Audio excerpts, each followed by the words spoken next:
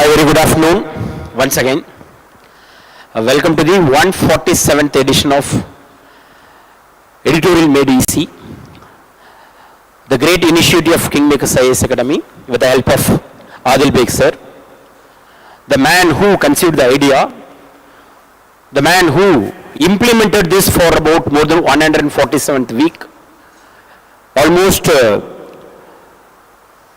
the qualities which are tested in the UPSC, it is proven by the resource person, the dedication, sincerity, consistency. These are all the things which are tested in the UPSC. He himself has shown to the whole aspirants community as a best example. This is the 147th edition. So far we have covered more than 700 most important topics which had been asked in the mains as well as in the prelims, and which could be asked in the upcoming prelims as well as in the mains. There are some topics which are called evergreen topics. Whenever you want to listen to that particular issue, you can spend hardly 10 minutes or 15 minutes, you can understand the crux of that issue. 500 to 700 topics you can learn within 100 to 200 hours. Any serious civil service aspirants, before you start journey, if you can listen to this 700 editorials, then you will understand the expectation of the UPSC. Accordingly, you will also tune your preparation. Because for any new beginner, it is a very big challenge. Which is most relevant topic, which is not relevant. Here, by Adil Baig sir, consistently he has been covering the 5 editorials every week. Because this week is a special week, because last week the budget was released, there were a lot of expectation and debates and discussion which was going on almost in all the channels. But most of the things are irrelevant to the UPSC aspirants. But for us, only one thing is very important, that is, this is the area where we can expect the questions, nothing else. We are not here to do any research. We are here to find out the areas and the topic and the relevant data which is going to be asked in the prelims or in the mains exam. We don't want to do any research here. We are not here to become an economist.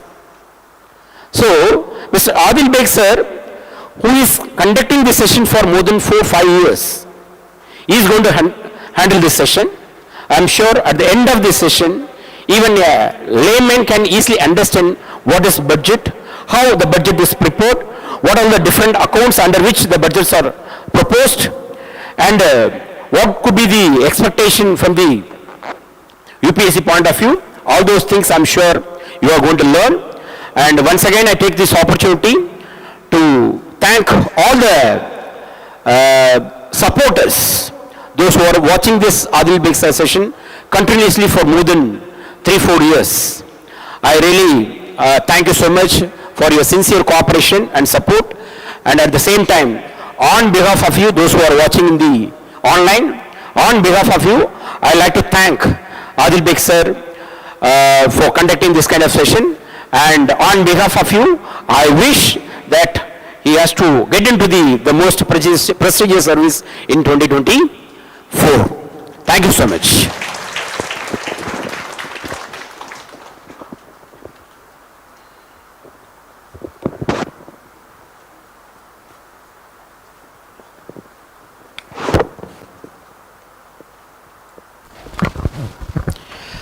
இன்னும் ரொம்ப முக்கியமான விஷயம் நமக்கு தெரியும் எல்லாருக்குமே, நேற்று டெல்லியில் நடந்த ஒரு சம்பவம்.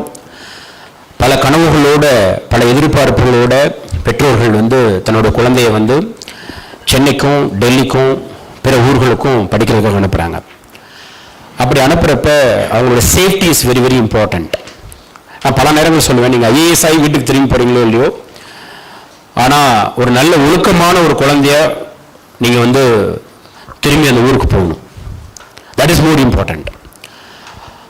அதோட முக்கியம் உங்களுடைய சேஃப்டி. ஒரு அற்புதமான இந்த தேசத்தினுடைய சொத்து. அந்த ஒரு 3 பேரை வந்து நம்ம இந்த ஃபீல்டில் நம்ம சகோதர சகோதரிகளை நேற்று வந்து ஒரு அஜாக்கிரதையான ஒரு விஷயத்தினால இழந்திருக்கோம். ரொம்ப கேர்ஃபுல்லாக இருக்கணும்னு சொல்லுவேன். அதுக்கு தான் நம்ம ரோட்டில் நடந்து போகிறப்ப எவ்வளோ தூரம் கேர்ஃபுல்லாக இருக்கணும். இங்கே நாங்கள் வந்து எல்லாரும் சிரிச்சாங்க, எதுக்காக சார் ஃபயர் சேஃப்டிக்கெலாம் வந்து ட்ரைனிங் கொடுக்குறீங்க எல்லா ஸ்டாஃபுக்கும் அப்படின்னு சொல்லிட்டு. எவ்ரி இயர் நான் அந்த ஃபயர் எக்ஸ்டிங்விஷர்லாம் ரீஃபில் பண்ணிக்கிட்டே இருப்போம்.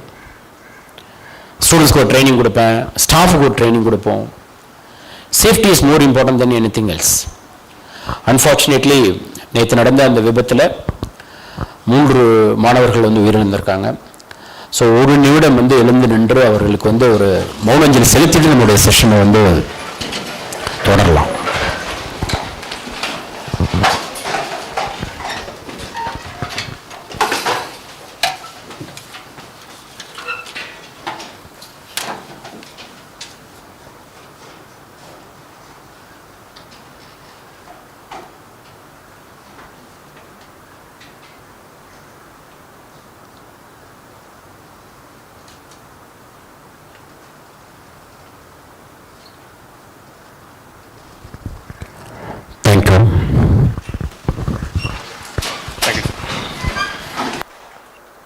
Okay, we'll start the session. Good evening, எல்லாருக்கும். So, hi, I welcome you all for the 147th edition of 5 editorials of the week. இந்த வாட்டி எனக்கு பல சார் இன்ட்ரோடக்ஷன் கொடுத்தாரு. So, we'll start the session. Actually, today we are going to discuss the budget. So, before starting budget, it's unfortunate incident in Delhi that a few aspirants with dream they passed away. அவங்க எல்லாருக்கும் ஒரு condolences. And நம்ம வந்து எப்போவுமே சேஃபாகவும் செக்யூராகவும் இருக்கணும் அப்படிங்கிறத ஞாபகம் வச்சுக்கலாம். ஸோ இந்த ஆக்சிடென்ட்கான ஒரு ரீசன் என்ன அப்படின்னு யோசிச்சு பார்த்தீங்கன்னா, problems with respect to technology sometimes. ஏன்னா எலக்ட்ரிசிட்டி ஃபெயிலியர்னால அந்த பயோமெட்ரிக் டோர் வேலை செய்யாமல் போயிடுச்சு. ஸோ அதனால் கதவு திறக்க முடியாமல் ஜாம் ஆகிடுச்சு. So that has been the problem. So இதனால் unfortunately there was a death. So hope we are safe in future. So இன்ஸ்டியூட்டில் எல்லோரும் சேஃபாக இருங்க. மழை காலத்தில் தண்ணியில் நடந்து வரும்போது ஜாக்கிரதையாக இருங்க. ஏன்னா 2 weeks பேக் அங்கே டெல்லியில் மழை பெஞ்சு தண்ணி தேங்கி நிற்கும் போது அதில் இந்த அன்னியன் படத்தில் வர மாதிரி ஒரு எலக்ட்ரிசிட்டி வயர் பட்டு எலக்ட்ரிக்யூஷனில் ஒரு ஆஸ்பிரண்ட் வந்து டெத் ஆச்சு கரோல் பாக்கில். ஸோ பிஜி கிட்ட. ஸோ இந்த மாதிரி மழையிலலாம் நடந்து வரும்போது தண்ணியெல்லாம் நடந்து வரும்போது ஜாக்கிரதையாக வாங்க. Always be careful. So with that note we will start the today's session. So இன்னைக்கு வந்து 147th edition of 5 editorials. So sir சொன்ன மாதிரி நான் ரெண்டுத்தையும் பிளெண்ட் பண்ணியிருக்கேன். அப்படின்னா அதுக்கு ஒரு ரீசன் என்னன்னா, நான் வந்து இந்த வாரத்தோட எடிட்டோரியல்ஸ்லாம் பார்த்தீங்க அப்படின்னா, obviously that is reason all the editorials are align to budget. So பட்ஜெட்டோட அலைன்ட் ஆயிருக்கிறதுனால நம்ம ஹிந்துவில் வந்து பட்ஜெட்டுக்கு next day we had 5 editorials. அதுக்கு அடுத்த டே வி ஹேட் another 5. மொத்தம் 10 editorials இருக்கு. ஸோ எக்ஸ்பிரஸ்லேயும் வந்து we had certain editorials. So நான் என்ன பண்ணேன் அப்படின்னா, பட்ஜெட் டிஸ்கஸ் பண்ணும்போதே அதோட அந்த எடிட்டோரியல் சொல்லப்பட்டிருக்க அனாலிசிஸ் பேசிடலாம் அப்படிங்கிற மாதிரி பிளான் பண்ணி ரெண்டுத்தையும் கிளப் பண்ணியிருக்கேன். அதனால எடிட்டோரியல்ஸோட அலைன் பண்ணோம். இன்னொரு முக்கியமான விஷயம் என்னதுன்னா, நான் பட்ஜெட்டோட ப்ரொவிஷன்ஸ் அங்கங்கே டிஸ்கஸ் பண்ணும்போது எடிட்டோரியல்ஸ் பற்றி வந்து நான் டச் பண்ணிட்டு வரேன். அதாவது எடிட்டோரியல் என்ன அனாலிசிஸ் கொடுத்தாங்க அதை பற்றி அப்படிங்கிறது. ஸோ எவ்ரி இயர் நான் பட்ஜெட் பண்ணும்போது வெறும் பட்ஜெட் டிஸ்கஸ் பண்ணுற மாதிரி இருக்கும். ஆனால் ஒரு ப்ரொவிஷன் சொல்லும் போதும் அதில் இருக்க இஷ்யூஸ் பற்றி நான் வுட் டிஸ்கஸ் இதோட சிக்னிஃபிகன்ஸ் என்ன, ஏன் கொண்டு வந்திருக்காங்க அப்படின்னு. ஸோ அந்த சிக்னிஃபிகன்ஸ் வந்து taking it from the editorials. So that is the main aspect of it. So இந்த செஷனில் பார்த்துட்டு இருக்க ஃபர்ஸ்ட் அட்டெம்ப்டர்ஸ் எல்லாருமே, எத்தனை பேர் ஃபர்ஸ்ட் அட்டெம்ப்டர்ஸ் இருக்கீங்க? இவருக்கு 3/4 பேர் ஃபர்ஸ்ட் அட்டெம்ப்டர்ஸ் தான். அதனால பிரச்சனை இல்லை. ஸோ உங்களுக்கு வந்து இந்த எக்கனாமிக்ஸ் கிளாஸஸ் நடக்கல. ஸோ அதனால தான் நாங்கள் என்ன பிளான் பண்ணோம்னா, எக்கனாமிக்ஸ் கிளாஸஸ் முடிச்சிட்ட பிறகு எக்கனாமிக்ஸ் சர்வே வச்சா இன்னும் பெட்டராக இருக்கும் அப்படிங்கிறதுனால தான் எக்கனாமிக்ஸ் கிளாஸஸ் முடிச்சுட்டு அப்புறம் வச்சுக்கலாம் அப்படின்னு பிளான் பண்ணியிருக்கோம். இப்போ வந்து உங்களுக்கு இன்னைக்கு பட்ஜெட் செஷனில் ஒரு சில ப்ரொவிஷன்ஸ்லாம் புரியாது, ஃபிஸ்கல் டெபிசிட்னா என்னன்னு தெரியாது, நிறைய விஷயங்கள் புரியாது. ஸோ புரியாத இருக்கும்போது அதை வந்து நீங்கள் வந்து கண்டுக்காதீங்க. இந்த செஷன்லேருந்து என்ன புரிஞ்சிக்க முடியுதோ அதை மட்டும் புரிஞ்சுக்கோங்க. மிச்சது எல்லாமே, ஏன்னா வந்து உங்களுக்கு இந்த பட்ஜெட் இந்த ப்ரிலிம்ஸ்க்கான பட்ஜெட் பிப்ரவரியில் வரும். உங்களுக்கு புரியுதா? இது வந்து இந்த வருஷத்தோட பட்ஜெட். ஆக்சுவலி எலெக்ஷன் இயர்னால டிலே ஆயிடுச்சு. ஸோ உங்களுக்கான ஆக்சுவல் பட்ஜெட் பிப்ரவரியில் வரும்போது அப்போ உங்களுக்கு அது புரிஞ்சிடும். நம்ம அதே மாதிரி தான் இந்த வாட்டி எக்கனாமிக் சர்வே நடத்துறப்போவும் எப்போ நடத்துற மாதிரி நடத்த போறது இல்லை. நவம்பர்லயும் டிசம்பர்லயும் நடத்துறப்போ எக்கனாமிக் சர்வேல இருக்கிற டேட்டா பார்ட்டை டச்சே பண்ணாம எக்கனாமிக் சர்வேயோட அனாலிட்டிக்கல் பார்ட் மட்டும் நடத்தலாம் அப்படிங்கறத இந்த வருஷத்தோட பிளான். ஏன்னா டேட்டா பார்ட் எப்படி திரும்ப பிப்ரவரியில் அப்டேட் ஆக போகுது, புது எக்கனாமிக் சர்வே வந்துடும். ஸோ அப்போ ஒரேடியா அதை டிஸ்கஸ் பண்றப்போ டேட்டா பார்ட்டை பார்த்துக்கலாம். இந்த வருஷம் எக்கனாமிக் சர்வேல இருந்து let's take only the analytical part அப்படிங்கறத பிளான் பண்ணி தான் I decided to do that. So இந்த வாட்டி எக்கனாமிக் சர்வே கொஞ்சம் ஷார்ட்டாக தான் பிளான் பண்ணுவோம். ஸோ அதனால இந்த பட்ஜெட் உங்களுக்கு ஃபுல்லாக புரியலனாலும் பரவாயில்ல, என்ன புரிஞ்சுக்க முடியுது புரிஞ்சுக்கோங்க. பட் சீனியர்ஸ்க்கு as usual you know the same story, என்னென்ன ஸ்டோரிஸ் இருக்கும் அப்படிங்கிறது you can follow. So this is the idea here. So இந்த நோட்டில் will start the session today. So இந்த வருஷம் வந்து ஏன் 2 பட்ஜெட் இருந்துச்சு அப்படிங்கிறத வந்து புரிஞ்சுக்கலாம். கொஞ்சம் மூடிக்கோ, கொஞ்ச நேரத்தில் சரியாயிடும். ஸோ இந்த வருஷம் வந்து எலெக்ஷன் இயர். ஸோ அந்த ஒரு பிரீஃப் கொடுத்துட்டு நம்ம ஸ்டார்ட் பண்ணலாம். ஃபர்ஸ்ட் அட்டெம்ப்ட் இருக்கிறதுனால பிரீஃப் கொடுத்துட்டு அது ஜஸ்ட் ஸ்டார்ட். ஸோ பொதுவாக எலெக்ஷன் இயர் அப்படின்னா 2 பட்ஜெட் இருக்கும். என்னன்னா ஃபர்ஸ்ட் வந்து interim budget. So every year வந்து budget is being presented on February 1st. So February 1st working day அன்னைக்கு தான் பட்ஜெட் டேவாக இருக்கும். February 1st ஒர்க்கிங் டேனா அப்போ ஜனவரியோட லாஸ்ட் ஒர்க்கிங் டே அன்னைக்கு தான் எக்கனாமிக் சர்வே ரிலீஸ் பண்ணுவாங்க. So economic survey is release on the day before the budget. Economic survey is about the macro economic analysis of the entire economy. Last 1 இயர்ல economy எப்படி perform பண்ணுச்சு, national income, inflation, monetary policy, fiscal policy, external sector, agriculture, infrastructure, services, அப்புறமா climate change, environment, social sector, இந்த எல்லா செக்டர்ஸும் எப்படி perform பண்ணுச்சு அப்படிங்கிறதுக்கான ஒரு அனாலிசிஸ் தான் எக்கனாமிக் சர்வே. அதுல இருந்து நமக்கு டேட்டா கிடைக்கும், ஒரு சில அனாலிசிஸ் கிடைக்கும். அடுத்த நாள் வந்து பட்ஜெட் அப்படிங்கிறது வரும். அந்த பட்ஜெட் அப்படிங்கிறது வரக்கூடிய இயரோடைய அனௌன்ஸ்மெண்ட்ஸ் என்னென்ன அப்படிங்கிறது இருக்கும். ஸோ பொதுவாக வந்து February 1ஆம் தேதி அன்னைக்கு பட்ஜெட் வந்து பிரசென்ட் பண்றப்போ the current government will not have the power. ஏன்னா வந்து கரண்ட் கவர்மெண்டோட பவர் மே மாசத்தோட முடியுது. பிப்ரவரியில இருந்தப்போ அந்த கவர்மெண்டோட பவர் மே மாசத்துல முடியறதுனால பிப்ரவரியில இருக்கிற ஃபினான்ஸ் மினிஸ்டருக்கு 2 months தான் பட்ஜெட் பிரசென்ட் பண்ற பவர் இருக்கு. ஸோ அதனால தான் they had an interim budget. So interim budgetல they did something called vote on account. vote on account என்னதுன்னா இட்ஸ் actual budget provision வந்து article 112 of the constitutionல இருக்கு, which states that every year President will lay the annual financial statement in the parliament அப்படிங்கிறது இருக்கும். President will lay. On behalf of President, a minister is laying, that is finance minister. So constitution kulla president தான் இருக்கும். So president is laying the annual financial statement, that is the budget in the parliament அப்படிங்கிறது இருக்கு. On behalf of president, finance minister will lay. But அந்த finance minister க்கு 2 months தான் power இருக்கிறதுனால நம்மளால full budget கிடைக்கல. ஸோ ஜென்ரலி வந்து article 112 அப்படி இருக்கு.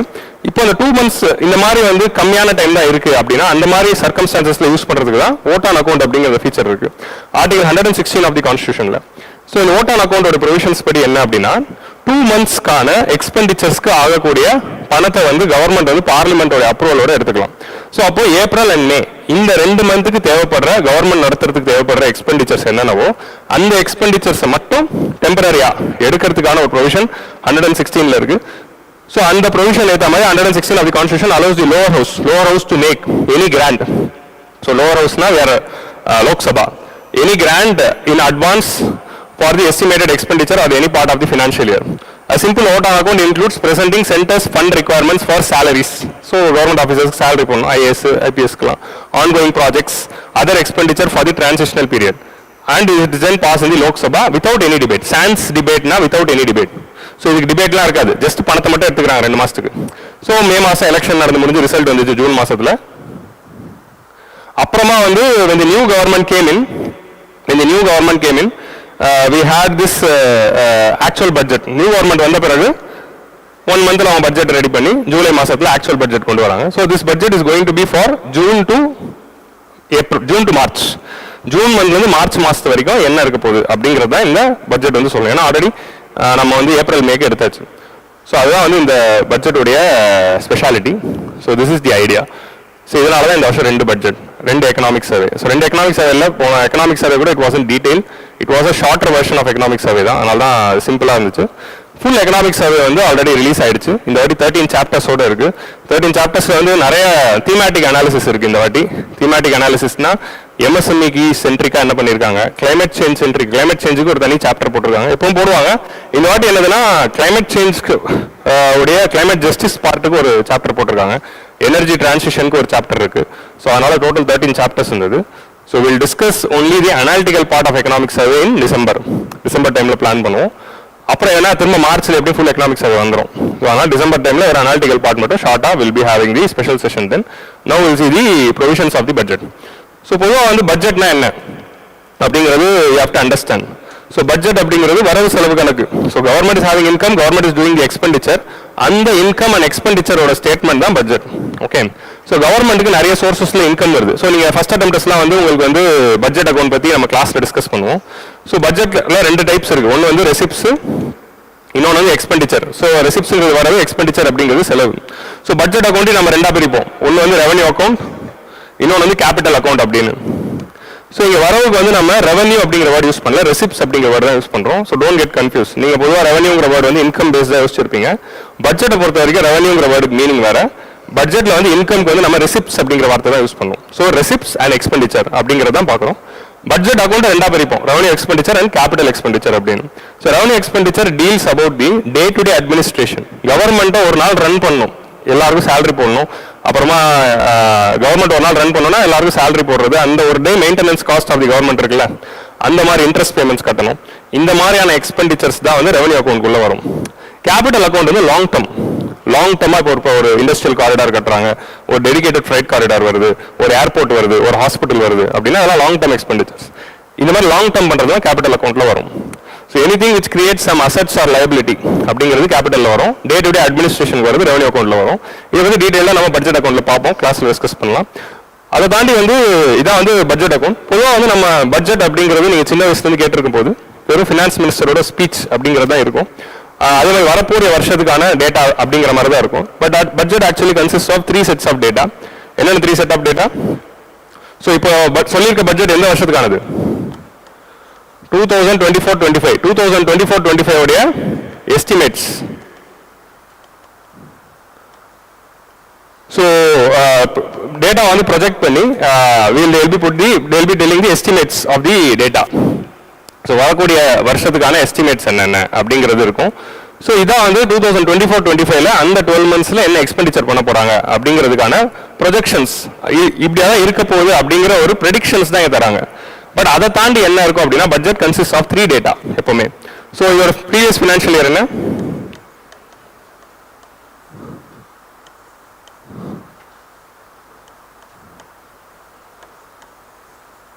ஸோ ஆக்சுவலி வந்து பட்ஜெட் எப்பவுமே பிப்ரவரியில் டெலிபிடுவீங்களா? நீங்கள் பிப்ரவரி மைண்ட் செட்டில் பாருங்க.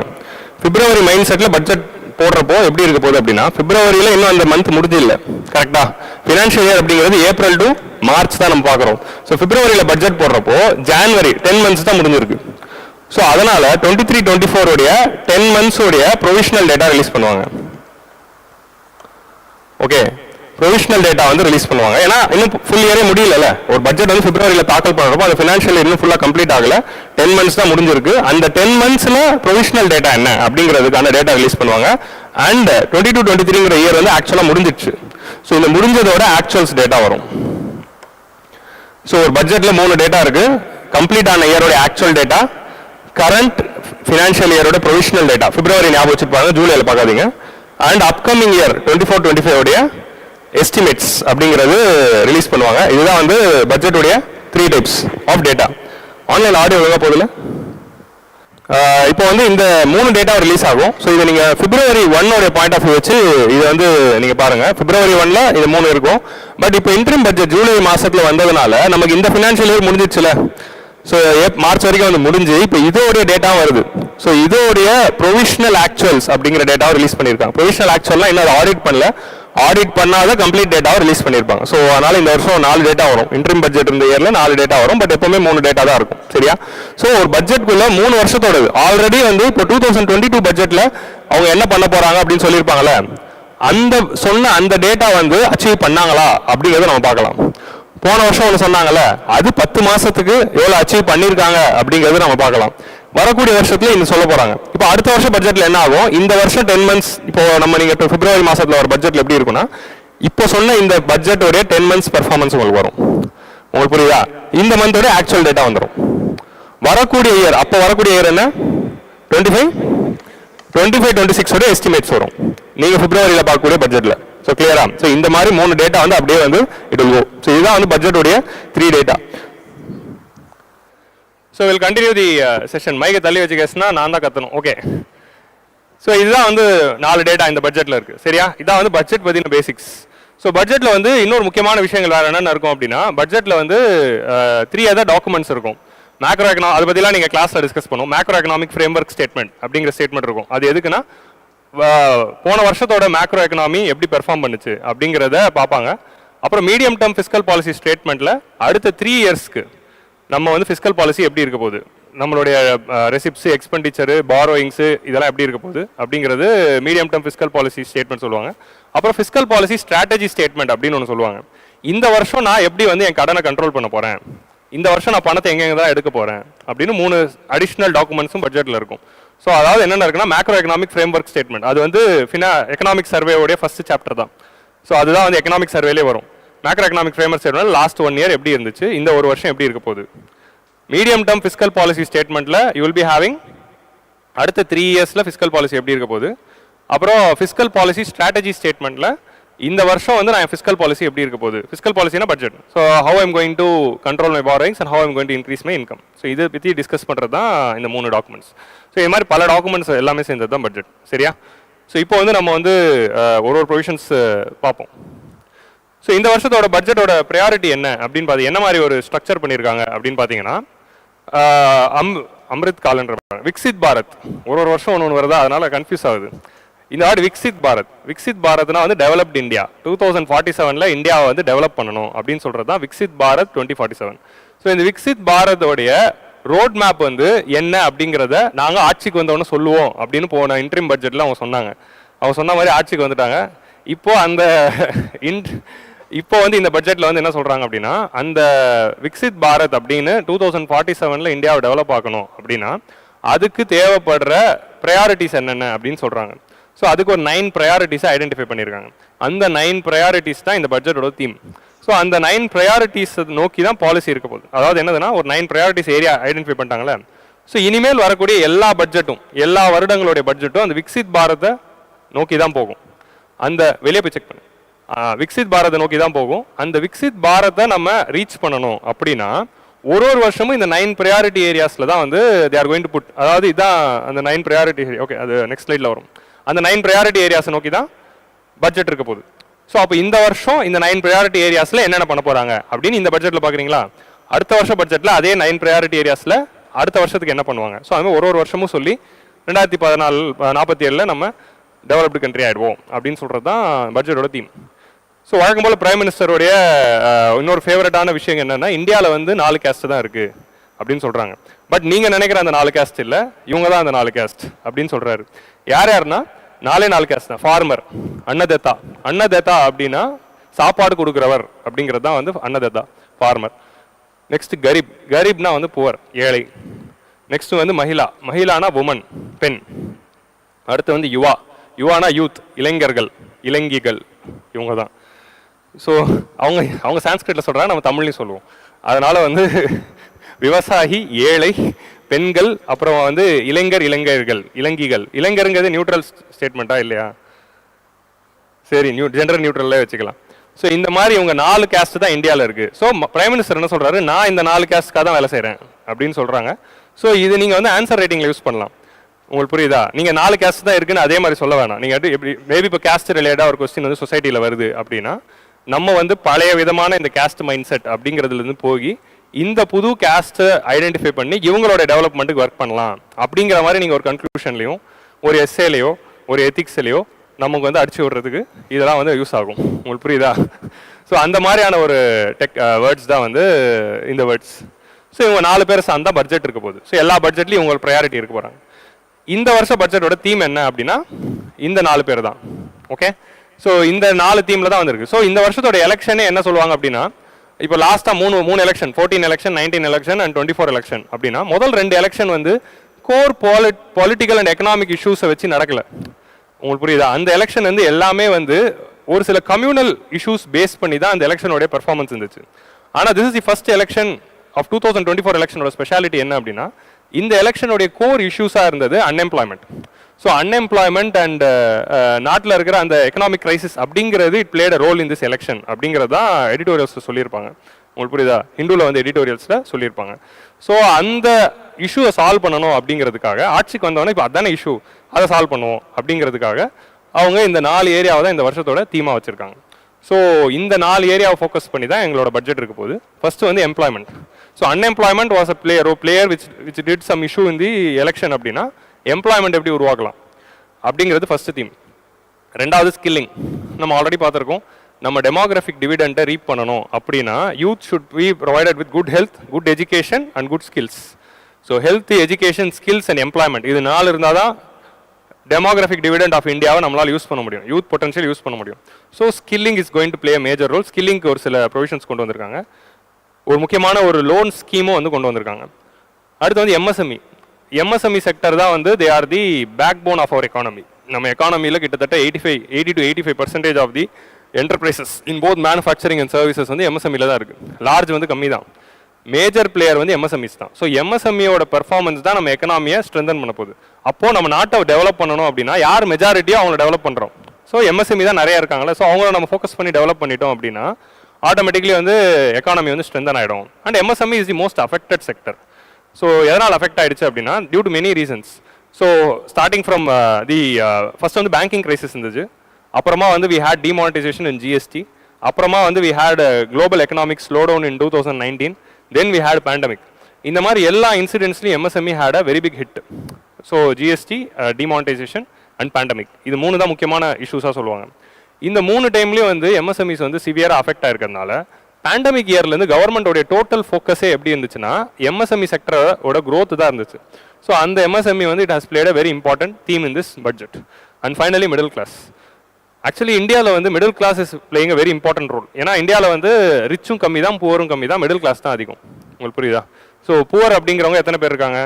According to the government data, நம்மளுடைய டெண்டுல்கர் டேட்டா படி 21% இருக்காங்க. ஆனால் அதுவே நீங்கள் வந்து இல்லை, டெண்டுல்கர் டேட்டா படி 25 இருப்பாங்க. Multi dimensional poverty index of Niti Aayog படி பார்த்தீங்கன்னா இட் ஹாஸ் ரெடியூஸ்டு டு 14 அப்படின்னு இருந்துச்சு. அதை அப்டேட் பண்ணிட்டாங்க. இப்போ வந்து 11.5 தான். உங்களுக்கு புரியுதா? Updated data of multi dimensional poverty வந்து ரிலீஸ் பண்ணாங்க. ஸோ அது 14, 11.5 அப்படின்னு இப்போ லேட்டஸ்ட்டாக அப்டேட் பண்ணிங்க. ஸோ 14 வச்சுப்போம், 14.9 அப்படின்னு வச்சுக்கலாம். ஸோ 14% வந்து we are having in multi dimensional poverty. Rich பீப்புளோட பாப்புலேஷனும் கம்மி தான். ஸோ மிடில் கிளாஸ் தான் மெஜாரிட்டி பீப்புள். அண்ட் மிடில் கிளாஸோடைய கன்சம்ஷன் தான் எக்கனாமியை ரன் பண்ணும். ஸோ எக்கனாமியை எப்படி ரன் பண்ணுது அப்படின்னா ரிச் பீப்புளோட consumption is going to be very luxurious orient goods. So அதுதான் அவங்க பண்ண போகிறாங்க. அவங்களோட கன்சம்ஷன் ஒரு மாதிரி இருக்கும். புவர் பீப்புளோட கன்சம்ஷன் கம்மியாக தான் இருக்கும்.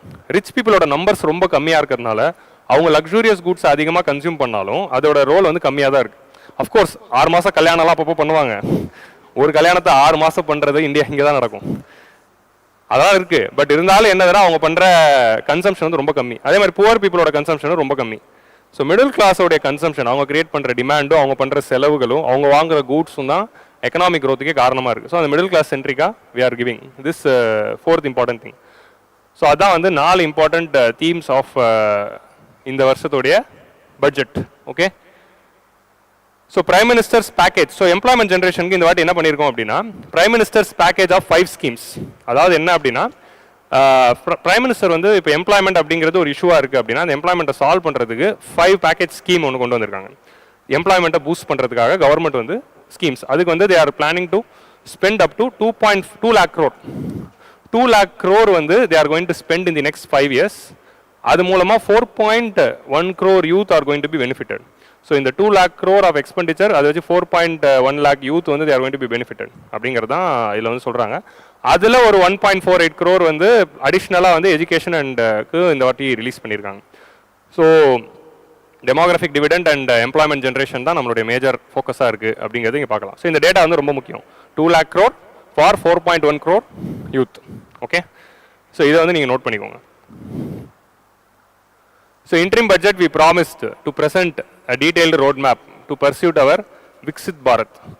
So Viksit Bharat உடைய roadmap வந்து நாங்கள் ப்ராமிஸ் பண்ணியிருந்தோம், அதுதான் ரிலீஸ் பண்ணியிருக்காங்க. ஸோ இதெல்லாம் தான் வந்து அந்த பட்ஜெட்டோடைய priority areas. So priority areas என்னென்ன? ப்ரொடக்டிவிட்டி,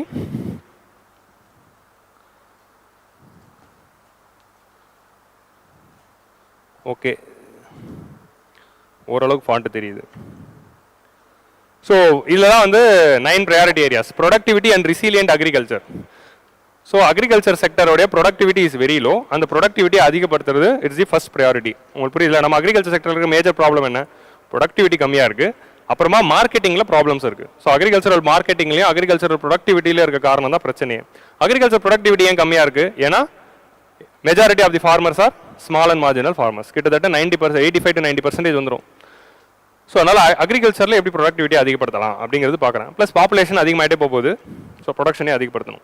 நெக்ஸ்ட் வந்து employment and skilling. So demographic டிவிடெண்டை ரீப் பண்ணணும்னா நிறைய எம்ப்ளாய்மெண்ட் உருவாக்கணும். அவங்களுக்கு கரெக்டான 21st century ஸ்கில்ஸ் வந்து கொடுக்கணும். இன்னும் பழைய ஸ்கில்ஸ் வந்து கொடுத்துட்டு இருக்கக்கூடாது. உங்களுக்கு புரியுதா? இன்னும் CC++லேயே இருக்கக்கூடாது. அடுத்து வந்து நம்ம பைத்தான் அப்புறமா வந்து ஜாவா அப்படி அதை தாண்டி இப்போ வந்து சாட் ஜிபிடி அப்படிங்கிற மாதிரி இந்த ஆர்டிஃபிஷியல் இன்டெலிஜென்ஸ் பேஸ் பண்ணி அதெல்லாம் வந்து சொல்லிக் கொடுக்கணும். நெக்ஸ்ட் வந்து inclusive human resource development and social justice. Inclusive human resource டெவலப்மெண்ட்னா என்ன அப்படின்னா, human resource development is about providing good education. அதில் வந்து we have to include women. So உமனை வந்து தே ஆர் ஃபோக்கஸிங். அதே மாதிரி அந்த ஏரியா அந்த ஆஸ்பெக்ட் வந்து we have to cheer. So women சென்ட்ரிக்கான ஹியூமன் ரிசோர்ஸ் டெவலப்மெண்ட் அப்படின்னு சொல்கிறாங்க. இன் ஜென்ரல் ஹியூமன் ரிசோர்ஸ் டெவலப்மெண்ட்னா எஜுகேஷன். அப்புறம் manufacturing and services. So Indian எக்கானமியோட வந்து it's a service based economy.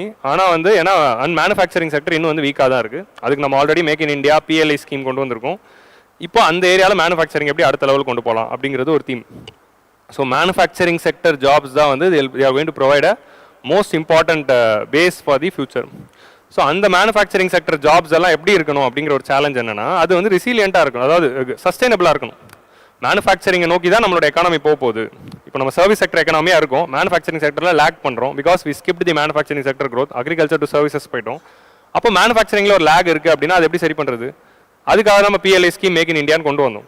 இப்போ என்ன சேலஞ்ச் அப்படின்னா, மேனுஃபேக்சரிங் செக்டர் வந்து ஒரு இம்பார்ட்டண்ட்டான polluter for the which is causing climate change. So அப்போ நம்ம உருவாக்குற மேனுஃபேக்சரிங் சஸ்டைனபிளாக இருக்கணும் அப்படிங்கிற ஒரு சேலஞ்ச் இருக்குது. ஸோ அந்த சேலஞ்சை நோக்கி பண்ணணும். அடுத்து urban development. Development happens only in the urban area, most of the development. So அப்போது அர்பன் ஏரியா நோக்கி தான் மைக்ரேஷன்ஸ் இருக்க போகுது. ஸோ ஃபியூச்சரில் எல்லாருமே அர்பன் ஏரியா நோக்கி வரும்போது அந்த அர்பன் ஏரியாவில் சஸ்டைனபிலிட்டி இருக்கணும். உங்களுக்கு புரியுது? டெல்லியில் ஃப்ளட் ஆயிருக்கு. ஸோ ஏன்னா கன்ஜெஷன் அதிகமாக இருக்குது, நார்ம் சரியாக ஃபாலோ பண்ணல, இந்த மாதிரி இஷ்யூஸ் வருது. ஸோ அந்த மாதிரி வந்து urban development. Next energy security. எல்லாருக்கும் கரண்ட் கொடுக்கணும், அது சஸ்டைனபிளாகவும் இருக்கணும் அப்படிங்கிற ஒரு சேலஞ்ச் இருக்குது. ஸோ அது வந்து எனர்ஜி செக்யூரிட்டியில். And we are having lot of wastages. Next வந்து இன்ஃப்ராஸ்ட்ரக்சர் இஸ் மோஸ்ட் க்ரூஷியல். ஒரு டேட்டா சொல்லுவாங்க என்னன்னா, 2050க்கு தேவைப்படுற 2050க்கு நம்ம போகும்போது அப்போ நம்ம இந்தியா வந்து டெவலப்டு இந்தியாவுக்கு ஒரு இன்ஃப்ராஸ்ட்ரக்சர் தேவைப்படும்ல, அதில் இன்னும் 75% இன்ஃப்ராஸ்ட்ரக்சர் இனிமேல் தான் நம்ம கட்டணும். இப்போ இருக்கிற இன்ஃப்ராஸ்ட்ரக்சர் வச்சுட்டு இது அப்படியே 2050 வரைக்கும் இதே தான் இருக்குது அப்படின்னா 25% ஆஃப் தி எக்கானமி தான் அது வந்து கேட்டர் பண்ணும். ஸோ அப்போது 2050க்கு தேவைப்படுற 75% ஆஃப் தி இன்ஃப்ராஸ்ட்ரக்சர் இனிமேல் தான் நம்ம டெவலப் பண்ண போகிறோம். அதுக்கு தான் வந்து நேஷனல் இன்ஃப்ராஸ்ட்ரக்சர் பைப்லைன் அப்படிங்கிறதே ஒன்று கொண்டு வந்திருப்பாங்க. ஸோ அதனால் infrastructure and innovation, research and development. எந்த கண்ட்ரியில் scientific development and scientific advancements இருக்கும், அவங்க தான் எக்கனாமிக் டெவலப்மெண்ட்டும் சோஷியல் அப்லிஃப்ட்மெண்ட்டையும் கிடைக்கும். ஸோ அப்போது மோர் சயின்டிஃபிக் டெவலப்மெண்ட் வரணும்னா மோர் இனோவேஷனை ப்ரொமோட் பண்ணணும். ஸோ இனோவேட்டர்ஸை ப்ரொமோட் பண்ணணும்னா ஒருத்தர் ஒரு ஐடியா கொண்டு வந்தாங்கன்னா அந்த ஐடியாவுக்கு ஃபண்ட் பண்ணி ஹெல்ப் பண்ணி பிஸ்னஸ் ஆரம்பிக்கிறதுக்கு சப்போர்ட் பண்ணணும். So innovation and next generation reforms. Next generation ரிஃபார்ம்ஸ்னால் என்ன அப்படின்னா, நிறைய இஷ்யூஸ் இருக்குது. ஒன்று என்ன அப்படின்னா, இன்னும் பழைய ஆக்ட்ஸ் அண்ட் பழைய லாஸ் நிறைய இருக்கிறதுனால which is not suitable to the modern era அப்படிங்கிற மாதிரி ஆக்ட்ஸ் இருக்குது. அந்த ஆக்ட்ஸ் எல்லாம் சரிப்படுத்தணும். அதே மாதிரி வந்து ஃபியூச்சர் தேவைப்படுற மாதிரி ஆக்ட்ஸ் வந்து நம்ம கொண்டு வர வேண்டியது இருக்குது. இப்போ ஃபார் எக்ஸாம்பிள் ஐடி ஆக்ட் எடுத்துக்கலாம். ஐடி ஆக்ட்னா வந்து 2 ஐடி ஆக்ட் எடுத்துக்கலாம். 2 ஐடி ஆக்டும் அவுடேட்டட். ஒரு ஐடி ஆக்ட் வந்து இன்கம் டேக்ஸ் ஆக்ட், இன்னொன்று வந்து information technology act. Income tax act 1961 போட்டாங்க. ஸோ அப்போ இருந்த இன்கம் வேறு, இப்போ இருக்கிற இன்கம் டோட்டலாக வேறு. உங்களுக்கு புரியுதா? அதே மாதிரி ஐடி இன்ஃபர்மேஷன் டெக்னாலஜி ஆக்ட் 2000 வந்துச்சு. 2000னா ப்ரீ மொபைல் ஃபோன் ஏரா. நம்ம இந்தியாவில் மொபைல் ஃபோன் வந்தது 2004க்கு அப்புறமா தான், 4-5க்கு அப்புறமா தான். ஸோ 2004-5க்கு அப்புறமா தான் மொபைல் ஃபோன் ரெவல்யூஷனே வந்துச்சு. ஸோ மொபைல் ஃபோனை தாண்டி நம்ம இப்போது 4G ரெவல்யூஷன், 5G ரெவல்யூஷன் போயிட்டு இப்போது ஜியோ ஏராவில் இருக்கும். ஸோ அந்த ஏராவில் நமக்கு வந்து ஆர்டிஃபிஷியல் இன்டெலிஜென்ஸ்லாம் வருது 5Gயில். ஸோ அப்போ இந்த காலகட்டத்தில் டிஜிட்டல் எக்கனாமி தான் எல்லாத்தையும் ரன் பண்ணுதுங்கிறதுனால அதுக்கேற்ற மாதிரியான ஒரு ஐடி ஆக்ட் தேவை. இந்த மாதிரி ஃபியூச்சருக்கு தேவைப்படுற ஆக்ட்ஸை வந்து நிறைய கொண்டு வரணும், பழசை ரிமூவ் பண்ணணும் அப்படிங்கிற மாதிரி சொல்கிறாங்க. அண்ட் எக்கானமியில் நிறைய வந்து ஈஸ் ஆஃப் டூயிங் பிஸ்னஸை அஃபெக்ட் பண்ணுற மாதிரி ரோட் பிளாக்ஸ் இருக்குது. அந்த ரோட் பிளாக்ஸ் எல்லாம் ரிமூவ் பண்ணணும் அப்படிங்கிறத சொல்கிறாங்க. ஸோ அதுக்கு தான் வந்து ஜன் விஸ்வாஸ் அப்படின்னு சொல்லுவாங்க. ஜன் விஸ்வாஸ் பில் அப்படிங்கிற ஒரு பில்லை வந்து கொண்டு வந்து நிறைய பழைய ஆக்ட்ஸ் எல்லாம் ரிமூவ் பண்ணியிருப்பாங்க. ஸோ இதான் வந்து 9 தீமேட்டிக் ஏரியாஸ். இந்த 9 தீமேட்டிக் ஏரியாஸ் வச்சு தான் அடுத்த எல்லா பட்ஜெட்ஸும் இருக்க போகுது அப்படிங்கிறது ஒரு விஷயம். ஓகே, உங்களுக்கு நீங்கள் கொஞ்சம் இந்த ஃப்ரண்ட் ரோவில் இருக்கவங்க கொஞ்சம் டில்ட் பண்ணி வச்சுக்கோங்க, அப்போ தான் டிவியும் பார்க்க முடியும். ஓகே, நீங்களும் கொஞ்சம் இப்படி டில்டடாக வச்சுக்கோங்க, இல்லை உங்களுக்கு டிவி பார்க்குறப்போ கழுத்து வலிக்கும். ஸோ இப்போ வந்து ஃபஸ்ட்டு இப்போ நம்ம என்ன பண்ணலாம், இப்போ நம்ம அடுத்து வந்து ஒரு 1 ஹவரில் என்ன பார்க்க போகிறோம் அப்படின்னா, இந்த 9 பார்க்க போகிறோம். இந்த 9 ஏரியாவுக்கும் இந்த வருஷம் என்ன பண்ணியிருக்காங்க அப்படிங்கிறது பார்க்கலாம். சரியா? இதை நம்ம டிஸ்கஸ் பண்ணுறப்போ இந்த பட்ஜெட்டில் என்ன சொல்கிறாங்கன்னு சொல்லுவேன். ஆனால் இதுலேருந்து நம்ம என்ன பார்த்துக்கணும், இந்த பட்ஜெட்டில் என்ன சொன்னாங்கிறது நம்ம முக்கியம் இல்லை, நம்ம எது இங்கே உட்காந்துருக்கோம். இந்த பட்ஜெட்லேருந்து ப்ரிலிம்ஸில் என்ன கேள்வி வரும், இந்த பட்ஜெட்லேருந்து மெயின்ஸில் என்ன கேள்வி வரும், இந்த பட்ஜெட்லேருந்து இன்டர்வியூவில் என்ன கேள்வி வரும். இன்டர்வியூ விட்டுறலாம், ப்ரிலிம்ஸ் மெயின்ஸுக்கு என்ன வரும் அவ்வளோதான் எனக்கு கணக்கு, வேறு எதுவும் எனக்கு வேணாம். ஸோ அவ்வளோதான் வந்து நீங்கள் வந்து பட்ஜெட் அப்படி தான் பார்க்கணும். ஒரு எக்கனாமிஸ்ட் மாதிரி உட்காந்து அனலைஸ் பண்ணிக்கிட்டு இருக்க தேவையில்ல. ஸோ அந்த ஆஸ்பெக்டில் நம்ம இதை வந்து எப்படி படிக்கலாம் அப்படின்னு சொல்லுவேன். ஸோ நான் இப்போ என்ன சொல்கிறேன்னா, நிறைய விஷயங்கள் வந்து நீங்கள் வீட்டுக்கு போயிட்டு இதை பற்றி படிங்கன்னு நான் சொல்லுவேன். இதை ப்ரிலிம்ஸ்க்கு பார்த்து வச்சுக்கோங்க அப்படின்னு சொன்னால் அதை நீங்கள் நோட் பண்ணி வச்சு போய் பார்த்து வச்சுக்கணும். உங்களுக்கு புரியுதா?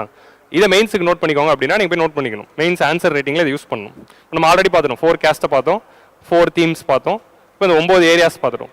இப்போ வந்து சிம்பிளாக ஒரு கேள்வி வருது. இப்போ ஒரு எஸ்ஏ வருதுன்னு வச்சுக்கலாமே, இந்தியா 2047, இந்தியா இல்லை sorry Bharat 2047, India and Bharat 2047, சரியா? இந்தியா தட் இஸ் பாரத் 2047 இப்படி வச்சுக்கலாம். கான்ஸ்டியூஷனலியே நம்ம போயிடலாம். ஸோ இந்த இந்தியா தட் இஸ் பாரத் 2047ல் அப்படின்னு ஒரு எஸ்ஏ வருது. ஓகே, இப்போ இந்த எஸ்ஏக்கு நீங்கள் எப்படி எழுதுவீங்க? 9 சப்டைட்டில் தேவையா?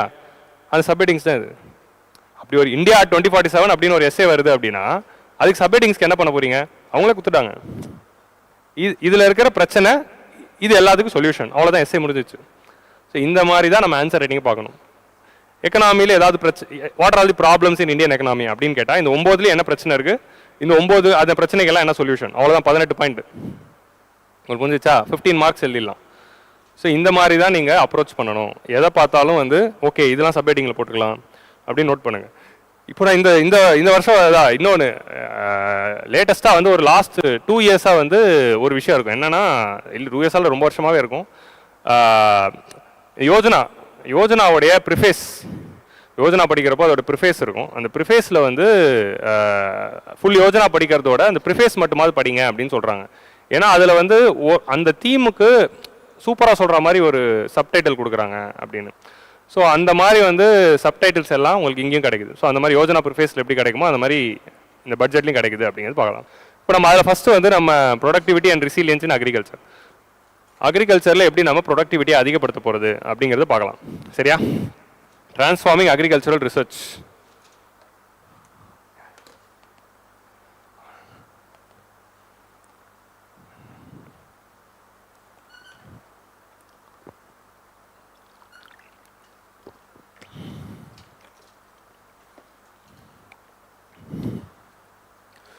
ஸோ ஃபஸ்ட்டு வந்து டிரான்ஸ்ஃபார்மிங் அக்ரிகல்ச்சரல் ரிசர்ச். ஸோ நம்ம அக்ரிகல்ச்சர் டெவலப் ஆகணும் அப்படின்னா ஃபஸ்ட்டு வந்து ரிசர்ச் கொண்டு வரணும், ஃபியூச்சருக்கு தேவைப்படுற crops. So comprehensive review of agricultural research by focusing on raising ப்ரொடக்டிவை இன்க்ரீஸ் பண்ணுற மாதிரி ரிசர்ச் வந்து நம்ம வரும். ஸோ ரிசர்ச் வந்து 2ஆக பிரிக்கிறாங்க. ஒன்று வந்து ஒரு கிராப்பை போட்டால் ஆல்ரெடி வர ப்ரொடக்ஷனை விட அதிக உற்பத்தி வரணும். இப்போ ஒரு ஏக்கருக்கு 3.5 டன் வருது அப்படின்னா அது எப்படி 4.5 டன் ஆக்குறது, அது இன்க்ரீசிங் ப்ரொடக்டிவிட்டி. ஒரு ஏக்கருக்கு 4.5 டன், ஒரு ஹெக்டர், ஒரு ஹெக்டருக்கு 3.5 டன் இருக்குன்னா ஒரு ஹெக்டருக்கு எப்படி 4.5 டன் ஆக்கலாம் அப்படிங்கிறது ஃபர்ஸ்ட் ஸ்டெப்பு. ரெண்டாவது என்னதுன்னா climate resilient varieties. So climate சேஞ்சை பொறுத்த வரைக்கும் அடாப்டேஷன் வந்து ரொம்ப முக்கியம். ஸோ ஃபியூச்சரில் கிளைமேட் சேஞ்ச் இருக்கிறப்போ, ஏன்னா climate determines the plan growth, you know that agriculture is dependent on climate. அப்போ கிளைமேட் மாறுது அப்படின்னா நம்ம அதுக்கேற்ற மாதிரி சீடையும் மாற்றணும். மாறின கிளைமேட்டில் நல்லா வளர்கிற மாதிரி சீட்ஸ் வேணும். ஆல்ரெடி எக்ஸிஸ்டிங் சீட்ஸ் வந்து நிறைய வேலை செய்யாது. ஸோ ஃபியூச்சரில் என்ன பிரச்சனை வரப்போகுது, நிறைய மழை வரப்போதா, அப்புறம் மழை வந்து ஃப்ளட் ஆனாலும் அந்த மரம் வளரணும், செடி வளரணும். அட் தி சேம் டைம் மழையே பெய்யலையா அப்பயும் வளரணும். ஸோ இந்த மாதிரி கிளைமேட் ரெசிலியன்ட் கிராப்ஸை வந்து டெவலப் பண்ணணும் அப்படிங்கிறது தான் தே ஆர் டெல்லிங். ஸோ இதான் வந்து டிரான்ஸ்ஃபார்மிங் அக்ரிகல்ச்சர் ரிசர்ச். ஸோ இதுக்கு நம்ம ஃபோக்கஸ் பண்ண போகிறோம். இதில் வந்து ஒரு நிறைய வெரைட்டிஸ், இப்போ ஆல்ரெடி வந்து 109 high yielding varieties, high yielding and climate resilient varieties of 32 fields and horticultural crops will be released. இந்த வருஷம் வந்து நம்ம 109 ரிலீஸ் பண்ண போகிறோம். Okay, so 109 high yielding and climate resilient varieties இந்த வருஷம். இந்த மாதிரி எல்லா வருஷமும் இந்த மாதிரி புதுசாக ரிலீஸ் பண்ணி அதை ஃபார்மர்ஸ்க்கு வந்து டிஸ்ட்ரிபியூட் பண்ணணும். ஃபார்மர்ஸை அதை யூஸ் பண்ண வைக்கிறதுக்கு அடாப்டேஷன் பண்ணணும். ரெண்டாவது வந்து ஆத்ம Nirbharta. So Atma Nirbhar Bharat oil seed Abhiyan அப்படின்னு ஒரு ஸ்கீம் வந்து இன்ட்ரீம் பட்ஜெட்டில் சொன்னாங்க. ஆத்ம நிர்பர் பாரத் ஆயில் சீட் அபியான் அப்படிங்கிற ஸ்கீம். இப்போ இந்தியா வந்து எதுலலாம் வந்து அக்ரிகல்ச்சரில் we are self sufficient, we are net exporter. ஆனால் இன்னும் அக்ரிகல்ச்சரில் we are import dependent on what, oil seeds and pulses. So அப்போ அதோடைய ப்ரொடக்ஷன் இந்தியாவில் அதிகப்படுத்தணும். ஸோ அதோட ப்ரொடக்ஷன் அதிகப்படுத்துறதுக்கு தான் ஆத்ம நிர்பர் பாரத் ஆயில் சீட்ஸ் அபியான் அப்படின்னு ஒன்று கொண்டு வந்து for oil seeds such as mustard. So என்னென்ன ஆயில் சீடுன்னு பார்த்து இது ப்ரிலிம்ஸ்க்கு நோட் பண்ணும். Which of the following oil seeds are covered under Atma Nirbhar Bharat oil seed Abhiyan அப்படின்னு ப்ரிலிம்ஸில் கேட்டாங்க அப்படின்னா mustard, groundnut, sesame, soybean and sunflower. So இந்த 5 விஷயத்தை தான் ஃபோக்கஸ் பண்ணுறாங்க அப்படிங்கிறது புரியும். மொத்தம் வந்து 7 ஆயில் சீட்ஸ் இருக்கும், இந்த 5 தான் நம்ம வந்து பார்க்குறோம். எம்எஸ்பிக்குள்ளே 7 இருக்கும். ஸோ சாஃப்ளாரும் நைஜரும் இருக்குல்ல. ஸோ இந்த மாதிரி வந்து mustard, groundnut, sesame, soybean and sunflower இதை தான் நம்ம இருக்கிறோம் தவிர சாஃப்ளாரும் நைஜரும் இல்லை அப்படிங்கிறத நோட் பண்ணிக்கணும் ப்ரிலிம்ஸ் பாயிண்ட் ஆஃப் வியூவில். ஸோ அதே மாதிரி ஹை ஹீல்டிங் வெரைட்டிஸ் வருது. ஸோ இதை தாண்டி வந்து பல்சஸ்க்கு வந்து இந்த மாதிரி ஒரு ஸ்கீம் வந்து கொண்டு வர போகிறாங்க. பல்ஸ் கிளஸ்டர்ஸ் அப்படிங்கிறது கொண்டு வர போகிறதா சொல்லியிருப்பாங்க. இந்த டயக்ராமில் இல்லை, பட் பட்ஜெட்டில் இருக்குது. ஸோ அதனால் பல்சஸ்க்கு வந்து கிளஸ்டர்ஸ் கொண்டு வந்து farmer producer organisation cooperative farming பேசிஸில் நம்ம இது ரெண்டுத்தையும் பண்ண போகிறோம் அப்படிங்கிறது பட்ஜெட்டில் சொல்லியிருக்காங்க. மினிஸ்ட்ரி ஆஃப் கோஆப்ரேஷன் அப்படின்னு ஆல்ரெடி கிரியேட் பண்ணிட்டாங்க. கோஆப்ரேட்டிவ் ஃபார்மிங் மூலமாக நம்ம ஆயில் சீட்ஸும் பல்சஸோட ப்ரொடக்ஷனை அதிகப்படுத்த போகிறோம் அப்படிங்கிறது தான் அனௌன்ஸ்மெண்ட். அதை தாண்டி வந்து vegetable production and supply chain, promotion of farmer producer organisation, cooperatives and startups for vegetable supply chain for collection, storage and marketing. So வெஜிடபிள்ஸோட வேஸ்டேஜ் அதிகமாக இருக்குது அப்படின்ட்டு இப்போ தான் நம்ம பார்த்தோம். 145th எடிஷனில் பார்த்தோமா வெஜிடபிள்ஸோட வேஸ்டேஜஸ் அதிகமாகிடுச்சுன்னு. ஸோ அதுக்காக நம்ம வந்து அதுக்கு இன்ஃப்ராஸ்ட்ரக்சர் கொண்டு வரணும் அப்படின்னு பார்க்குறோம். அது இந்த பட்ஜெட்டில் சொல்லியிருக்காங்க. என்ன சொல்லியிருக்காங்க அப்படின்னா வெஜிடபிள்ஸோடைய ஸ்டோரேஜ், மார்க்கெட்டிங் அண்ட் அதோட சப்ளை செயின் இது ரிலேட்டடாக இருக்கிற ஸ்டார்ட் அப்ஸ், இது ரிலேட்டடாக பிஸ்னஸ் பண்ணுற farmer producer organisation. Farmer producer organisation என்ன, ஒரு 100 ஃபார்மர் ஒன்று சேர்ந்து ஒரு ஆர்கனைசேஷன் ஆரம்பிப்பாங்க ஃபார்ம் ரிலேட்டட் பிஸ்னஸ் பண்ணுறதுக்கு. ஃபார்மர்ஸே ஃபார்ம் ரிலேட்டட் பிஸ்னஸ்க்கு ஒரு ஆர்கனைசேஷன் ஆரம்பிப்பாங்க. ஸோ அந்த மாதிரி ஃபார்மர்ஸ் வச்சு, ஸோ ஃபார் எக்ஸாம்பிள் எப்படின்னா டிரான்ஸ்போர்ட்டேஷனுக்கு ஒரு பிஸ்னஸ் ஆரம்பிக்கலாம். அந்த ஊரில் இருக்கிற எல்லா தக்காளியும் கலெக்ட் பண்ணி அதை ட்ரக்கில் ஏற்றி அதை ஒரு நம்ம வந்து ரெஃப்ரிஜரேட்டட் ட்ரக் ஏற்றி மார்க்கெட்டுக்கு கொண்டு போகிறது ஒரு பிஸ்னஸ் தானே. ஸோ அந்த மாதிரி வந்து டிரான்ஸ்போர்ட்டேஷன் பிஸ்னஸ் இல்லை ஸ்டோரேஜ் பிஸ்னஸ், இந்த மாதிரி பிஸ்னஸ் சப்ளை செயினில் என்ன பிஸ்னஸாக இருந்தாலும் அந்த பிஸ்னஸில் இருக்கிறவங்களுக்கு ஃபண்ட் பண்ண போகிறாங்க. Large scale clusters for vegetable production will be developed closer to the major consumption centre. So வேஸ்டேஜை குறைக்கணும்னா என்ன, ஸோ ப்ரொடக்ஷன்லேருந்து ப்ரொடியூஸ் ஆகி அதை வந்து கன்சம்ஷன் சென்டருக்கு தூரமாக இருக்குது. ஸோ அதனால் டிரான்ஸ்போர்ட்டேஷன் ஆகிற டைமில் டிரான்ஸ்போர்ட்டேஷன் காஸ்ட்டும் அதிகமாகிடுச்சு. அதனால் வந்து என்ன ஆகுது, வேஸ்டேஜஸும் அதிகமாகுது, ஷெல்ஃப் லைஃபும் வந்து போகுது. ஸோ இங்கே தான் வந்து மார்க்கெட் இருக்குது, சிட்டி இருக்குது. ஆனால் எங்கள் கிராமத்துலேருந்து வரதுக்கு பதிலாக சிட்டிக்கு பக்கத்துலேயே வந்து வெஜிடபிள் ப்ரொடக்ஷன் கிளஸ்டர்ஸ் உருவாக்கிட்டோம் அப்படின்னா ப்ரொடியூஸ் பண்ணி வந்துடலாம். அந்த சிட்டி சென்டருக்கு இப்போ சென்னைக்கு வெங்காயம் கொடுக்கணும் அப்படின்னா சென்னைக்கு பக்கத்துலேயே எங்கே வெங்காயம் போட முடியும் அப்படின்னு பார்க்குறோம். ஸோ இந்த மாதிரி வந்து சிட்டி சென்ட்ரிக் கிளஸ்டர்ஸ் வந்து சென்னை பக்கத்தில் எங்கே வெங்காயம் போட முடியும்னு தெரியல. நான் ஒரு எக்ஸாம்பிளுக்காக சொல்கிறேன். சென்னை கிட்ட அந்த கண்டிஷன்ஸ் இல்லை. So I'm just giving an example. Okay, Chennai பக்கத்தில் எப்படி வெங்காயம் அப்படின்னு கமெண்ட்டில் யாரும் கேட்டுறாதீங்க, சரியா? So large scale clusters for vegetable production which is close to இது. இப்போ நம்ம பேப்பர் 1ல் வந்து ஒரு டாபிக் இருக்கும், லொகேஷனல் ஃபேக்டர்ஸ் ஃபார் அக்ரிகல்ச்சர் அப்படின்னு. உங்களுக்கு புரியுதா? So locational factors for agriculture, industry and services. So perishable goods வந்து they should be more closer to the market. எந்தெந்த கூடெல்லாம் மார்க்கெட் பக்கத்தில் இருக்கணும் அப்படின்னு சொல்லுவாங்க. பிபிடி கிளியராக இல்லைன்றாங்களா?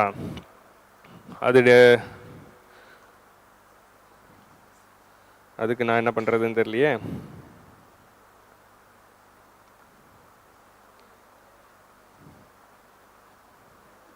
அதாவது ஜூமில் வந்து ஜூம்ன்ற பாருங்க, இது வந்து ஆக்சுவலி என்ன அப்படின்னா ஃபோக்கஸ் மட்டும் கரெக்டாக இருக்கான்னு பாரு. ஓகே, ஸ்க்ரீனில் ஃபோக்கஸ் கரெக்டாக இருக்கா அப்படிங்கிறது மட்டும் பாருங்கள். மேபி பிரைட்னஸ் குறைக்க முடிஞ்சான்னு பாருங்கள். அதை தாண்டி வேறு எதுவும் பண்ண முடியாது. இன்னொரு விஷயம் என்னென்னா, ஆன்லைனில் பார்க்குற மக்கள் வந்து I can understand the problem. லைவில் பார்க்குறப்போ இந்த இஷ்யூ இருக்கும். லைவ் முடிஞ்ச பிறகு நீங்கள் வந்து வீடியோவாக பார்க்குறப்போ ஹை ரெசல்யூஷனில் வச்சு பார்த்தா தெரியும். உங்களுக்கு புரியுதா? இது வந்து உங்களுக்கு ஒரு பேர்டன் தான். ஹை ரெசல்யூஷனில் எனக்கு டேட்டா போகுதே அப்படின்னு சொல்லலாம். பட் ஒரு சில டைம் இது தெரியணும்னா ஹை ரெசல்யூஷனில் இருக்கும். அதனால தான் நான் எடிட்டோரியல்ஸ்க்கு என்ன தான் டெக்னாலஜி இருந்தாலும் I prefer Zoom. Screen share route நான் பண்ணிவிடுவேன். ஆன்லைன் பீப்புளுக்காக தான் அந்த ரூட் பண்ணேன்.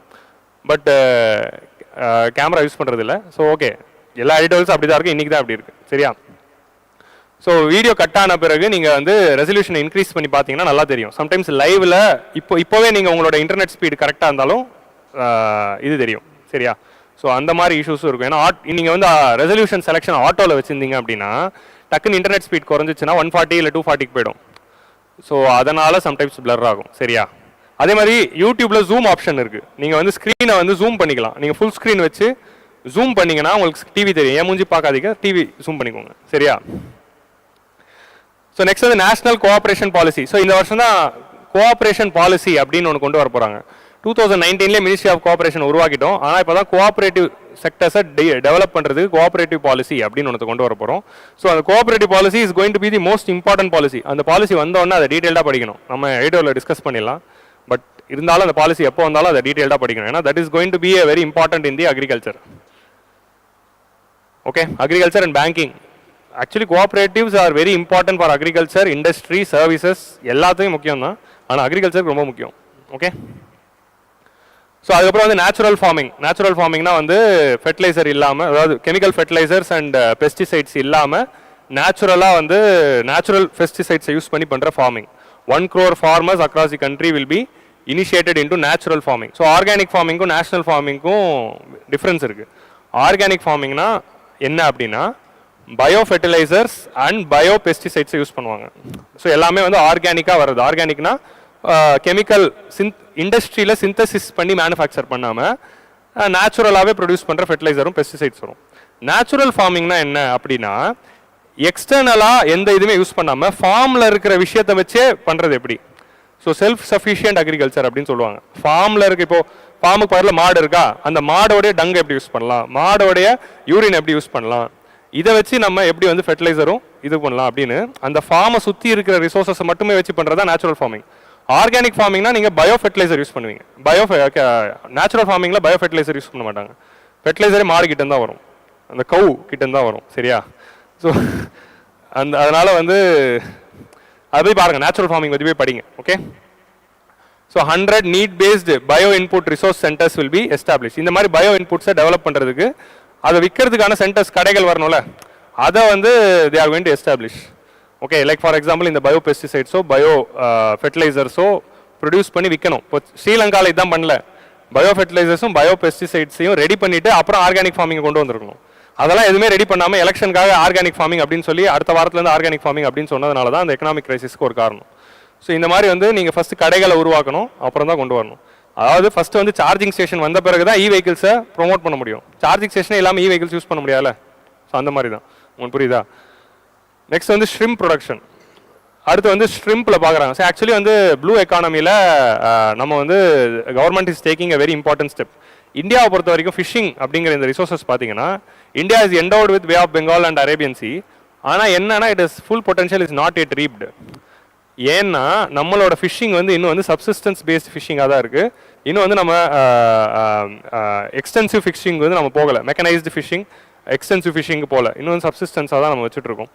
ஸோ அதனால் வந்து லார்ஜ் ஷிப்ஸை யூஸ் பண்ணி சொஃபஸ்டிகேட்டட் ஷிப்பிங் வெசல்ஸ் அப்படின்னே ஒன்று இருக்குது, பெரிய பெரிய கப்பல், அந்த மாதிரிலாம் இல்லாமல் குட்டி குட்டி ஃபார்மர்ஸ் இருக்கிறது தான் பிரச்சனை. ஸோ அதனால் வந்து நம்ம அந்த செக்டர் இன்னும் டெவலப் பண்ணலாம் அப்படின்னு சொல்லி so financing shrimp farming processing and export. So அதுக்கு தேவைப்படுற ஃபண்டிங் வந்து நபார்ட் மூலமாக தராங்க. நெக்ஸ்ட் வந்து digital public infrastructure DPA. So போன வருஷம் எக்கனாமிக் சர்வேயில் போன வருஷத்தோடைய பட்ஜெட்டில் இன்ட்ரிம் பட்ஜெட்டில் கவர்மெண்ட் யூஸ் பண்ண ஒரு முக்கியமான வேர்டு என்ன அப்படின்னா digital public infrastructure is the என்னது? இன்ட்ரிம் பட்ஜெட் அச்சன் பண்ணாமல் இருப்பீங்களே, அது என்னது? Is the 5th factor of production. Factors of production நம்ம என்னென்ன பார்த்துருக்கோம்? Land, labour, capital and entrepreneurship. இது 4 தான் இருந்தால் ப்ரொடக்ஷன் நடக்கும். டிஜிட்டல் பப்ளிக் இன்ஃப்ராஸ்ட்ரக்சர் தான் 5th ஃபேக்டர் ஆஃப் ப்ரொடக்ஷன் அப்படின்னு சொல்கிறாங்க. இப்போ எல்லாத்துக்கும் டிஜிட்டல் தேவை. எந்த பிஸ்னஸாக இருந்தாலும் இப்போ பாருங்க, அகாடமியாக இருந்தாலும் யூடியூப் போகணும், உங்களுக்கு புரியுதா? ஸோ கேமரா தேவை, இன்டர்நெட் தேவை, இப்போ ஆடியோ சரியில்லை, மைக்கு தேவை அப்படின்றாங்க. ஸோ இந்த மாதிரி எந்த ஒரு என்டிட்டியை நீங்கள் இந்த காலகட்டத்தில் எடுத்துக்கிட்டாலும் ஒரு டிஜிட்டல் எலிமெண்ட் அட்லீஸ்ட் ஒரு இன்ஸ்டா பேஜாவது தேவைப்படுதா ப்ரொமோட் பண்ணுறதுக்கு? ஸோ அதனால் வந்து எந்த ஒரு பிஸ்னஸ் என்டிட்டியாக எடுங்க அட்லீஸ்ட் ஒரு இன்ஸ்டா பேஜாவது வச்சுருப்பாங்க. ஏதோ ஒரு இதில் டிஜிட்டல் தேவைப்படுது. So that has become a 5th factor of production. அது இருந்தாலும் தான் ப்ரொடக்ஷன் நடக்கும் அப்படின்னு. ஸோ அக்ரிகல்ச்சரில் நம்ம டிபிஐ எப்படி யூஸ் பண்ணலாம் அப்படிங்கிறது பார்க்குறாங்க. DPI for coverage of farmers and their lands in 3 years. So என்னன்னா டிஜிட்டல் பப்ளிக் இன்ஃப்ராஸ்ட்ரக்சர் யூஸ் பண்ணி லேண்ட் ரெக்கார்ட்ஸை டிஜிட்டைஸ் பண்ணுறாங்க. அதுக்கு ஒரு சில ப்ரொவிஷன்ஸ் இருக்குது, பார்ப்போம். So digital crop survey of 400 districts 400 டிஸ்ட்ரிக்ஸை சர்வே பண்ணி என்னென்ன கிராப்ஸு அந்த டிஸ்ட்ரிக்ஸ்க்கு கேப்பபிள் அப்படிங்கிறத வந்து டிட்டர்மைன் பண்ணி அதுக்கேற்ற மாதிரி அந்த கிராப்ஸ் அந்த டிஸ்ட்ரிக்ஸில் ப்ரொமோட் பண்ணலாம் அப்படிங்கிறது பார்க்குறாங்க. Jan Samarth based Kisan credit card. So Jan Samarth portal அப்படின்னு ஒரு போர்ட்டல் இருக்குது. ஸோ அந்த போர்ட்டல் என்ன அப்படின்னா அந்த போர்ட்டலோடய அப்போ கிசான் கிரெடிட் கார்ட்ஸ் கொடுக்க போகிறாங்க. ஜன் சமாத் போர்ட்டல்னா என்ன அப்படின்னா it is an initiative of government of India where இப்போ ஒரு ஃபார்மர் வந்து இந்த ஒரு வெப்சைட், அதாவது எல்லா ஸ்டேக் ஹோல்டர்ஸ், இப்போ ஃபார் எக்ஸாம்பிள் ஃபார்மர்ஸ்க்கு லோன்ஸ் தேவை, கரெக்டா? இப்போ உங்களுக்கு லோன் வேணும் அப்படின்னா அந்த லோன் கொடுக்குறவங்க, லோன் வாங்குறவங்க, கவர்மெண்ட்டு, ஆர்பிஐ, பேங்க்கு எல்லாருமே ஆக்சஸ் பண்ணி ஒரே போர்ட்டல், ஒரு காமன் போர்ட்டல் இருந்தால் எல்லாருமே அது மூலமாக ஆக்சஸ் பண்ணிக்கலாம். ஸோ அந்த மாதிரி தான் applicants who want to get the loan, lenders and financial institution who are giving the loans, central and state governments, அப்புறம் நோடல் ஏஜென்சிஸ், இப்போ அந்தந்த மினிஸ்ட்ரியோட நோடல் ஏஜென்சிஸ் அண்ட் ஃபெசிலிட்டேட்டர்ஸ், நடுவில் இருக்கிற அந்த தரகர்கள். ஸோ இவங்க எல்லாருமே காமனாக யூஸ் பண்ணுற ஒரு போர்ட்டல். இது மூலமாக லோன் வேணுங்கிற ஃபார்மர் போய் இந்த போர்ட்டல் போயிட்டாங்கன்னா they can apply for it. So இது என்னன்னு பாருங்க, Jan Samarth portal is an initiative of the government. It's a digital portal linking 14 credit linked government schemes. Government வந்து நிறைய லோன்ஸ் கொடுக்கறதுக்கு ஸ்கீம்ஸ் வச்சிருக்காங்களே, அந்த ஸ்கீம்ஸ் எல்லாமே இந்த போர்ட்டலில் இருக்கும். இப்போ இந்த போர்ட்டலுக்கு உள்ள போன உடனே நீங்கள் ஃபர்ஸ்ட் டைப் பண்ணணும். என்ன டைப் பண்ணணும்னா உங்களோட டீடைல்ஸ் எல்லாம் டைப் பண்ணணும். உங்களோட டீடைல்ஸ் எல்லாம் டைப் பண்ணிட்டீங்கன்னா அந்த டீடைல்ஸை வச்சு நீங்கள் எந்தெந்த ஸ்கீமுக்கு எலிஜிபிள் அதுவே காட்டிடும். நீ இந்த 4 ஸ்கீமுக்கு எலிஜிபிள், நான் 14 ஸ்கீம் வச்சிருக்கேன், நீ இந்த 4 ஸ்கீமுக்கு எலிஜிபிள், அதுக்கு இந்த டாக்குமெண்ட்ஸ் தேவை, அதை அப்லோட் பண்ணி அப்ளை பண்ணிக்கோ அப்படின்னு சொல்லுவாங்க. நீங்கள் அதை அப்லோட் பண்ணி அப்ளைன்னு கொடுத்தீங்கன்னா உனக்கு லோன் கொடுக்கறதுக்கு இந்த 5 பேங்க் ரெடியாக இருக்குது. உனக்கு எந்த பேங்க் வேணும்? ஸோ நீங்கள் பேங்க்கை செலக்ட் பண்ணிப்போங்க. ஸோ அப்போ பேங்க் அந்த பேங்க்குக்கு போயிடுமா, அந்த பேங்க் வந்து அந்த போர்ட்டலில் லாகின் பண்ணுவாங்க. அவனுக்கு இது வரும். ஸோ இவன் வந்து இதுக்கு இது அப்ளை பண்ணியிருக்கான் அப்படின்னு வரும். அவர் கொடுக்கலாமா வேணாமான்னு முடிவு எடுக்கணும்னா இப்போ அவங்களோட கிரெடிட் ஹிஸ்ட்ரி தெரியணும். அந்த கிரெடிட் ஹிஸ்ட்ரி வரும், அதை பார்த்துட்டு அப்ளை பண்ணோன்னே இவங்க லோன் வந்துடும். நீங்கள் அதோட பேங்க் அக்கௌண்ட் லிங்க் பண்ணிங்கன்னா அப்படியே லோன் வந்துடும். ஸோ இந்த மாதிரி எல்லாத்துக்கும் ஒரு ஒன் ஸ்டாப் சொல்யூஷனாக கொண்டு வந்தது தான் ஜன் சமாத் போர்ட்டல். இந்த ஜன் சமாத் போர்ட்டல் அப்படிங்கிறதுக்குள்ள நம்ம அக்ரிகல்ச்சரை லிங்க் பண்ணலாம், கிசான் கிரெடிட் கார்டை லிங்க் பண்ணி அது மூலமாக லோன்ஸ் கொடுக்கலாம் அப்படிங்கிறது idea. Core objective of Jan Samarth portal. இப்போ பட்ஜெட்குள்ள Jan Samarth portal will be integrated with KCC அப்படின்னு தான் இருக்கு. இப்போ நான் இதையும் காட்டுறேன் அப்படின்னா ஜன் சமாத் போர்ட்டல் கேசிசியோட லிங்க் பண்ணாங்களா இல்லையான்னு கொஸ்டின் வராது. ஜன் சமாத் போர்ட்டல்லாம் என்னென்ன தான் ப்ரிலிம்ஸ் கொஸ்டின் வரும், ஏன்னா பட்ஜெட்டில் மென்ஷன் பண்ணியிருக்காங்க. உங்களுக்கு புரியுதா? ஸோ அப்படி தான் நம்ம ப்ரிலிம்ஸ்க்கு வந்து ரெடி ஆகணும். So the core objective of the Jan Samath portal is to promote inclusive growth and development of various sectors. கொஞ்சம் ஃபாண்ட் சின்னதாக இருக்குது, ஆன்லைன் பீப்புள் ஜூம் பண்ணி பாருங்கள். by guiding and providing them right type of government benefits. So இது என்னன்னா links the potential end-to-end coverage, checking the subsidy eligibility and auto recommendation of schemes. So அதான் இதோட idea. So இந்த Jan Samarth portal இப்போ எதுவாக இருந்தாலும் இந்த மாதிரி ப்ரிலிம்ஸ் பாயிண்ட் ஆஃப் வியூவில் நீங்கள் பேக்ரவுண்ட் ஒர்க் பண்ணணும். பட்ஜெட்டில் ஒரு ஸ்கீம் இருக்குன்னா நான் அந்த வெப்சைட்டுக்கே போயிட்டு ஸ்க்ரீன்ஷாட் எடுத்து போட்டிருக்கேன். ஸோ ஃபஸ்ட்டு வந்து நம்ம எந்த ஸ்கீமாக இருந்தாலும் வெப்சைட்டில் இன்ஃபர்மேஷன் இருக்கும், அதை பார்த்துடலாம். ஏன்னா கவர்மெண்ட் வந்து யூபிஎஸ்சி கொஸ்டின் எடுக்கிறப்போ வெப்சைட்லேருந்து 4 லைன் எடுத்து தான் போட்டுறாங்க. அப்படி வெப்சைட்டில் சரியாக கிடைக்கல அப்படின்னா பிஐபியில் இருக்கான்னு பார்க்கணும். அந்த ஸ்கீம் போட்டு பிஐபின்னு போடணும். அதுலேயும் உங்களுக்கு கடுப்பாக இருக்குது அப்படின்னா யூபிஎஸ்சி போடணும். ஸோ கூகுள் சர்ச்சுக்கு சொல்கிறேன், ஃபஸ்ட்டு அந்த வெப்சைட்டுக்கு போகணும், அப்புறம் பிஐபிங்கிற வேர்டு ஆட் பண்ணி சர்ச் பண்ணணும். பிஐபிலையும் கிடைக்கல அப்படின்னா யூபிஎஸ்சி அப்படின்னு போட்டு நம்ம பயிலங்க வந்துடுவாங்க. ஸோ அவங்களோட வெப்சைட் எதுலையாவது ஒன்று போய் நீங்கள் பார்த்துக்கலாம். உங்களுக்கு புரியுதா? இப்போ தான் புதுசாக வருது திஸ்ட்ரி ரொம்ப நாளாக வருது. இப்போ என்ன எடு கம்மி வருது, அப்புறமா வந்து டெக்ஸ்ட் புக்குன்னு ஒருத்தன் புதுசாக கிளம்பியிருக்கான். ஓகே, ஸோ இது மாதிரி புதுசாக நிறைய பேர் வராங்க.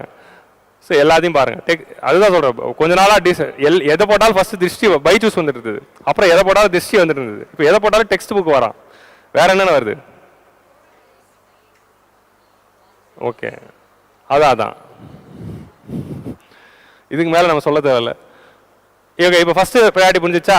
ஃபஸ்ட்டு பில்லருக்கு இதான், இந்த வருஷம் இதான் நம்ம என்ன பண்ண போகிறோம். Research, oil seeds and pulses, vegetables, cooperative sector, அப்புறம் ஆர்கானிக் ஃபார்மிங்கு, அதை வந்து போர்ட்டலோட லிங்க் பண்ணுறோம். அனிமல் ஹஸ்பண்ட்ரியில் ஷ்ரிம்ப், இந்த வாட்டி இறால் வகைகள் அதை தான் வந்து ஃபோக்கஸ் பண்ண போகிறோம். சரியா? அடுத்த வருஷம் நம்ம மீன் சாப்பிட்லாம், அப்புறம் ஸ்குவிட் சாப்பிட்லாம், எல்லாம் சாப்பிட்லாம். Priority 2 employment and skilling, most important. இந்த பட்ஜெட்டோட ஹைலைட்டே வந்து எல்லா பட்ஜெட்டுக்கும் ஒரு ஹீரோ இருப்பாங்களே, அந்த மாதிரி இந்த பட்ஜெட்டோட ஹீரோ இந்த ஸ்கீம்ஸ் தான். ஓகே, எம்ப்ளாய்மெண்ட் அப்படின்னா 5 ஸ்கீம் கவர்மெண்ட் போட்டிருக்காங்க. ஸோ எம்ப்ளாய்மெண்ட் தான் ஃபுல் எலெக்ஷன் போச்சு, சரி போட்டு தொலைச்சிருவோம் அப்படின்னு. One of the analysis of the பட்ஜெட்டில் வந்து என்ன பார்த்தேன் அப்படின்னா, கவர்மெண்டோடைய approach to economy has shifted in this budget அப்படின்னு சொல்கிறாங்க. என்ன சொல்கிறாங்க அப்படின்னா, இது வரைக்கும் கவர்மெண்ட் வந்து ட்ரிக்கிள் டவுன் தியரியை தான் வந்து நம்பியிருந்தாங்க லாஸ்ட்டு 7 இயர்ஸாக. அதான் அருண்ஜேட்லிக்கு அப்புறமா வந்த 7 இயர்ஸ். ஸோ அந்த 7 இயர்ஸ் எப்படின்னா ட்ரிக்கிள் டவுன் பேஸ்டாக தான் இருக்கும். அப்படின்னா என்னன்னா, எக்கனாமி அஸ் அ ஹோலை நான் டெவலப் பண்ணிட்டா, அக்ரிகல்ச்சர், மேனுஃபேக்சரிங் அப்படின்னு நான் டெவலப் பண்ணிட்டா, அந்த டெவலப்மெண்ட் கடைசியில் இருக்க மக்களுக்கு போய் சேர்ந்துடும். It will trickle down through the economy and reach the bottom அப்படின்னு சொல்லிட்டு இருந்தாங்க. டைரக்ட் பெனிஃபிட்ஸோ இல்லைனா டைரக்டாக வந்து அவங்களுக்கு பெனிஃபிட்ஸோ கொடுக்குற மாதிரி ஸ்கீம்ஸ் எதுவுமே இல்லை, except for PM Kisan or something else. இந்த வருஷம் பட்ஜெட்டில் எம்ப்ளாய்மெண்ட் ஜென்ரேஷன் ஒரு இஷ்யூ ஆன பிறகு டைரக்ட் பெனிஃபிட்ஸ் ஆகிற மாதிரி, directly putting money into the hands of the people அப்படிங்கிற மாதிரி ஸ்கீம்ஸுக்கு ஷிஃப்ட் ஆயிருக்காங்க இந்த பட்ஜெட் அப்படின்னு ஒரு அனாலிசிஸ் சொல்லியிருப்பாங்க. ஸோ அதில் முதல் ஸ்கீம் என்ன அப்படின்னா, எம்ப்ளாய்மெண்ட்டை ஜென்ரேட் பண்ணுறதுக்காக 5 ஸ்கீம்ஸ் இருக்குது. இந்த 5 ஸ்கீம்ஸுமே எப்படி கொண்டு வந்திருக்காங்கன்னா, ஃபார்மலைசேஷன் ஆஃப் எம்ப்ளாய்மெண்ட். இது மூலமாக 2த்தையும் ஃபோக்கஸ் பண்ணுறாங்க. நம்ம இந்தியாவில் என்ன பிரச்சனை இருக்குது எம்ப்ளாய்மெண்ட்டில் அப்படின்னா, ஒன்று வந்து இனஃப் ஜாப்ஸ் இல்லை. ஸோ அன்எம்ப்ளாய்மெண்ட் ஒரு பிரச்சனை. அப்படி ஜாப் உருவாகினாலும் அது இன்ஃபார்மலாக இருக்குது. அது அடுத்த பிரச்சனை.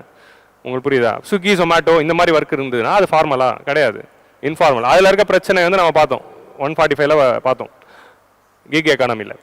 ஸோ இப்போ நம்ம அதை சரி பண்ணணும் அப்படின்னா we have to create employment which is formal. உங்களுக்கு புரியுதா? எம்ப்ளாய்மெண்ட் உருவாக்கணும், அது ஃபார்மலாகவும் இருக்கணும். ஸோ அந்த ஆஸ்பெக்டில் தான் இந்த 5 ஸ்கீமும் இருக்குது. So they are focusing on creating employment and also nudging the employer to make it formal. So nudging the employer என்ன அப்படின்னா, அந்த ஆர்கனைசேஷன் வேலைக்கு ஆள் எடுக்கிறப்போ அந்த பர்சன்ஸை வந்து ஃபார்மல் ஆக்கணும்னா என்ன, ஃபார்மலைசேஷனுக்கு ஒரு முக்கியமான ஸ்டெப் வந்து இபிஎஃப்ஓ, ப்ராவிடென்ட் ஃபண்ட்.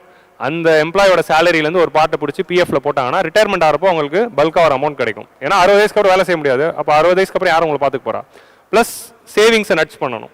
ஸோ சேவிங்ஸை நட்ச் பண்ணுற மாதிரியும் ஃபியூச்சர் சோஷியல் செக்யூரிட்டி என்ஷோர் பண்ணுற மாதிரியும் நட்ச் பண்ணுறதுக்கு தான் ப்ராவிடென்ட் ஃபண்ட் அப்படின்னு இருக்குது. ஸோ ப்ராவிடென்ட் ஃபண்ட்னா என்னன்னு புரிஞ்சுக்கிட்டா தான் இந்த ஸ்கீம்ஸ் புரிஞ்சிக்க முடியும். So we are having employer, இந்த employer is giving job to employee, கரெக்டாக? ஸோ பிஎஃப்னா என்ன அப்படிங்கிறது பார்ப்போம். பிஎஃப்னா என்ன அப்படின்னா, இவங்களுக்கு மாத சம்பளம் இருக்கும். ஸோ மாத சம்பளம் வந்து இப்போ நம்ம வந்து 100 ரூபான்னு வச்சுக்கலாம். ஒரு எக்ஸாம்பிள் சொல்கிறேன், 100 ரூபா மாத சம்பளம் அப்படின்னு வச்சுக்கலாம். 1950 அப்போ தான் 100 ரூபா இருந்திருக்கும். சரி, 100 ரூபா இல்லை 80லேயும் அவ்வளோதான் இருந்தது. 100 ரூபா மாத சம்பளம் அப்படின்னா இந்த 100 ரூபா மாத சம்பளத்தை பிஎஃப்ங்கிற ஐடியா என்ன அப்படின்னா, இதில் 24%, அதாவது 12% வந்து எம்ப்ளாயரும் 12%. ஸோ சேலரியிலேருந்து 12% வந்து பிடிப்பாங்க. ஸோ இதுலேருந்து 12% எவ்வளோ? 12 rupees. ஸோ அப்போ எம்ப்ளாயருக்கு சேலரி போடுறப்போ 88 ரூபா தான் சேலரி போகும். 12 rupees எடுத்துருவாங்க. 12% எம்ப்ளாயோட சேலரியிலேருந்து 12% தூக்கு. எம்ப்ளாயோட சேலரியிலேருந்து எவ்வளோ தூக்குனியோ அது ஈக்குவலண்ட் அமௌண்ட் எம்ப்ளாயர் அவர் காசுலேருந்து போடணும். இவர் ஒரு 12% தனியாக போடணும். அப்போது ஒருத்தருக்கு வேலை கொடுக்குற 100 ரூபா வச்சு வேலை கொடுக்குற அப்படின்னா அது 112 தான்.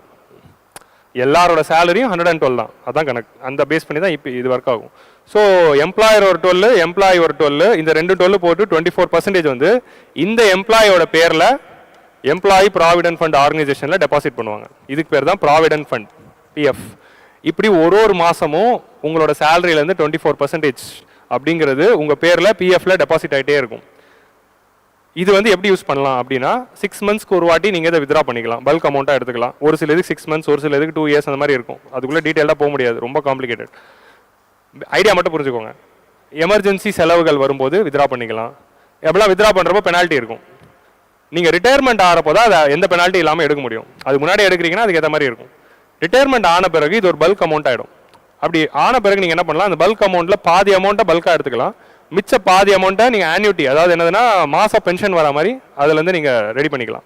ஸோ இந்த மாதிரி வந்து அவங்களுக்கு வந்து 60 வயசுக்கு அப்புறம் ஒரு சோஷியல் செக்யூரிட்டி கொடுக்கறதுக்கும் பல்காக சேவிங்ஸ் என்கரேஜ் பண்ணுறதுக்கு தான் பிஎஃப் இருக்குது. ஸோ இந்த பிஎஃப் அப்படிங்கிறது ஃபார்மலைசேஷனில் ஒரு முக்கியம். ஃபார்மல் ஜாப்ஸ்னால் என்ன? 9 to 5 ஜாப் இருக்கணும், கரெக்டான லீவ்ஸ் இருக்கணும், அதே மாதிரி வந்து பெய்டு ஹாலிடேஸ் இருக்கணும், தென் வந்து இந்த மாதிரி விஷயங்கள் பிஎஃப் இருக்கணும், இன்சூரன்ஸ் இருக்கணும்.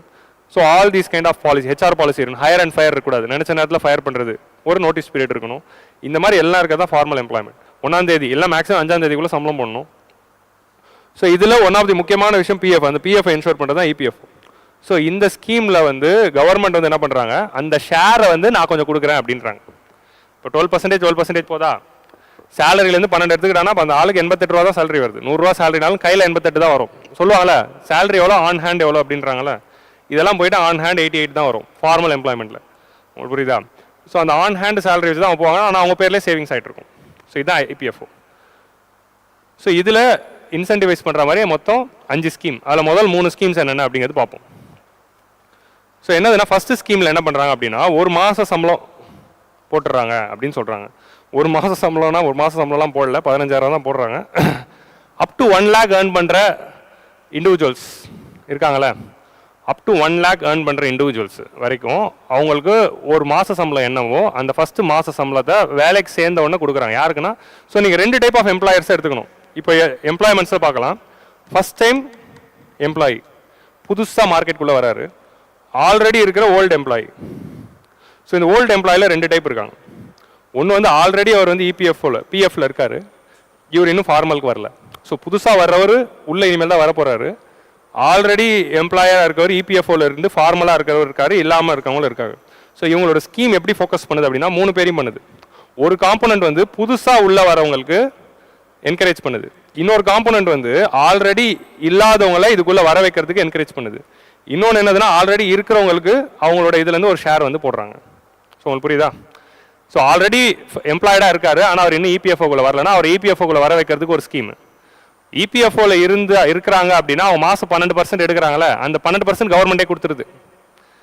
சேலரி ஃபுல்லாக அவனுக்கு கொடுத்துரு, அந்த 12% நான் கொடுக்குறேன் அப்படின்னு. ஓகே, அது யாரோட 12%? எம்ப்ளாயரோட 12%. ஸோ இன்னொரு ஸ்கீம் என்ன சொல்லுது அப்படின்னா, ஃபர்ஸ்ட் டைமாக ஒருத்தர் எம்ப்ளாய்மெண்ட்டுக்குள்ளே வராரு அப்படின்னா அவங்களுக்கு முதல் மாத சம்பளத்தை அப்படியே தந்துடுறாங்க, அப் டு 1 lakh வரைக்கும். அப் டு 1 lakh வரைக்கும்னா 1 lakh அப்படியே தந்துடுறது இல்லை, 15,000 தான் லிமிட். 15,000 கீழே எவ்வளோவா இருந்தாலும் முதல் மாத சம்பளம் கிடைக்கும். 15,000 இருந்தால் 15,000 கிடைக்கும். 15,000 மேலே நீங்கள் அப் டு 1 lakh வரைக்கும் எவ்வளோ சம்பளமாக இருந்தாலும் ஃபஸ்ட்டு டைம் நீங்கள் ஒரு ஜாபுக்கு போகிறீங்க, உங்களுக்கு 60,000 ரூபாய் சம்பளம் அப்படின்னா கவர்மெண்ட் உங்களுக்கு ஒரு 15,000 ரூபா கொடுத்துரும்.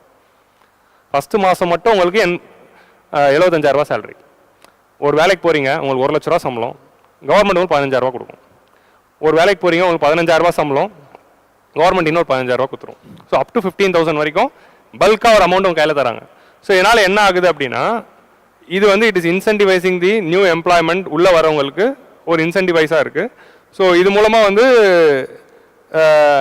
ஜாப் வேலை கொடுக்குறாரு இருக்கார்ல, எம்ப்ளாய்மெண்ட் கொடுக்குறவர் வந்து தே வில் பி இன்சென்டிவைஸ். ரெண்டாவது காம்பனண்ட் என்ன அப்படின்னா, so first component 1 month wage to the new entrance in all formal sectors. So இது 3 இன்ஸ்டால்மெண்ட்டில் தராங்க. 3 இன்ஸ்டால்மெண்ட்டில் தராங்க அப்படின்னா, ஃபஸ்ட் உள்ளே சேர்ந்த உடனே ஒரு 5,000 ரூபா தருவாங்க. அப்புறம் வந்து ஒரு ட்ரைனிங் போகணுமா இவங்க. ஃபஸ்ட்டு உள்ளே வரும்போது ஒரு ட்ரைனிங் போகணும்ல, கவர்மெண்ட்டே என்ன பண்ணுறாங்க, அவங்களுக்கு பேசிக் எம்ப்ளாய்மெண்ட் ரிலேட்டட் ரூல்ஸோட அவேர்னஸை கிரியேட் பண்ணுறதுக்கு ஒரு ட்ரைனிங் வைக்கிறாங்க. அந்த ட்ரைனிங் அட்டன் பண்ணோன்னா அடுத்த ஒரு 5,000 ரூபா வரும். அப்புறம் 1 year கம்ப்ளீட் பண்ணுறதுக்குள்ளே இன்னொரு 1 year இல்லை, அந்த கைட்லைன்ஸ் இன்னும் வரல, ஒரு டைம் பீரியடுக்கு அப்புறம் 3வது இன்ஸ்டால்மெண்ட். ஸோ 3 இன்ஸ்டால்மெண்ட்டாக தராங்க. ஸோ மொத்தம் கிட்டத்தட்ட வந்து 2.1 crore பீப்புளுக்கு இந்த பெனிஃபிட்ஸ் போகுது. உங்களுக்கு புரியுதா? ஸோ 2.1 crore பீப்புள் நியூ ஜாபாக உள்ளே வரவங்களுக்கு அப் டு 15,000 வரைக்கும் ஒரு மாதம் சேலரியே பல்காக தராங்க ஃபர்ஸ்ட் டைமர்ஸ்க்கு. ரெண்டாவது காம்பனண்ட் வந்து மேனுஃபேக்சரிங் செக்டர் ஜாப்ஸை மட்டும் ஃபோக்கஸ் பண்ணுது. ஸோ மேனுஃபேக்சரிங் செக்டர் ஜாப்ஸில் ஃபர்ஸ்ட் டைம் எம்ப்ளாய்மெண்ட் போகிறாங்களே, இப்போது இது யார் ஃபர்ஸ்ட் டைம் எம்ப்ளாய்மெண்ட் இந்த வருஷம் போனாலும் அவங்களுக்கு 15,000 ரூபா, சரியா, எக்ஸ்ட்ரா 15,000 ரூபா முதல் மாதம். ரெண்டாவது, மேனுஃபேக்சரிங் செக்டரில் ஃபஸ்ட்டு டைம் எம்ப்ளாய்மெண்ட் போகிறவங்க இருக்காங்களே, அவங்களுக்கு என்ன பண்ணுறாங்க அப்படின்னா, இபிஎஃப்ஓ கான்ட்ரிபியூஷன்ஸ், அதாவது முதல் 4 வருஷத்துக்கு அந்த 24% இருக்குல்ல, முதல் 2 வருஷத்துக்கு அந்த 24% கவர்மெண்ட்டே போட்டுது. ஸோ எம்ப்ளாயரோட சேலரிலையும் நம்ம கை வைக்கல, எம்ப்ளாயோட சேலரிலையும் நம்ம 12 எடுக்கல, எம்ப்ளாயர்கிட்டையும் 12 கேட்கல. முதல் 2 வருஷத்தோட ஃபுல் 24 நானே கொடுக்குறேன். 3வது வருஷம் ஐ வில் கிவ் 16, 4வது வருஷம் ஐ வில் கிவ் 8, இல்லை 3வது வருஷம் 12, 4வது வருஷம் 8. ஸோ 24 ஃபஸ்ட்டு 2 years, 3வது வருஷம் 12. இதெல்லாம் நீங்கள் இந்த அளவுக்கு டீட்டெயிலாக ஞாபகம் வச்சுக்கோங்க, ஒரு ஐடியா மட்டும் புரிஞ்சுக்கோங்க. 3வது வருஷம் நான் 12% கொடுத்துறேன், மிச்சம் 12% என்ன 6 நீங்கள் பிரிச்சுக்கலாம். 4வது வருஷம் நான் 8 கொடுத்துருவேன், 8 கொடுத்தேன்னா நீங்கள் 8 எடுத்துக்கலாம். 5வது வருஷத்துல வந்து 24 எடுத்துக்கணும். ஸோ முதல் 4 வருஷத்துக்கு இப்போ என்னதுன்னா, இப்போ ஏன் வந்து ஃபார்மலைசேஷன் நடக்க மாட்டேங்குது அப்படின்னு யோசிச்சு பார்த்தீங்கன்னா, இப்போ நான் பிஎஃப்குள்ளே போட்டேன்னா இந்த வேலை கொடுக்குறவருக்கு என்ன சேலஞ்சுன்னு பாருங்கள். பிஎஃப் நாக்குள்ளே போய் இந்த எம்ப்ளாய்மெண்ட்டை ஃபார்மலைஸ் ஆகணும்னா 12% நான் எடுத்து வைக்க வேண்டியதாக இருக்குது. ஸோ எக்ஸ்ட்ராவாக 12% நான் செலவு பண்ணுவேன் அப்படிங்கிற அந்த ஒரு பேர்டன் இருக்கிறதுனால யாரும் பண்ணுறதில்ல. சரிப்பா அந்த 12% நான் கொடுத்துறேன், அவனை வேலைக்கு எடு, அவன் வேலைக்கு எடுக்கிறது மட்டும் இல்லை, ஃபார்மலாக வேலைக்கு எடு, அந்த 12% நான் தரேன். ஐயோ என் மாத சம்பளத்துலேருந்து 12% போயிடுதே அப்படின்னு நீ வருத்தப்படுறியா, சரி அதுவும் நானே கொடுத்துட்றேன். எதில்? மேனுஃபேக்சரிங்கில். எந்த இதில் நமக்கு எம்ப்ளாய்மெண்ட் இல்லை? மேனுஃபேக்சரிங் இல்லையா? அப்போ மேனுஃபேக்சரிங்கு 24 தராங்க முதல் 2 வருஷத்துக்கு. முன்னாடி இது வந்து தே brought it only for up to வந்து வெறும் எம்ப்ளாயரோடைய 12% தான் கொடுத்துட்டு இருந்தாங்க. எம்ப்ளாயோட சேலரிலேருந்து எடுத்துப்பாங்க, எம்ப்ளாயரோட 12% தான் இப்போ 2 பேருக்கும் கொடுக்குறாங்க. இது செகண்ட் காம்பனண்ட். புரிஞ்சிச்சா? இது மேனுஃபேக்சரிங்காக, ஏன்னா நம்மளோட பில்லர்ஸில் மேனுஃபேக்சரிங் இருக்குது. Third component, government will reimburse the EPFO contribution of employers up to 3,000 per month for 2 years for all new hires. So இதில் வந்து என்ன பண்ணுறாங்க அப்படின்னா, இது வந்து ஆல்ரெடி இபிஎஃப்ஓக்குள்ளே இருக்காங்க, சரியா? ஆல்ரெடி நீ இபிஎஃப்ஓக்குள்ளே இருந்து ஃபார்மல் எம்ப்ளாய்மெண்ட் தான். ஃபார்மல் எம்ப்ளாய்மெண்ட்குள்ளே ஆல்ரெடி இருக்கிறவங்க இருக்காங்களே, அவங்களுடைய எம்ப்ளாயரோட ஷேர் இருக்குல்ல. இப்போ ஒருத்தர் 10,000 ரூபாய் சேலரி வாங்குறாருன்னு வச்சுக்கலாம். அவங்களோட சேலரியில் 12% எம்ப்ளாயர் போடணும், 12% தான் அவங்க சேலரியிலேருந்து எடுப்போம். இந்த எம்ப்ளாயர் போடுற 12%ல அப் டு 3000 rupees வரைக்கும் கவர்மெண்ட் கொடுத்துருது. உங்கள் லாஜிக் புரியுதா? ஸோ 3000 ரூபாய் வரைக்கும் நீங்கள் கொடுக்குற, இப்போ அவருக்கு வந்து அந்த 12% 3000 ரூபாய் தான் வருது அப்படின்னு வச்சுக்கலாம். 12% 3000 ரூபாய் வருதுன்னா அந்த 3000 ரூபாய் கவர்மெண்ட்டே கொடுத்துரும். இப்போ அவருக்கு அந்த 12% வந்து 12000 ரூபாய். இப்போ ஒருத்தர் 1 லட்ச ரூபா சேலரி வாங்குறாரு, 12% எவ்வளோ இருக்கும்? 12000 ரூபாய் இருக்குமா? அப்போ அந்த எம்ப்ளாயர் வந்து 12000 ரூபாய் ஒரு பேரில் இபிஎஃப்ஓவில் போடணும். அப்போது கவர்மெண்ட் வந்து 3000 ரூபாய் கொடுத்துரும். ஸோ நீ வந்து அவன் பேரில் வந்து நீ வந்து 9000 ரூபாய் போட்டால் போதும் அப்படின்னு மட்டும் அந்த ஏர்டெல்லிங். லாஜிக் புரியுதா? ஸோ இது 3வது scheme. Doubts end of the session. Okay, so end of the செஷனில் நம்ம எல்லா டவுட்ஸையும் நான் சால்வ் பண்ணுறேன். 10 மணி ஆனாலும் இருந்து சால்வ் பண்ணிட்டு தான் போவேன். சரியா? 10 மணிக்கு கேட்டு ஷாக் ஆகாதீங்க. ஒரு பேச்சுக்கு சொன்னேன், எனக்கு தெரில எப்போ முடியும்னு, சீனியர்ஸ்க்கு தெரியும். ஸோ கவர்மெண்ட் இல்லை, நான் பிரேக் விடுவேன். Government will reimburse the EPFO contribution of employee. So 3வது ஸ்கீம் புரிஞ்சிச்சா? 5 ஸ்கீமும் பார்த்துக்கலாம். இதெல்லாம் தான் வந்து ப்ரிலிம்ஸ் பாயிண்ட் ஆஃப் வியூல முக்கியம்.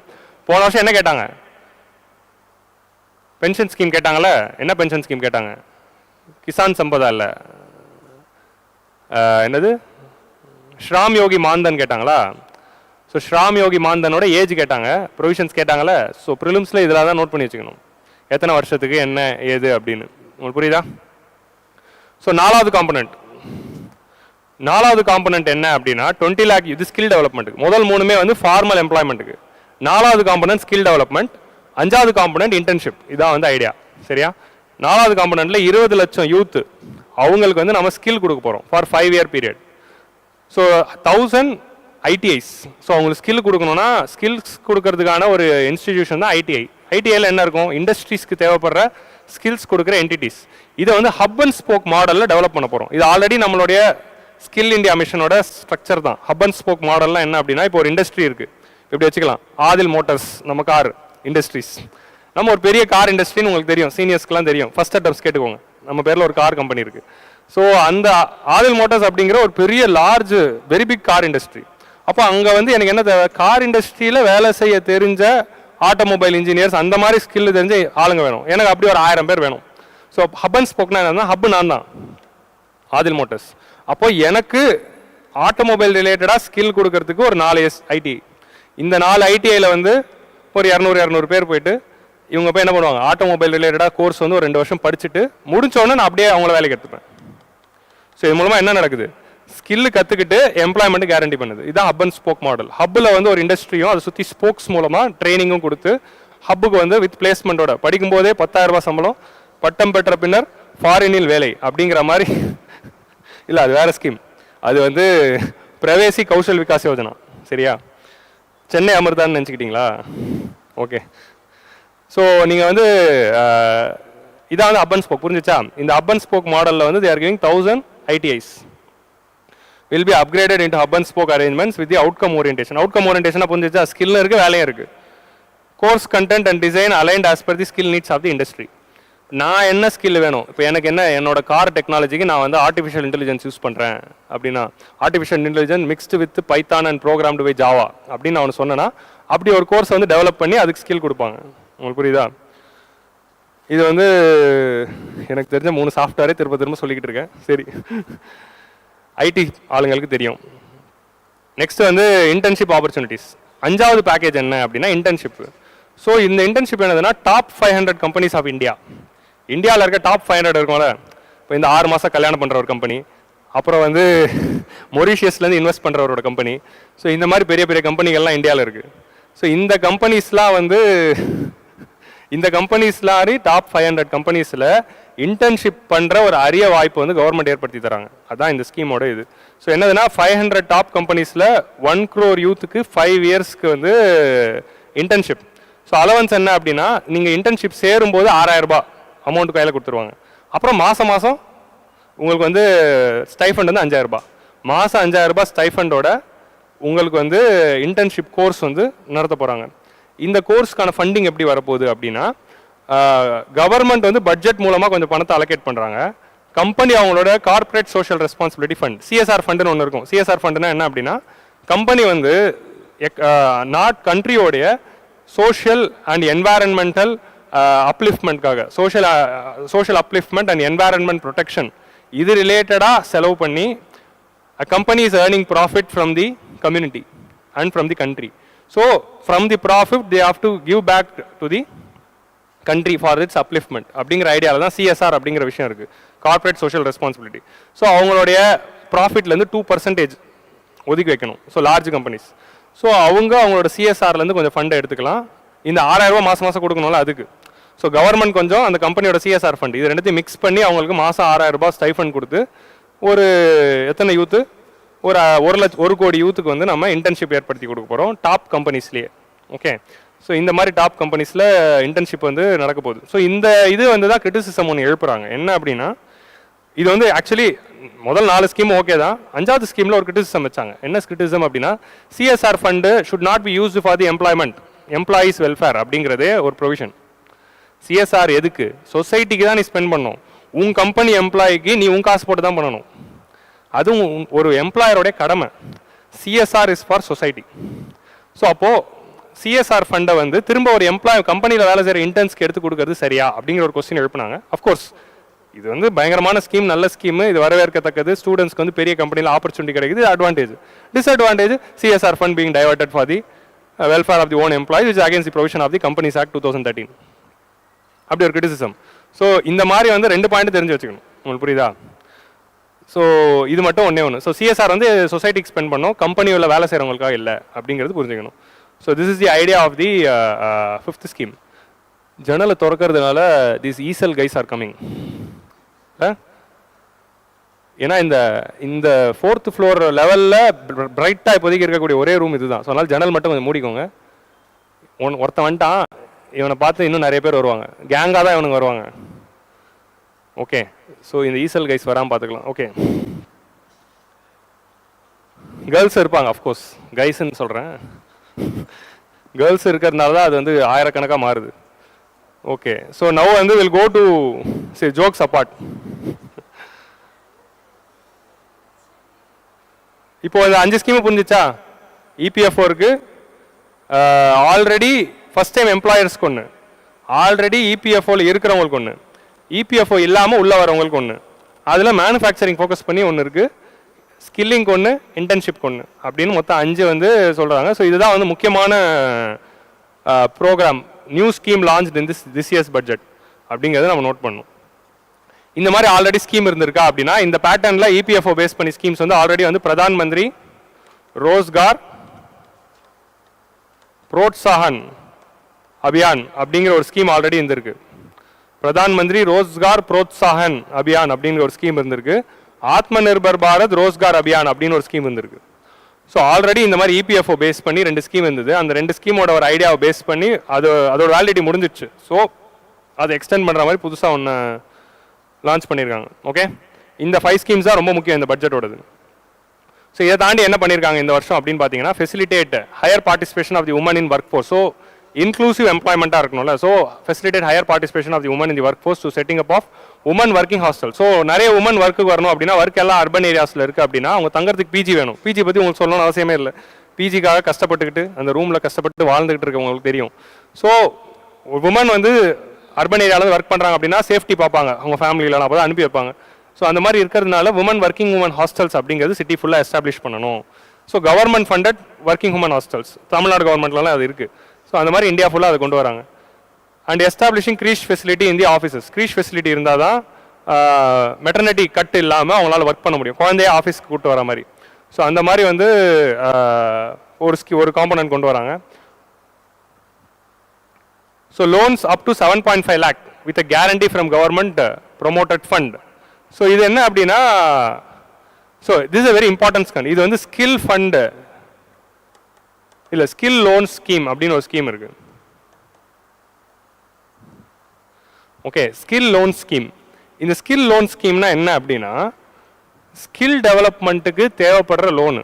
இப்போது ஒரு சில ஸ்கில்லாம் வந்து நீங்கள் இப்போ ஏதாவது ஸ்கில் டெவலப்மெண்ட்டில் ஏதோ ஒரு கோர்ஸ் போடுறீங்க அப்படின்னா 5000 10,000 இருக்கும், போட்டுருவீங்க. பட் ஒரு சில ஹை அண்ட் சொஃபஸ்டிகேட்டட் ஸ்கில்லிங்லாம் வந்து பார்த்தீங்கன்னா அது 5 லட்ச ரூபாய் இருக்கும். இப்போ நான் லண்டன் ஸ்கூல் ஆஃப் எக்கனாமிக்ஸில் பப்ளிக் பாலிசி எக்கனாமிக்ஸ் டிகிரி எவ்வளோன்னு பார்த்தேன். உங்களுக்கு புரியுதா? சும்மா பார்த்தேன், 6 லட்சம். உங்களுக்கு புரியுதா? இப்போ 6 லட்சம் படிச்சுட்டு அந்த டிகிரி வாங்கணும் தேவையே இல்லை அப்படின்னு சொல்லிட்டு சும்மா பார்த்துட்டு பார்த்தேன். சரி, London school of Economics.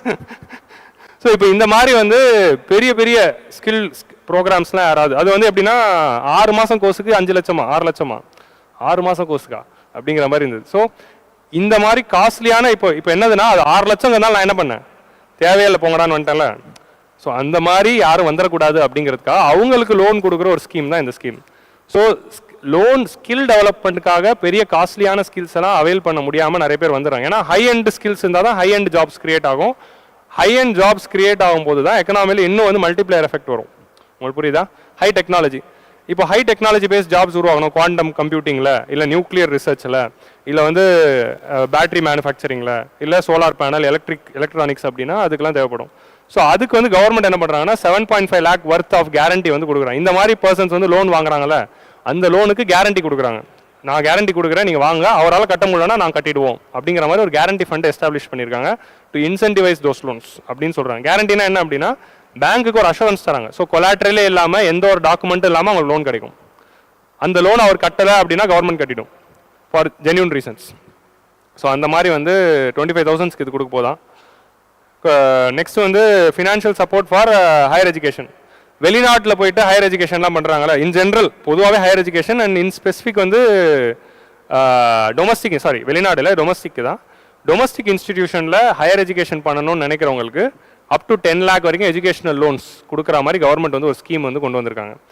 So financial support for loans up to 10 lakh without any collateral or without any documents. இப்போ நீங்கள் ஒரு எஜுகேஷன் லோன் வாங்கணும்னா கண்டிப்பாக ஒரு லெவலுக்கு மேலே போச்சுன்னா தே are asking for collateral. Minimum bank account இருக்கணும், மினிமம் பேங்க் பேலன்ஸ் காட்டணும், நிறைய கொலாட்ரல் காட்டணும், அப்புறம் தான் ஹை அண்ட் எஜுகேஷன் லோன்ஸே கிடைக்குது. மினிமம் எஜுகேஷன் லோன் தான் எந்த இதுவுமே இல்லாமல் கிடைக்கும். ஸோ அந்த மாதிரி அப் டு 10 lakh வரைக்கும் கொலாட்ரல் ஃப்ரீ லோன் வந்து கவர்மெண்ட் வந்து தே ஹவ் brought in. அப்புறம் வந்து இந்த ஸ்கீமை வந்து அவைல் பண்ணுறதுக்காக வவுச்சர்ஸ் கொண்டு வராங்க. ஸோ 1 lakh ஸ்டூடெண்ட்ஸ்க்கு இதில் இன்ட்ரெஸ்ட் சப்வென்ஷன்ஸ் இருக்குது. இன்ட்ரெஸ்ட் சப்வென்ஷன் அப் டு 3% அப்படின்னா லோனை வாங்கி அவங்க ஒழுங்காக கட்டுறாங்க. ஒரு முதல் 3 மாதம் ஒரு டைம் பீரியட் இருக்கும், முதல் 3 மாதம் இல்லை 4 மாதம் ஒழுங்காக கட்டிட்டாங்கன்னா இன்ட்ரெஸ்ட்டை 3% கவர்மெண்ட் கட்டிடும். அதுக்கு பேர் தான் இன்ட்ரெஸ்ட் சப்வென்ஷன். இன்ட்ரெஸ்ட் சப்வென்ஷன் என்ன அப்படின்னா பேங்க் வந்து இன்ட்ரெஸ்ட்டை குறைக்காது. இப்போ இன்ட்ரெஸ்ட் வந்து 9%ன்றாங்கன்னு வைங்க, நீங்கள் முதல் 3 மாதம் 4 மாதம் ஒழுங்காக கட்டிட்டீங்க அப்படின்னா நீங்கள் அடுத்த டைம் பீரியட்லேருந்து 6% கட்டினா போதும், 3% கவர்மெண்ட் கட்டிடும். ஸோ இதுதான் இன்ட்ரெஸ்ட் சப்வென்ஷன் ஸ்கீம். ஸோ இந்த இன்ட்ரெஸ்ட் சப்வென்ஷன் வந்து 3% வரைக்கும் இந்த மாதிரி லோன்ஸில் தராங்க. ஸோ எஜுகேஷன் லோன்ஸ் நிறைய பேர் வாங்கி இன்னும் நல்ல ஸ்கில்ஸ் டெவலப் பண்ணுங்க அப்படின்னு சொல்கிறாங்க. ஸோ உமனோடைய எம்ப்ளாய்மெண்ட்டுக்கு working women hostels and creche facility and high and ஸ்கில்ஸ்க்காக ஒரு ஸ்கீம். லோ அண்ட் ஸ்கில்ஸ்க்கு ஆல்ரெடி பார்த்தோம் ஐடிஐயில் வச்சு, ஹை அண்ட் ஸ்கில்ஸ்க்கு ஒரு ஸ்கீம். ஸோ அப்படி வந்து வி ஆர் டூயிங். ஸோ இதை தாண்டி செல்ஃப் ஹெல்ப் குரூப்ஸ் மூலமாகவும் இந்த ஸ்கில்லிங் ப்ரோக்ராம்ஸை வந்து ஃபோக்கஸ் பண்ணுறாங்க. செல்ஃப் ஹெல்ப் குரூப்பில் இருக்கிற உமன்ஸ்க்கு இருக்க சேலஞ்ச் என்ன அப்படின்னா அவங்க தயாரிக்கிற அந்த கூட்ஸை மார்க்கெட்டில் கொண்டு வந்து எப்படி சேர்க்கறது அப்படிங்கிறது தெரியல. ஸோ அதனால தான் என்னதுன்னா woman specific skilling programmes and promotion of market access. So இந்த மார்க்கெட் ஆக்சஸ் எப்படி கொண்டு இப்போ நீங்கள் ஒரு செல்ஃப் ஹெல்ப் குரூப் ஒரு பிஸ்னஸ் பண்ணுறாங்கன்னா அந்த பிஸ்னஸ் எப்படி ப்ரொஃபஷனலாக பண்ணுறது, எப்படி அக்கௌண்ட்ஸை மெயின்டைன் பண்ணுறது, எப்படி ஆடிட்டிங் பண்ணுறது, எப்படி அதை டிஜிட்டைஸ் ஆக்குறது, எப்படி மார்க்கெட்டுக்கு கொண்டு போகிறது, எப்படி பேசுறது, எப்படி டிராஃப்ட் பண்ணுறது, இந்த மாதிரி ஏகப்பட்ட விஷயங்கள் தேவை ஒரு பிஸ்னஸ்னா. அது எல்லாத்தையும் ஸ்கில் எம்பவர் பண்ணுறதுக்கு ஒரு ஸ்கீம். ஸோ இந்த மாதிரி இந்த 2 ஸ்கீம்ஸ் மூலமாக என்ன ஆகுதுன்னா easy access to advance level of skill courses for potential futuristic industry skills. So future இண்டஸ்ட்ரீஸ்க்கு தேவைப்படுற அந்த மாதிரி ஃபியூச்சரிஸ்டிக் ஸ்கில்ஸ் எல்லாத்தையும் இது மூலமாக கற்றுக்க முடியும் அப்படிங்கிறது தே ஆர் டெல்லிங். ஸோ இதில் அடுத்த விஷயம் என்ன அப்படின்னு சொல்கிறாங்கன்னா என்பிஎஃப்சிஸ். ஸோ இந்த ஸ்கில் லோன்ஸ் ப்ரோக்ராம் இருக்குல்ல, அதில் வந்து என்பிஎஃப்சிஸும் micro finance institution and small finance பேங்க்குமே வந்து they can be giving loans. முன்னாடி இந்த ஸ்கில்க்கும் இந்த எஜுகேஷன் லோன்ஸ்க்கும் ஷெட்யூல் கமர்ஷியல் பேங்க்ஸ் தான் லோன் கொடுத்துருந்தாங்க. இப்போது இந்த ஸ்கில் லோனும் எஜுகேஷனல் லோனும் இந்த செல்ஃப் ஹெல்ப் குரூப் கொடுக்குற லோனுக்கும் செல்ஃப் ஹெல்ப் குரூப் அதாவது இந்த நார்மல் ஷெட்யூல் கமர்ஷியல் பேங்க்ஸையும் தாண்டி ஸ்மால் ஃபினான்ஸ் பேங்க்கும் மைக்ரோ ஃபினான்ஸ் இன்ஸ்டியூஷன்னா குட்டி இன்ஸ்டியூஷன்ஸ், ஒரு கோஆப்ரேட்டிவ் பேங்க்கோ ஒரு ஆர்ஆர்பிஓ அந்த மாதிரியான இன்ஸ்டியூஷன்ஸும் என்பிஎஃப்சிஸ் நான் பேங்கிங் ஃபினான்ஷியல் கம்பெனிஸும் கொடுக்கலாம். ஃபஸ்ட் அட்டம்ப்டர்ஸ் இதெல்லாம் என்னன்னு நீங்கள் யோசிப்பீங்க, பேங்கிங் சாப்டரில் நம்ம பார்ப்போம். சரியா? பேங்கிங் சாப்டர் யூடியூப்பில் வேறு இல்லை, யூடியூப்பில் எப்போ போடுவீங்கன்னு கேட்குறீங்க. பேங்கிங்கா திரும்ப ஃபுல் எக்கனாமியாக யூடியூப் வரப்போகுது. சரியா? ஃபுல் எக்கனாமி இல்லை, of course foundational part of economy is going to come in all India civil services coaching centre channel. அக்டோபரில் எக்கனாமி வருது, அதுக்கு முன்னாடி எல்லா சப்ஜெக்ட்டும் முடிஞ்சிடும். ஸோ அதில் வந்து நான் பேங்கிங் நடத்திடுறேன். சரியா? ஆன்லைன் மாணவர்கள் நடத்திடுறேன். சரியா? பேங்கிங் தான் முதல்ல நடத்துகிறேன். ஸோ இந்த டைப்ஸ் ஆஃப் பேங்க்ஸ் நம்ம கிளாஸில் இன்னும் டீட்டெயிலாக பார்க்கலாம். ஸோ 35 hours course வந்து it is going to come in YouTube. But of course, we'll see in the class. Next வந்து okay. ஸோ இதில் வந்து லோனோடைய அமௌண்ட் வந்து எவ்வளோ வாங்கலாம் அப்படிங்கிறது அந்த அமௌண்ட் வந்து இன்க்ரீஸ் பண்ணியிருக்காங்க. ஸோ அது வந்து தேவ் அனௌன்ஸ் இந்த ஸ்கீம் 7.5 lakhs வரைக்கும் இன்க்ரீஸ் பண்ணியிருக்காங்க அப்படிங்கிறது தான் இருக்குது. ஸோ ஆல்ரெடி நான் சொன்னது தான் அந்த விஷயங்கள் தான். ஸோ இது 2வது பில்லர் முடிஞ்சிச்சு. நெக்ஸ்ட் வந்து 3வது pillar, inclusive human resource development and social justice. Inclusive human resource development and social ஜஸ்டிஸில் what they are doing is saturation approach. Saturation அப்ரோச்னா என்ன அப்படிங்கிறது நான் புரிஞ்சுக்கணும். இதெல்லாம் ஆன்சர் ரைட்டிங்கில் நம்ம யூஸ் பண்ணணும். அதாவது அண்டர் டெவலப்டு இல்லை பேக்வேர்டாக இந்த மாதிரி இருக்கிற ரீஜன்ஸை டெவலப் பண்ணணும் அப்படின்னா சேச்சுரேஷன் அப்ரோச்சை பண்ணுவாங்க. அதே மாதிரி வல்னரபிள் செக்ஷன், இப்போ வந்து டிஃப்ரெண்ட்லி ஏபிள் பீப்புள் இருக்காங்க, இல்லை டிரான்ஸ்ஜெண்டர்ஸ் இருக்காங்க, இவங்களோட அப்லிஃப்ட்மெண்ட்டுக்கு என்ன பண்ணலாம்? Saturation approach. சேச்சுரேஷன் அப்ரோச்னா என்னன்னா இருக்கிற எல்லா ஸ்கீமையும் அங்கே போய் இம்ப்ளிமெண்ட் பண்ணுறது. இப்போ வந்து ஒரு வில்லேஜ் வந்து பின்தங்கி இருக்குது, அந்த வில்லேஜை டெவலப் பண்ணணும் அப்படின்னா கவர்மெண்ட் போட்ட எல்லா ஸ்கீமையும் கொண்டு போய் அந்த வில்லேஜில் இம்ப்ளிமெண்ட் பண்ணுறது. எல்லா ஸ்கீமும் போட்டதே எல்லாமே இம்ப்ளிமெண்ட் பண்ணுறதுக்கு தான். சரி, இந்த மாதிரி என்னதான் அட்லீஸ்ட் இந்த வில்லேஜ்லேயாவது இம்ப்ளிமெண்ட் பண்ணுவோம் அப்படின்னு சொல்லி இருக்கிற எல்லா ஸ்கீம்ஸையும் அந்த வில்லேஜில் போய் இம்ப்ளிமெண்ட் பண்ணுவாங்க. அதான் சேச்சுரேஷன் அப்ரோச். இந்த சேச்சுரேஷன் அப்ரோச்சை பேஸ் பண்ணி தான் ஆஸ்பிரேஷனல் டிஸ்ட்ரிக்ட் ப்ரோக்ராம் அப்படின்னு ஒரு ப்ரோக்ராமே நீத்தி ஆயோக் இருக்குது. ஆஸ்பிரேஷனல் டிஸ்ட்ரிக்ட் ப்ரோக்ராம் பற்றி படிங்க. அந்த சேச்சுரேஷன் அப்ரோச்சை யூஸ் பண்ணி தான் இனிமேல் வந்து நம்ம வந்து மோஸ்ட் ஆஃப் த ஸ்கீம்ஸ் வந்து பேக்வர்ட் ரீஜன்ஸ்க்காக நம்ம கொண்டு வர போகிறோம் அப்படின்னு சொல்கிறாங்க. So covering all eligible people through various programmes including those for education health will be adapted to empower and improve the cable. எல்லா எலிஜிபிள் பீப்புளுக்கும் எல்லா ஸ்கீம்ஸையும் கொண்டு வந்து அதை அந்த பெனிஃபிஷரிஸை சேச்சுரேட் பண்ணுறது. எல்லாருக்கும் அது சேர்ந்துடுச்சு, எல்லா ஸ்கீம்ஸும் போயிடுச்சு அப்படின்னு. ஸோ நீங்கள் ஆன்சரில் வே ஃபார்வர்ட்லாம் எழுதுறப்போ இந்த வார்த்தை போட்டுலாம், சேச்சுரேஷன் அப்ரோச் அப்படின்னு. அதை உட்காந்து இப்போ நீங்கள் என்னென்னா ஆன்சர் ரைட்டிங்கில் நிறைய பேருக்கு இந்த டவுட் இருக்கும். என்னென்னா இப்போ ஃபஸ்ட் அட்டெம்ப்ட்ஸ்லாம் நிறைய பேர் இருக்கிறதுனால சொல்கிறேன். சேச்சுரேஷன் அப்ரோச் அப்படின்னு ஒரு பாயிண்ட் நீங்கள் எழுதுறப்போ வெறும் சேச்சுரேஷன் அப்ரோச்னு எழுதினா போதும். சேச்சுரேஷன் அப்ரோச்னு எழுதி in saturation approach you will do this அப்படின்னு நீங்கள் ஒரு பாயிண்ட்டுக்குமே எக்ஸ்பிளைன் பண்ண நிறைய ட்ரை பண்ணுறீங்க. உங்கள் ஆன்சர்ஸ்லாம் பார்த்தேன், ஒரு பாயிண்ட் 2 லைன் தான் எழுதணும். நீங்கள் ஒரு பாயிண்ட்லையும் நிறைய சொல்லணும்னு நினைக்கிறீங்க. நிறையெல்லாம் சொல்ல தேவையில்லை, குட்டி குட்டியாக 10 பாயிண்ட் எழுதுங்க. குட்டி குட்டியாக 10 point is always better then பெருசாக 4 பாயிண்ட்.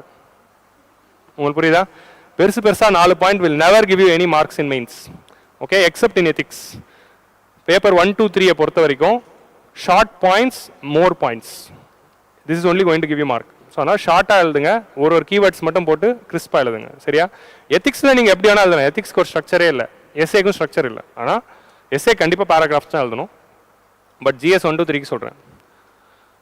ஸோ பூர்வோதயா அப்படின்னு ஒரு ஐடியா வந்து கொண்டு வரேன். பூர்வோதயானா என்ன அப்படின்னா, பூரப்னா என்ன அப்படின்னா ஈஸ்ட் இந்தியா. இதுக்கு நான் ஏன் சிரிச்சேன் அப்படின்னா நான் சொல்கிறேன் ஏன் சிரிச்சேன்னு.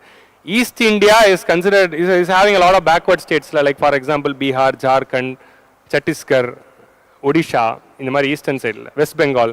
ஸோ இவங்களை எல்லாரும் டெவலப் பண்ணுறதுக்கு பூர்வோதயா அப்படின்னு ஒரு ஸ்கீம் வந்து கொண்டு வந்திருக்காங்க. ஸோ பூரப், ஸோ அந்த டைரக்ஷனில் இருக்கல பூரப்னா வந்து ஈஸ்ட்டு, பশ্চিমனா வந்து வெஸ்ட்டு.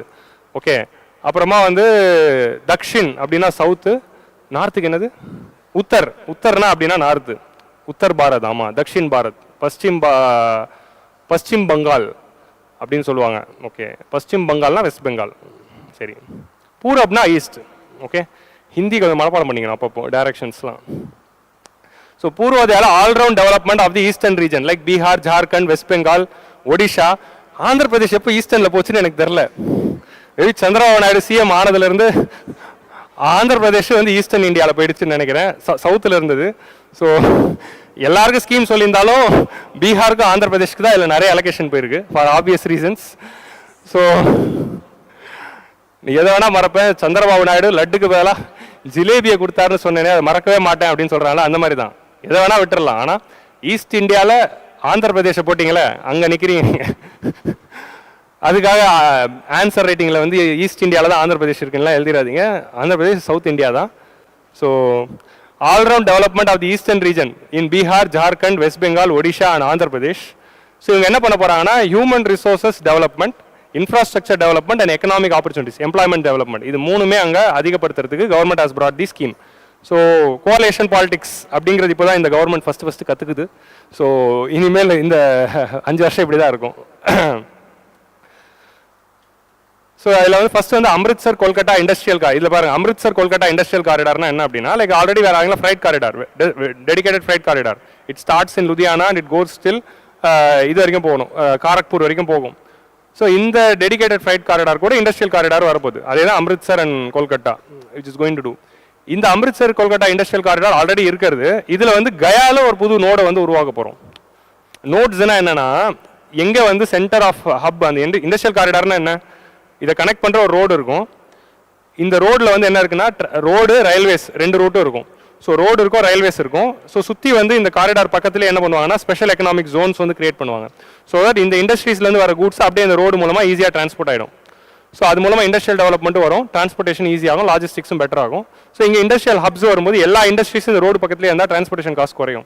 ஸோ இதான் industrial corridor. Industrial development at the same time reducing the logistics, இதுதான் அதோட ஐடியா. ஸோ இப்படி இப்போ இந்த இண்டஸ்ட்ரியல் காரிடாரில் ஒரு புது ஹப் பீகாரில் வரப்போகுது. அதுதான் வந்து கயாவில் வருது. ஸோ ஏன் பீகாரில் வருதுன்னு உங்களுக்கு தெரியும். So node at Gaya. Gaya எங்கே இருக்குது? புத் கயா பீகாரில் இருக்குது. ஸோ புத் கயாவோட ஸ்பெஷாலிட்டி என்ன? கயால தான் புத்தா அட்டைன்ட் தி சால்வேஷன், என்லைட்டன்மெண்ட். அவர் புத்தா வந்து கௌதமா வந்து புத்தாவா மாறின இடம் வந்து கயா. ஸோ அங்கே வந்து ஒரு நோடு. இப்படி கல்ச்சுரலி சிக்னிஃபிகண்டான ஒரு ஏரியாவில் ஒரு இண்டஸ்ட்ரியல் ஹப் அப்படிங்கிறது வரப்போதில் அதோட பேர் தான் வந்து விகாஸ் பி விராசத் பி. விகாஸ்னா வந்து டெவலப்மெண்ட், விராசத்னா வந்து கல்ச்சர், ட்ரெடிஷன். ஸோ ட்ரெடிஷனையும் நாங்கள் அப்பேல் பண்ணணும், அந்த ட்ரெடிஷனான ஏரியாவில் டெவலப்மெண்ட் வருது அப்படிங்கிறது தான் விகாஸ் பி விராசத் பி. அதாவது டெவலப்மெண்ட்டும் is also there, tradition is also there. நான் அப்படியே இங்கிலீஷ் டிரான்ஸ்லேஷன் பண்ணுறேன், ஓகேவா? Development and tradition, yeah development and in a traditional area அப்படிங்கிறது தான் இதோட idea. Or culturally significant area. Virasat அப்படின்னு ஒரு ஹிந்தி படமும் இருக்குது. அது வந்து it is the remake of Thevar Magan. Kamal படத்தை ஹிந்தியில் ரீமேக் பண்ணியிருப்பாங்க, அனில் கபூரை வச்சு கிரிஞ்சா. ஸோ ஹிந்தியில் சொல்கிறேன். கமலில் தமிழில் வந்து நம்ம பயங்கரமாக அந்த படத்தை பார்த்துட்டு ஹிந்தியில் பார்த்தா காமெடியாக இருக்கும். பட் ஓகே, விராசத் அப்படின்னு ஹிந்தியில் ஒரு படம் இருக்குது, அதெல்லாம் போய் பார்க்காதீங்க. But I'm just telling. So industrial node at, இப்போ அந்த படத்தோட பேரை வச்சு தான் எனக்கு இந்த வேர்டுக்கு மீனிங் புரிஞ்சுது. ஓகே, அதுதான் நான் சரி அப்படின்னு. Industrial node at Gaya will also be a good model for developing the ancient center with cultural importance into future center of modern economy. So ancient centers வந்து இதெல்லாம் ஒரு காலத்தில் வந்து நீங்கள் பார்த்தீங்கன்னா கௌஷாம்பி, பாட்டலிபுத்ரா, இந்த மாதிரியான நோட்ஸ் தான், கனௌஜ் அப்படிங்கிற இந்த மாதிரியான சிட்டிஸ் தான் மெயினாக இருந்தது. மதுரை, தமிழ்நாட்டில் என்ன சென்னையாக இருந்துச்சு, மதுரை தான் ஹப்பு. எல்லாம் வந்து உறையூர், திருச்சி சைடு தான் நமக்கு ஹப்பாக இருக்குது. ஸோ இந்த மாதிரி வந்து ஹப்பு வந்து இருந்துச்சு. ஆனால் இப்போ எது ஹப்பு? சென்னை ஹப்பு. ஸோ அப்போ ஏன்ஷியன்ட் கேபிட்டல்ஸ் எல்லாத்தையும் திரும்ப ஒரு எக்கனாமிக் ஹப்பாக மாற்றணும் அப்படிங்கிறது தான் இந்த விகாஸ் பி விராசத் பி. இதை வந்து நீங்கள் அர்பன் டெவலப்மெண்ட் எங்கேவா இருந்தாலும் tradition based urban development, tourism எங்கே வந்தாலும் டூரிஸ்ட் ஸ்பாட்ஸ் எல்லாத்தையும் எக்கனாமிக் டெவலப்மெண்ட், அப்படி எங்கே வேணாலும் நீங்கள் அதை அடிச்சு விடலாம் இந்த வார்த்தைகளை ஆன்சர் ரைட்டிங்கில் போட்டு எழுதுறப்போ. ஸோ இந்த மாதிரி ஆன்சர் ரைட்டிங்காக இந்த மாதிரி வார்த்தைகள்லாம் தெரிஞ்சு வச்சுக்கணும். So industrial node at Gaya அப்படிங்கிறது பண்ணுறாங்க. ஸோ இதில் என்ன பண்ணுறாங்க அப்படின்னா, development of road connectivity projects. So 5 state சொன்னாலும் பீகாருக்கு தான் எல்லாம் பண்ணுறாங்க. ஸோ அதில் வந்து ஃபஸ்ட்டு வந்து பாட்னா புனேரா எக்ஸ்பிரஸ்வே, இதெல்லாம் பீகாரில் இருக்கிற ஊருங்க தான், பீகாருக்கு வெளியே எங்கேயுமே இல்லை. பாட்னா புனேரா எக்ஸ்பிரஸ்வே பீகாரில் இருக்க 2 ஊரை கனெக்ட் பண்ணுறோம். Buxar Bhagalpur expressway, Bodh Gaya Rajgir Vaishali and Darbhanga spurs additional 2 lane in the bridge over Ganga. So Bihar இப்படி இருக்குல்ல, பீகார் இப்படி இருக்கும், இங்கே தான் கங்கா போகும், கரெக்டா? இந்த கங்காவை வந்து கனெக்ட் பண்ணுறதுக்கு என்டையர் பீகார்லையுமே வந்து பார்த்தீங்கன்னா நார்த் பீகார் சவுத் பீகார்னு இருக்குது. என்டையர் பீகார்லையும் கங்கா மேலே நிறைய பிரிட்ஜஸ் இருக்கும். பிரிட்ஜஸ் இல்லைனா கனெக்டே பண்ண முடியாது. ஸோ அப்படி ஸோ நார்தன் சைடில் இங்கே இருக்கிற ஒரு சிட்டியையும் இங்கே இருக்கிற ஒரு சிட்டியும் கனெக்ட் பண்ணுறதுக்கு நார்த் சைடில் ஒரு எக்ஸ்பிரஸ்வே, சவுத் சைடில் ஒரு எக்ஸ்பிரஸ்வே, நடுவில் ஒரு பிரிட்ஜு ஹெச் அப்படிங்கிற மாதிரி போடுறாங்க. இதுதான் வந்து இந்த 3 ரோட் காரிடாரோட சிக்னிஃபிகன்ஸ். நம்ம ஜாகிரபிங்கிறதுனால அதெல்லாம் மேப்லேயும் போய் பார்த்தேன், பட் இருந்தாலும் ஒரு ஐடியாக்காக சொல்கிறேன், ஹெச்சை போட்டு விட்டுறலாம்.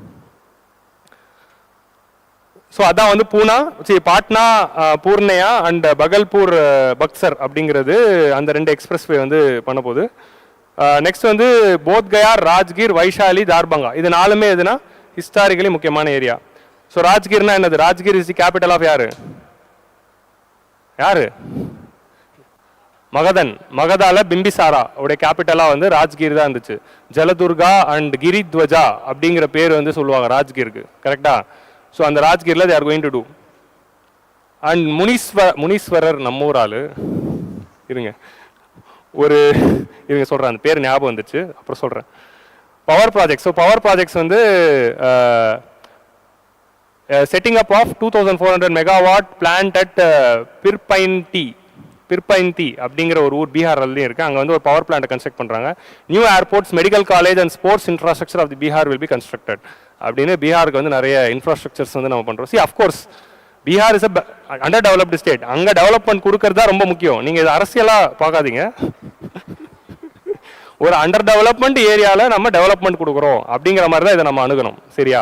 யூபிஎஸ்சி ஆன்சர் ரேட்டிங்கில் ரீஜனல் டெவலப்மெண்ட், அதே மாதிரி ஈக்விட்டபிள் ரீஜனல் டெவலப்மெண்ட் அப்படி தான் நம்ம பார்க்கணும். உங்களுக்கு புரியுதா? ஸோ அந்த மாதிரி தான் வந்து இதை நம்ம பார்க்கணும். ஸோ இதில் வந்து நெக்ஸ்ட் வந்து ஆந்திர பிரதேஷ், அடுத்து இன்னொரு ஈஸ்டர்ன் ஸ்டேட்டான ஆந்திர பிரதேஷ்க்கு வந்து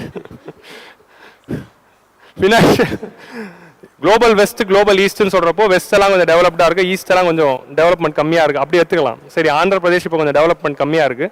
after bifurcation all the development went to the Hyderabad went there அப்படிங்கிறதுனால இவங்களுக்கு கேபிட்டலே எல்லாமே இருக்காங்க. ஸோ அப்படி இருக்கிறதுனால இவங்க ஈஸ்டர்ன் ஸ்டேட் அப்படி அந்த ஐஆர் ஈஸ்டில் இருக்காங்க. சரி விடுங்க. Financial support of 15,000 crore will be arranged in financial year. அரேஞ்சுடுனா என்ன? சரி, இவங்களுக்கு பீகாருக்கு வந்து பணமாகவே கொடுத்துட்றாங்க, இவங்களுக்கு அரேஞ்சுடு தான் பண்ணுறாங்க. அரேஞ்சுடுனா என்ன அப்படின்னா மல்டிலேட்ரல் லோன்ஸ், வேர்ல்டு பேங்காக இருக்கட்டும், new development bank, Asian development bank, இந்த மாதிரி நிறைய மல்டிலேட்ரல் லோன் கொடுக்குற ஆர்கனைசேஷன் இருக்குல்ல, வேர்ல்டு பேங்க், நியூ டெவலப்மெண்ட், அந்த மாதிரி பேங்க்ல இருந்து லோன்ஸ் வந்து ஸ்டேட் கவர்மெண்ட்க்கு அரேஞ்ச் பண்ணி தராங்க அப் டு 15,000. ஸோ 15,000 வரைக்கும் டேரெக்டாக பட்ஜெட்லேருந்து கொடுக்கல, சந்திரபாபு நாயுடுக்கு மட்டும் அரேஞ்ச் பண்ணி கொடுக்குறாங்க, லோனாக கொடுக்குறாங்க. So financial support of 15,000 crore will be arranged. Completion of Polavaram irrigation project is a very important project with respect to Krishna Godavari. So அங்க கிருஷ்ணா கோதாவரி டெல்டா ரீஜன்ல இருந்து இட்ஸ் வாட்டர் ரிச் ரீஜன் இல்லையா, அங்க இருக்கிற அந்த டெல்டா ரீஜன்ல இருக்க வாட்டர் வந்து it should be taken back to the water இல்லாத water deficit region. So water அதிகமாக இருக்க ரீஜன் வந்து வாட்டர் டெபிசிட் ரீஜனுக்கு வாட்டர் கொண்டு போகிறதுக்கு ஒரு கெனால் ப்ராஜெக்ட்ஸ் தான் போலாவரம் ப்ராஜெக்ட்ஸ். அந்த ப்ராஜெக்ட்டை வந்து ரொம்ப நாளாக வந்து நிறுத்தியிருக்கு. ஏன் நின்று இருக்குன்னா லேக் ஆஃப் ஃபண்ட்ஸ்னால. இந்த பைஃபர்ஃபிகேஷனுக்கு அப்புறமா அது பண்ண முடியல. ஸோ இது வந்து YSR ஆரம்பித்த ப்ராஜெக்ட், அப்புறம் 14ல் பைஃபர்கேஷன் பண்ண பிறகு நின்றுச்சு, அதை பண்ணுறதுக்கு பண்ணியிருக்காங்க. Essential infrastructure such as power, railways, roads in Kopparthy node of Visakhapatnam Chennai. So அதே விசாகப்பட்டினம் சென்னை இண்டஸ்ட்ரியல் காரிடாரில் இன்னும் 2 நோடு ஆந்திர பிரதேஷில் உருவாக்குறாங்க. ஓகே, ஸோ அந்த மாதிரி அதே மாதிரி ஹைதராபாத் பெங்களூர் இண்டஸ்ட்ரியல் காரிடார் இருக்குது, அது ஆந்திரா வழியாக போகிறப்ப அங்கே ஆந்திராவில் ஒரு ஹப் உருவாக்குறாங்க. ஸோ இந்த மாதிரி வந்து they are going to create it. So கிளியரா புரிஞ்சிச்சா? இதில் இன்னொன்று வருமே, ஓகே, அந்த இன்னொன்று வந்து காணும், அந்த இன்னொன்று நானே சொல்லிடுறேன். இன்னொன்று என்ன அப்படின்னா நலந்தா யூனிவர்சிட்டி. ஓகே, அது அங்கே அடுத்ததில் வருது, டூரிசமில் வருது, நம்ம அங்கே பார்ப்போம். நலந்தா யூனிவர்சிட்டி டெவலப்மெண்ட்டுக்கும் ஒரு ஃபண்ட் இருக்குது, அதுவும் பீகார் தான். அப்புறம் வருவோம். Allocation of more than 3 lakh crore of schemes benefiting women and girls. So women and girls வந்து we are providing 3 lakh crore benefit scheme. Like என்னன்னா Ministry of Women and Child Development மூலமா போற எல்லா இதோட டோட்டல் வேல்யூ.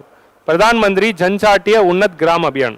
ஸோ ஜன்ஜாட்டிய அப்படின்னா என்ன அப்படின்னா ட்ரைப்ஸோடைய கான்ஸ்டியூஷனில் ட்ரைப்ஸுக்கு ஜன்ஜாட்டியா அப்படிங்கிற அந்த வேர்டு தான் இருக்கும். ஸோ அதனால தான் ட்ரைப்ஸ்க்கு எல்லா ஸ்கீமுமே அந்த வேர்டு யூஸ் பண்ணுறாங்க. ஜன்ஜாட்டிய கௌரவ் திவாஸ் அப்படின்னு ஒரு ஸ்கீம் இருக்குது, ஜன்ஜாட்டிய கௌரவ் திவாஸ். ஸோ போன வாட்டி வந்து பியில் ஒரு ஸ்கீம் ஆரம்பித்தாங்க, என்னது எல்லா ஸ்கீமும் இருக்கிறதா கன்ஃபியூஸ் ஆகுது. ஓகே, இப்போ இந்த வருஷம் பட்ஜெட் போவோம். பிரதான் மந்திரி ஜன்ஜாட்டிய உன்னத் கிராம் அபியான். அதில் என்ன பண்ணுறாங்க அப்படின்னா 63,000 வில்லேஜஸில் வந்து they are going to create this saturation approach. Tribals அதிகமாக இருக்கிற 63,000 நான் சேச்சுரேஷன் அப்ரோச் சொன்னல, அது 63,000 வில்லேஜஸ் ஐடென்டிஃபை பண்ணி அங்கே சேச்சுரேஷன் அப்ரோச் வந்து தே ஆர் டூயிங். இது மூலமாக 5 crore ட்ரைபல் பீப்புள் வந்து பெனிஃபிட் ஆவாங்க. More then 100 branch of India post payment bank will be set up in the north east region. So இது என்னதுன்னா இங்கே பாருங்க, inclusive human resource development and social justice. So development கம்மியாக இருக்கிற ஸ்டேட்ஸுக்கு பெனிஃபிட்ஸ் கொடுக்குறது. ஸோ பீகார் இஸ் டெவலப்மெண்ட் கம்மியாக இருக்கிற ஸ்டேட்ஸ், ஆந்திர பிரதேஷ் பைஃபர்கேஷனுக்கு அகேன்ஸ்டாக டெவலப்மெண்ட் கம்மியாக இருக்கிற states and north east and tribal areas.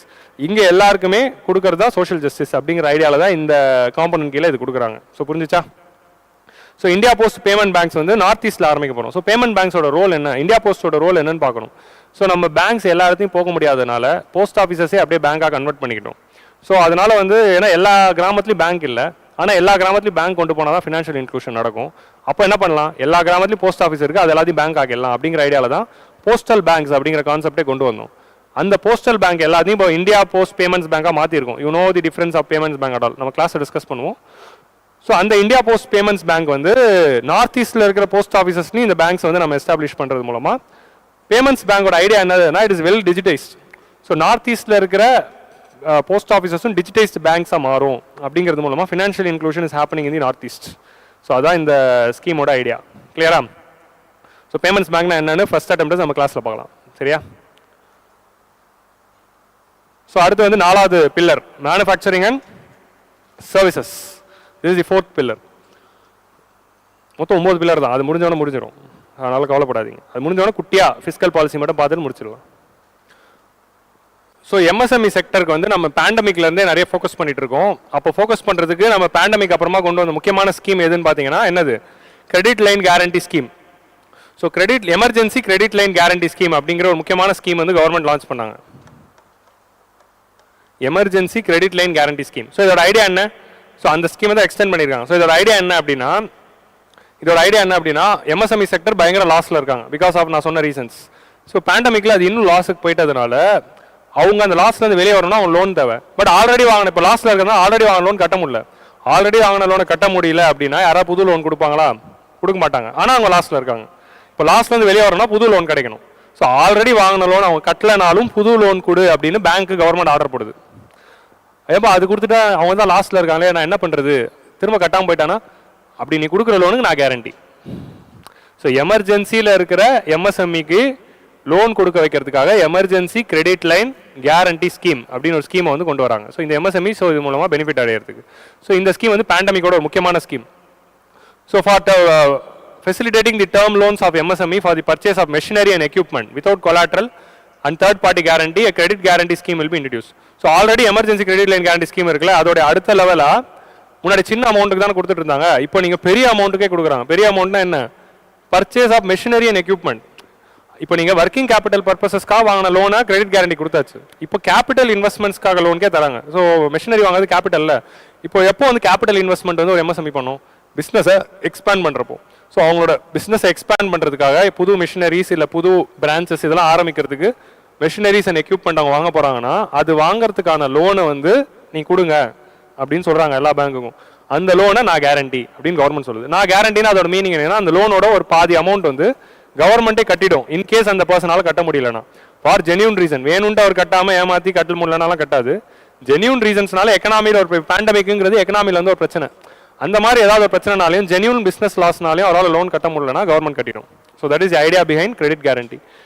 A separately constituted self-financing guarantee fund will be provided for each applicant of 100 crore.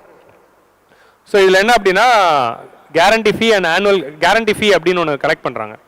இந்தியாவில் இருக்க எல்லா எம்எஸ்எம்இ கிட்ட இருந்தும் கேரண்டி ஃபீ அப்படின்னு ஒரு ஃபீ போட்டு கலெக்ட் பண்ண போகிறாங்க. அந்த ஃபீயை கலெக்ட் பண்ணி ஒரு self financing guarantee fund. Self ஃபினான்சிங்னா என்ன? அவங்களுக்கு வேணுங்கிற ஃபண்டை அவங்களே உருவாக்கிக்கிறது. ஸோ இந்தியாவில் இருக்க எல்லா எம்எஸ்எம்இயும் அவங்களே ஃபினான்ஸ் பண்ணி ஒரு கேரண்டி ஃபண்டை உருவாக்குறாங்க. அந்த கேரண்டி ஃபண்டிலேருந்து நம்ம கிரெடிட் கேரண்டி கொடுக்க போகிறோம். ஸோ இது எப்படின்னா ஒரு இன்சூரன்ஸ் மாதிரி. எல்லா எம்எஸ்எம்இஸும் வந்து கேரண்டியை கேட்க போகிறது இல்லை. அவங்க வாங்குற லோனை அவங்களே கட்டிடுவாங்க.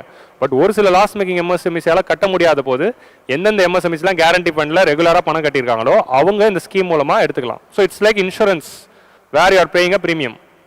ஸோ நீங்கள் மாதம் ப்ரீமியம் இல்லை ஆனுவல் கேரண்டியில் ஆனுவலாக ஒரு ப்ரீமியம் கட்டியிருந்தீங்க அப்படின்னா நாளைக்கு உங்களுக்கு லோன் கட்ட முடியாத ஒரு சுச்சுவேஷன் வரும்போது இந்த கேரண்டி ஃபண்ட்லேருந்து பணத்தை எடுத்து நாங்கள் உங்கள் லோனை கட்டுறது கேரண்டி கொடுத்துருவோம் அப்படின்னு கவர்மெண்ட் சொல்கிறாங்க. ஸோ அதுதான் வந்து they are creating a self financing guarantee fund for capital working capital purposes. Working கேபிட்டல்லாம் என்ன? டே டு டே பிஸ்னஸ் நடத்துறதுக்கு ஆகிற செலவுக்கு ஆல்ரெடி எமர்ஜென்சி கிரெடிட் லைன் இருக்குது. இது கேபிட்டல் எக்ஸ்பெண்டிச்சருக்காக எம்எஸ்எம்இ கொண்டு வராங்க. நம்ம சொன்னால இந்த பட்ஜெட்டோட தீம் என்ன? Employment, skilling, MSME and middle class. So MSME is a very important theme of this budget. அடுத்தது new assessment model for MSME credit. Assessment மாடல்னா என்னதுன்னா இப்போ எம்எஸ்எம்இ வாங்குறாங்களா லோன், அந்த லோனை வந்து என்பிஏவா இல்லையா அப்படின்னு அசஸ்மெண்ட்னா என்னன்னா இப்போ எம்எஸ்எம்இ வந்து லோன் அப்ளை பண்ணுறாங்கன்னா லோன் கொடுக்கறதுக்கு முன்னாடியே அவங்களோட கிரெடிட் ரேட்டிங்கை பார்ப்பாங்க. கிரெடிட் பெர்ஃபார்மன்ஸ் அண்ட் ஃபினான்ஷியல் டிரான்சாக்ஷன்ஸ்லாம் பார்த்துட்டு சிபில் ஸ்கோர் அப்படின்னு ஒன்று இருக்கும்.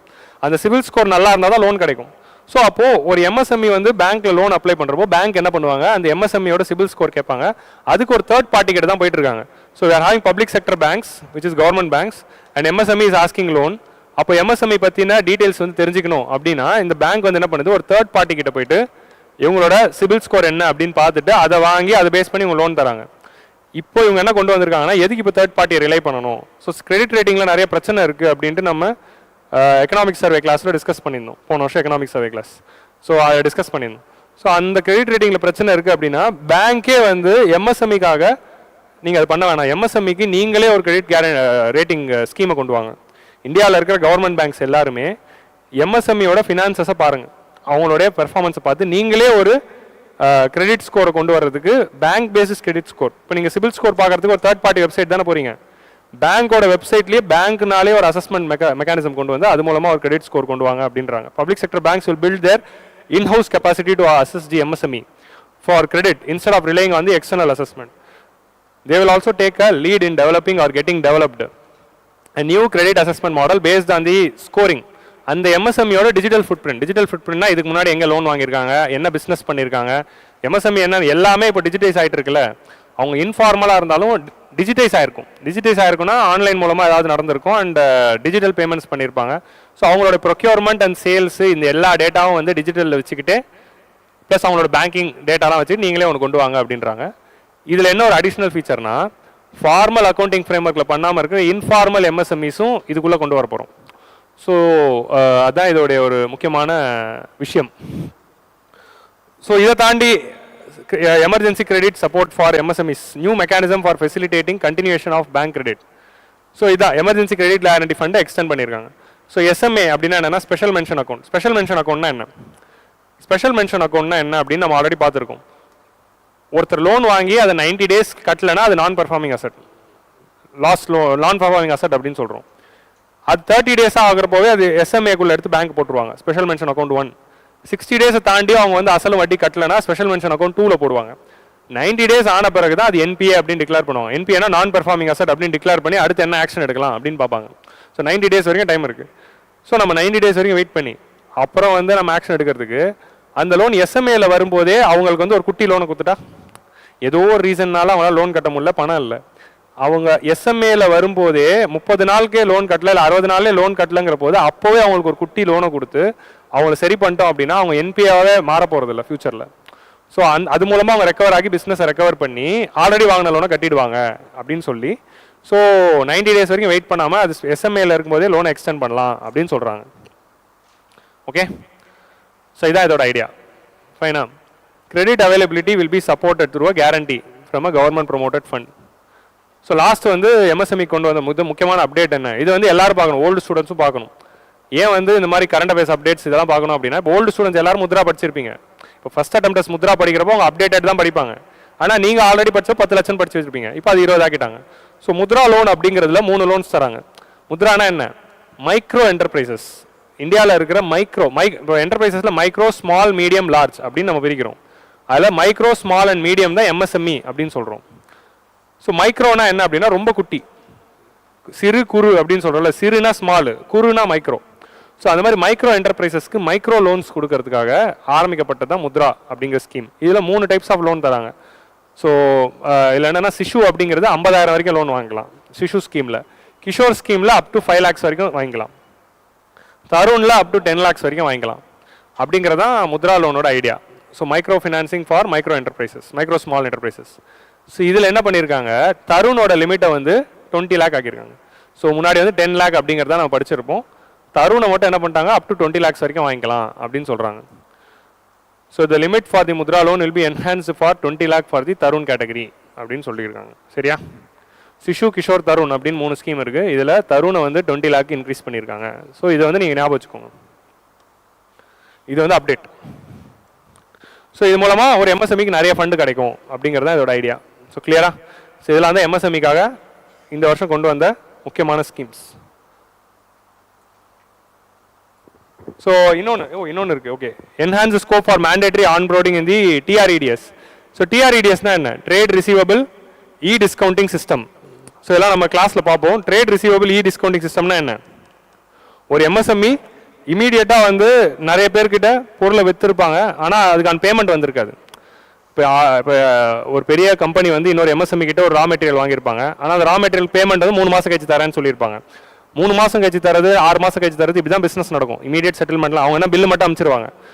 ஸோ அப்படி ஆனால் அது வந்து எம்எஸ்எம்இயால் ரொம்ப நாளாக காசு இல்லாமல் இருக்க முடியாதுல்ல. ஸோ அவங்க என்ன பண்ணுவாங்க, அந்த பெரிய கம்பெனியோட கொடுத்த பில்லு மட்டும் வச்சிருப்பாங்க. ஸோ அந்த மாதிரி உங்கள்கிட்ட ஏதாவது ஒரு பில் இருந்ததுன்னா அந்த பில்லை கொண்டு வந்து இந்த போர்ட்டலில் நீங்கள் அப்ளை பண்ணலாம். இந்த பில்லை வச்சுட்டு எனக்கு பணம் கொடுங்க அப்படின்னு. ஸோ அது நல்ல ஒரு ரெப்யூட்டட் கம்பெனியோட பில்லாக இருந்ததுன்னா அந்த எம்எஸ்எம்இக்கு இமீடியட்டாக பணம் வருது, ஆனால் 3 மாதம் வெயிட் பண்ண முடியாதுல்ல.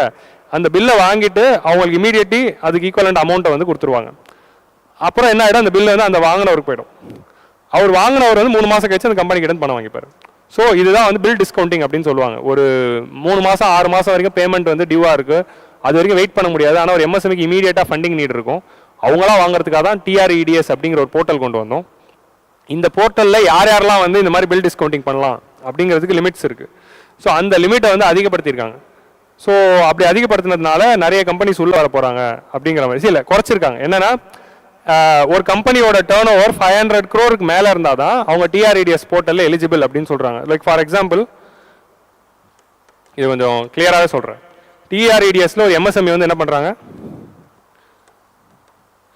இப்போ எம்எஸ்எம்இ வந்து இப்படி வச்சுக்கலாம். ஆதில் மோட்டார்ஸ் அப்படிங்கிற கம்பெனிலேருந்து நான் என்ன பண்ணியிருக்கேன், ஒரு எம்எஸ்எம்இ கிட்ட இருந்து நான் வந்து ஒரு ஸ்பேர் பார்ட்ஸ் வாங்கியிருக்கேன்.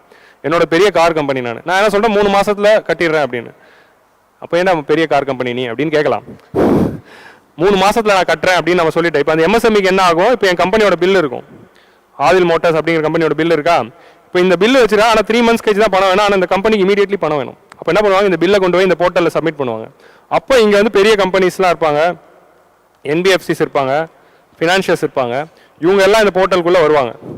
இவங்க என்ன பண்ணலாம், இந்த கம்பெனியோட பில்லை வாங்கிட்டு அந்த பணத்தை எம்எஸ்எம்இ கொடுத்துருவாங்க. 3 மாதம் கழிச்சு நான் என்ன பண்ணிடலாம், இவங்களுக்கு அந்த பணத்தை கொடுத்துருவேன். ஸோ இதில் வந்து ஒரு கமிஷன் வந்து கட் பண்ணிப்பாங்க. ஸோ இதான் வந்து டிஆர்இடிஎஸ் போர்ட்டல்.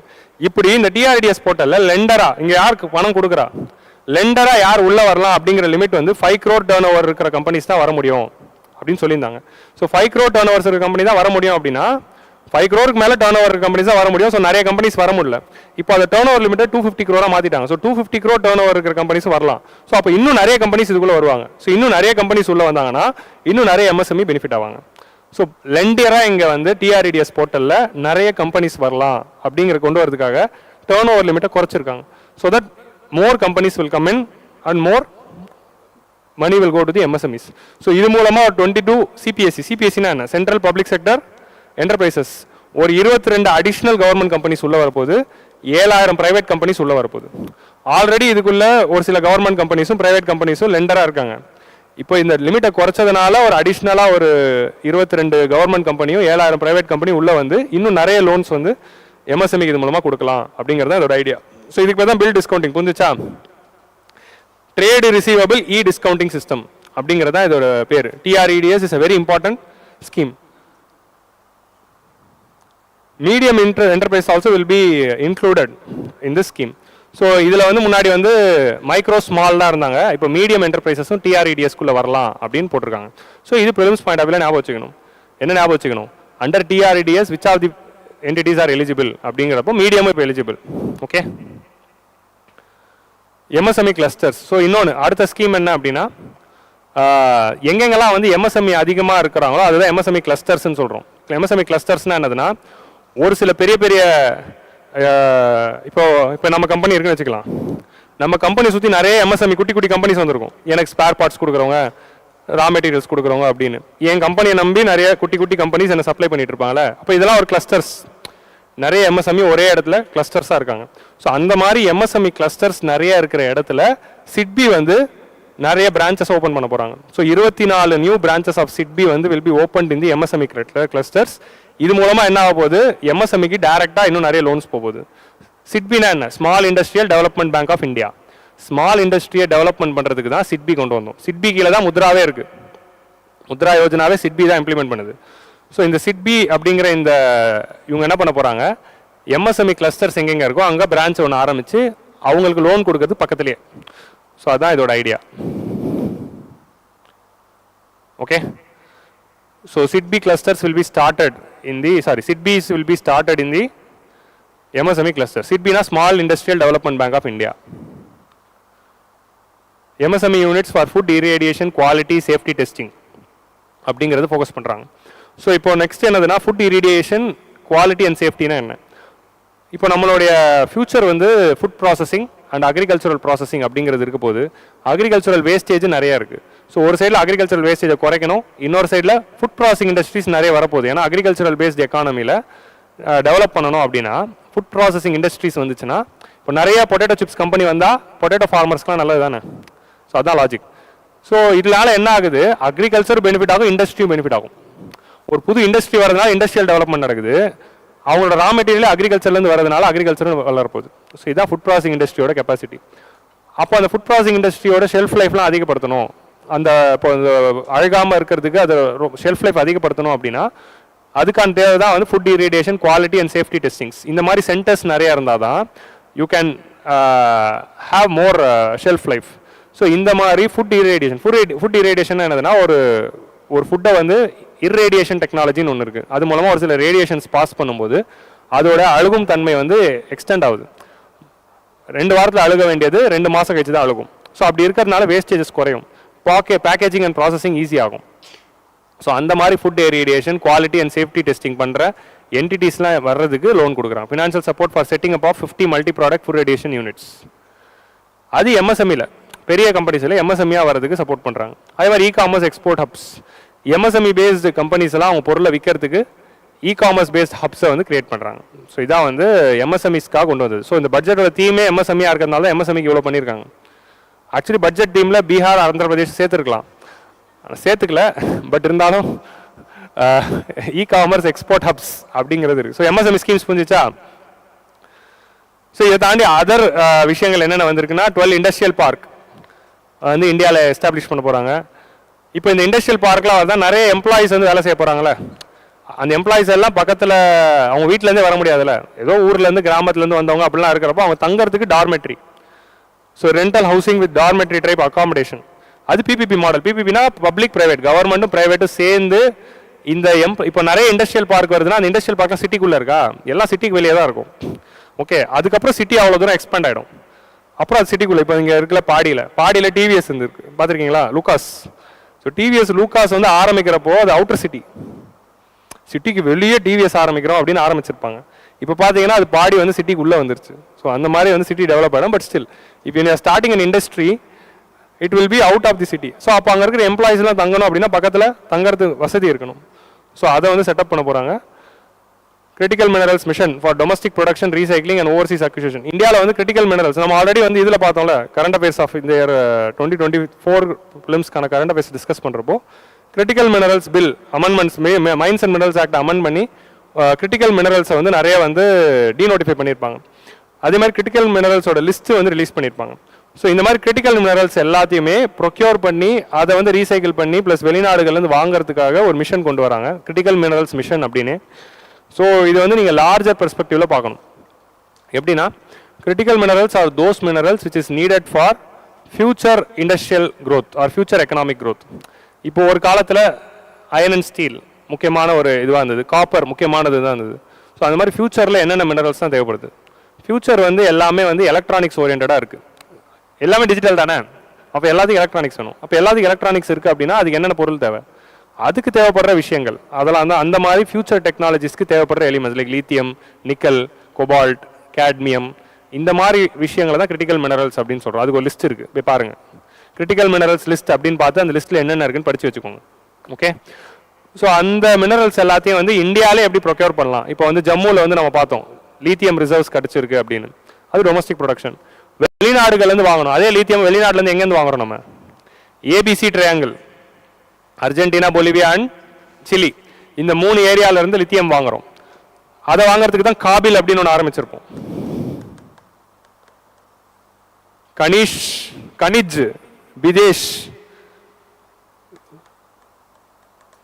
பிதேஷ் இண்டஸ் இன்டர்நேஷனல் லிமிடெட் அப்படின்னு ஒரு கம்பெனி ஆரம்பிச்சிடும். கனிஜ்னா மினரல்ஸ், பிதேஷ்னா இன்டர்நேஷனல். ஸோ அந்த மாதிரி வந்து ஒரு கம்பெனி ஆரம்பித்து இந்த மாதிரி வெளிநாடுகள்லேருந்து வாங்குறதுக்கு.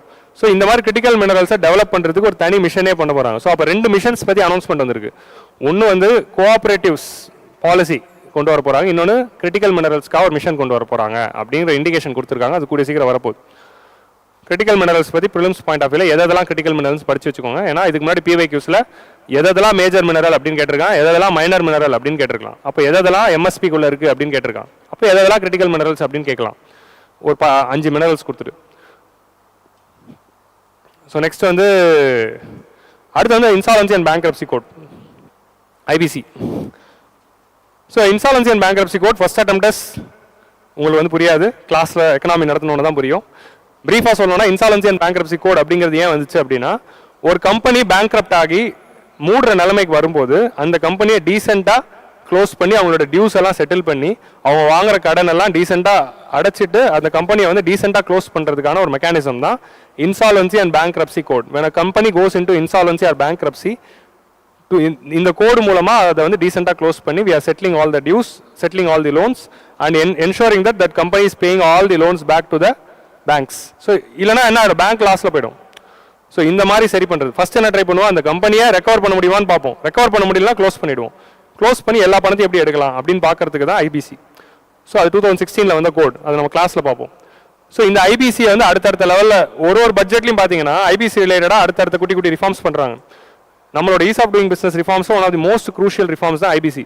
ஸோ ஐபிசி வந்து ஆக்சுவலி ரொம்ப நாளாக மெயின்ஸில் வந்து ஒரு பெண்டிங்கான ஏரியா, ப்ரிலிம் கொஸ்டின் வரதுக்கு இன்னும் வரவே இல்லை.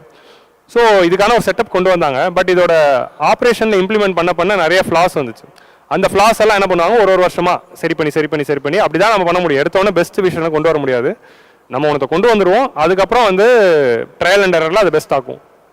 ஸோ அப்படி ஒரு பட்ஜெட்டில் ஒன்று போகிறாங்க. இப்போ இந்த ஐபிசியை வந்து இன்னும் ஸ்ட்ரீம்லைன் பண்ணுறதுக்கு ஒரு டெக்னாலஜி, இன்டெகிரேட்டட் டெக்னாலஜி பிளாட்ஃபார்ம் அப்படிங்கிறத ஒன்று கொண்டு வந்திருக்கும்.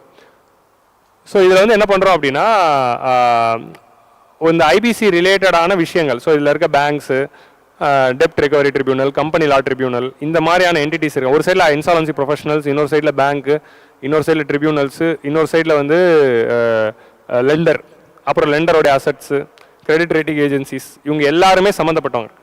இவங்க எல்லாருமே ஆக்சஸ் பண்ணுறதுக்கு ஒரு இன்டெகிரேட்டட் டெக்னாலஜி பிளாட்ஃபார்ம் வந்து டிஜிட்டைசேஷன். எல்லாத்தையும் டிஜிட்டைசேஷன் நோக்கி போகிறோம்ல, அதனால் we are bringing in digitization அப்படிங்கிறது சொல்கிறாங்க. ஸோ கிளியரா? ஸோ அதுக்கு ஒரு இன்டெகிரேட்டட் பிளாட்ஃபார்ம் வரப்போகுது அப்படின்னு தான் சொல்ல போகிறாங்க. அது வரும்போது அதோட ஃபீச்சர்ஸ் என்னன்னு பார்த்துக்கலாம். நெக்ஸ்ட் வந்து voluntary closure of limited liability partnership. So இந்த ஐபிசி ரிலேட்டடாக இன்னொரு விஷயம் என்ன அப்படின்னா, CPS, centre for processing accelerated corporate exit. இப்போ வந்து ஒரு கம்பெனி நீங்கள் கம்பெனிஸ் ஆக்டில் ரெஜிஸ்டர் பண்ணி ஆரம்பிக்கிறீங்க அப்படின்னா, ரெஜிஸ்ட்ரார் ஜெனரல் ஆஃப் இந்தியா கிட்ட போயிட்டு நீங்கள் ரெஜிஸ்ட்ரார் ஆஃப் கம்பெனிஸில் போய் ரெஜிஸ்டர் பண்ணணும். ரெஜிஸ்டர் பண்ண என்ன ஆயிடுது, கம்பெனிஸ் ரெஜிஸ்டர் அப்படின்னு ஒரு ரெஜிஸ்டர் இருக்கும். அதில் உங்கள் கம்பெனி பேரை எழுதிடுவாங்க. எழுதி வருஷம் என்ன பண்ணணும், நீங்கள் அவங்களோட அக்கௌண்ட்ஸ் எல்லாத்தையும் அதில் சப்மிட் பண்ணிகிட்டே வரணும். இப்போ நீங்கள் கம்பெனியை க்ளோஸ் பண்ணிட்டீங்க அப்படின்னா அதுலேருந்து உங்கள் பேர் எடுத்துருவாங்க. இப்போ உங்கள் கம்பெனி இருக்குது, ஆனால் நீங்கள் அந்த வருஷத்துக்கான ரிட்டர்னை சப்மிட் பண்ணல அப்படின்னா என்ன ஆகும், உங்கள் கம்பெனி வந்து டிஃபால்ட் அப்படின்னு வச்சுருவாங்க. அதாவது உங்கள் கம்பெனியோட பெர்ஃபார்மன்ஸு, இந்த மாதிரியான விஷயங்கள். இப்போ நிறைய கம்பெனி வந்து க்ளோஸ் ஆயிடுறாங்க, ஆனால் அந்த ரெஜிஸ்டர்லேருந்து அவங்க பேரை தூக்குறது வந்து அவ்வளோ டிடிஎஸ் ப்ராசஸாக இருக்குது. ஏன்னா ரெஜிஸ்டர்லேருந்து பேரை தூக்குங்கன்னா இந்த டேபிளுக்கு போ, அந்த டேபிளுக்கு போ, அவரை போய் அங்கே பாரு, இவரை போய் இங்கே பாரு, அங்கே ஒரு முக்கியமான பேப்பரை கொடு அப்படிங்கிற மாதிரிலாம் சொல்கிறதுனால ரெட் டேபிசம் வருது. ஸோ அதெல்லாம் சால்வ் பண்ணுறதுக்கு தான் இந்த சிபிஎஸ் அப்படின்னு ஒன்று ஆரம்பித்தாங்க.